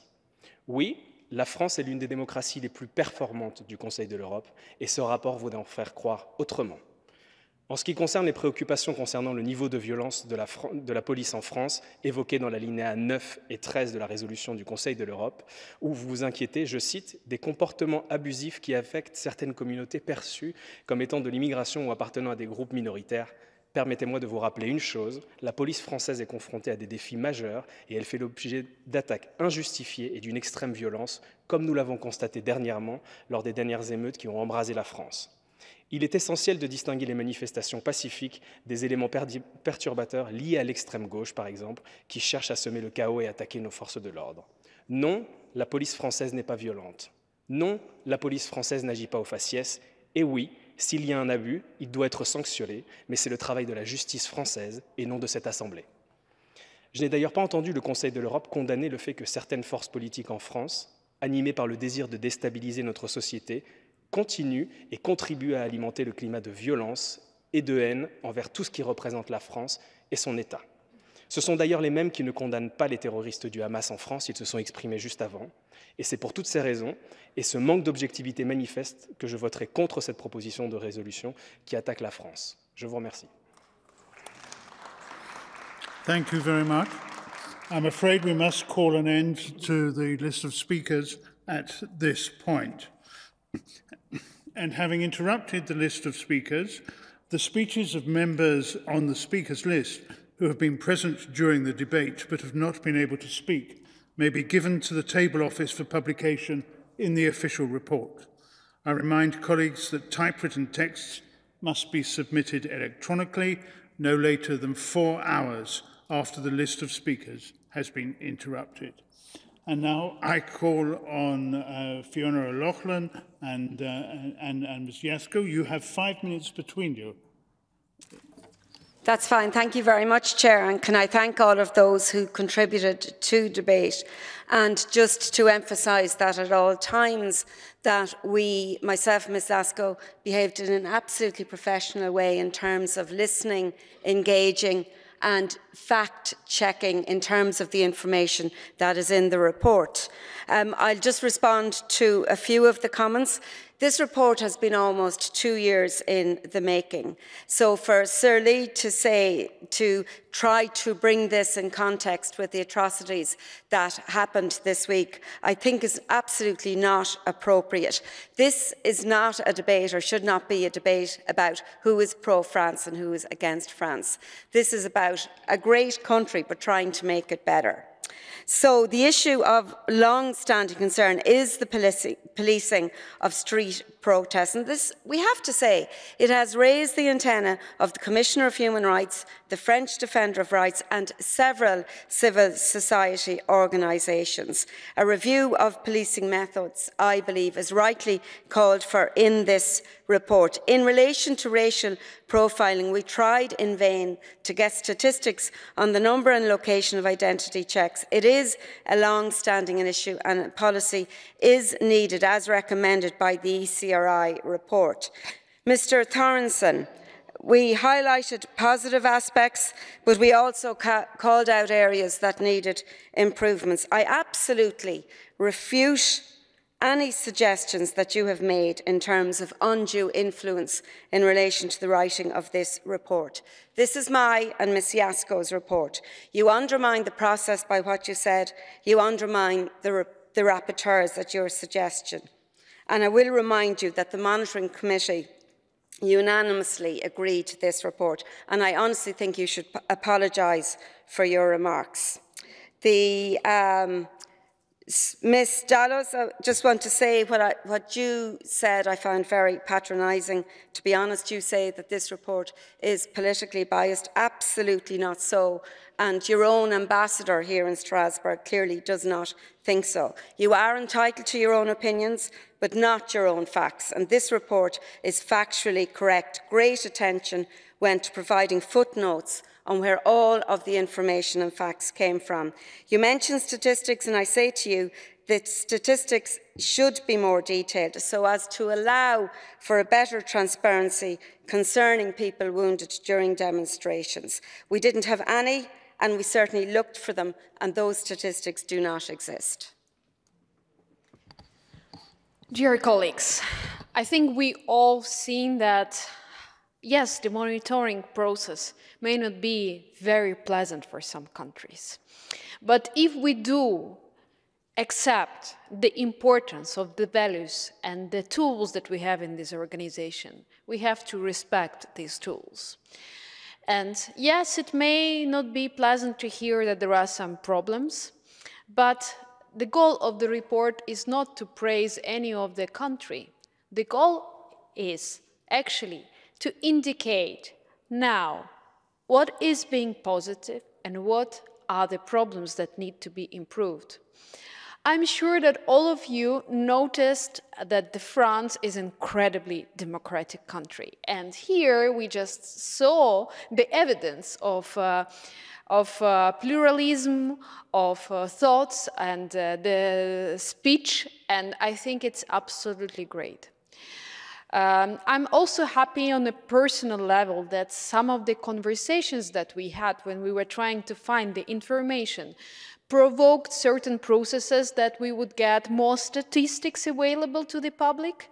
And yes, indeed, some of that came a little bit later than we would like it to have before, but in the end, I think we see the evidence, we have the statistics, and I just think that we all should celebrate the traditions of democracy, but also to acknowledge the problems that we need all together to work on, because there are too many threats in our European societies now. I'm wishing France all the best, and I really hope that the next countries for the monitoring will be also ready for this process. Thank you very much indeed. And now I call the chair of the committee, and you have 3 minutes. Oui, je veux remercier notre rapporteur parce qu'ils ont fait un grand travail. Ce rapport, c'est le 5e rapport de révision sur la démocratie dans les différents pays. C'est un exercice que notre Conseil de l'Europe a décidé pour encourager les pays à accomplir à tous les critères et les principes démocratiques de l'État de droit. Il n'y a aucun doute que la France est un grand pays démocratique. Dans tout le monde, quand on pense à la démocratie, on pense à la France. Donc il n'y a personne qui peut interpréter ce rapport comme une une critique à la démocratie française. Mais même les pays plus démocratiques, même les systèmes plus consolidés, il peut connaître des problèmes et il est bien de le voir et de vérifier comment on peut les corriger pour améliorer le fonctionnement de la démocratie. Donc, je pense qu'il y a, je le dis à quelques collègues françaises qui a dit que ce rapport, c'est un rapport contre la France. Il n'y a personne qui ici il veut approuver un rapport contre la France. Au contraire, c'est un rapport qui, en soulignant tous les aspects essentiels et fondamentaux de la démocratie française, souligne aussi qu'il y a des problèmes qu'il est utile d'aborder. C'est responsabilité des autorités françaises d'accepter ou non cette proposition. Donc, chacun il est libre de faire ce qu'il pense, mais je pense que nous devons accomplir cet objectif qu'a notre Assemblée, c'est-à-dire d'encourager tous les pays à mettre en œuvre dans chaque jour, dans la meilleure façon possible, toutes les règles, les principes et les valeurs de l'État de droit. Ça, c'est tout. Et je pense donc qu'il est bien, et j'invite tous nos collègues aussi, quelques collègues français critiques, à voter, à approuver ce rapport qui, dans la Commission, a été approuvé à l'unanimité après que plusieurs amendements qui ont été présentés par Mme Tanguy et des autres représentants français ont été acceptés. Merci. Thank you. I declare the debate closed. The Monitoring Committee has presented a draft resolution, document 15833, to which no amendments have been tabled.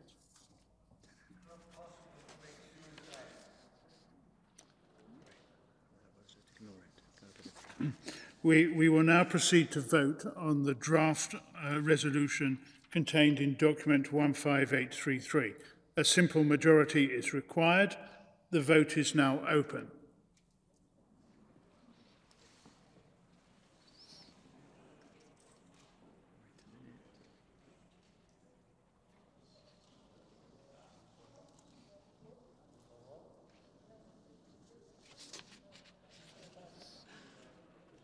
I think it's close now, isn't it? Yeah.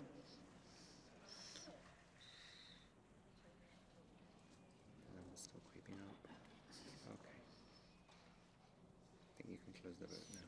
The vote is now closed. Can I ask for the results to be displayed, please?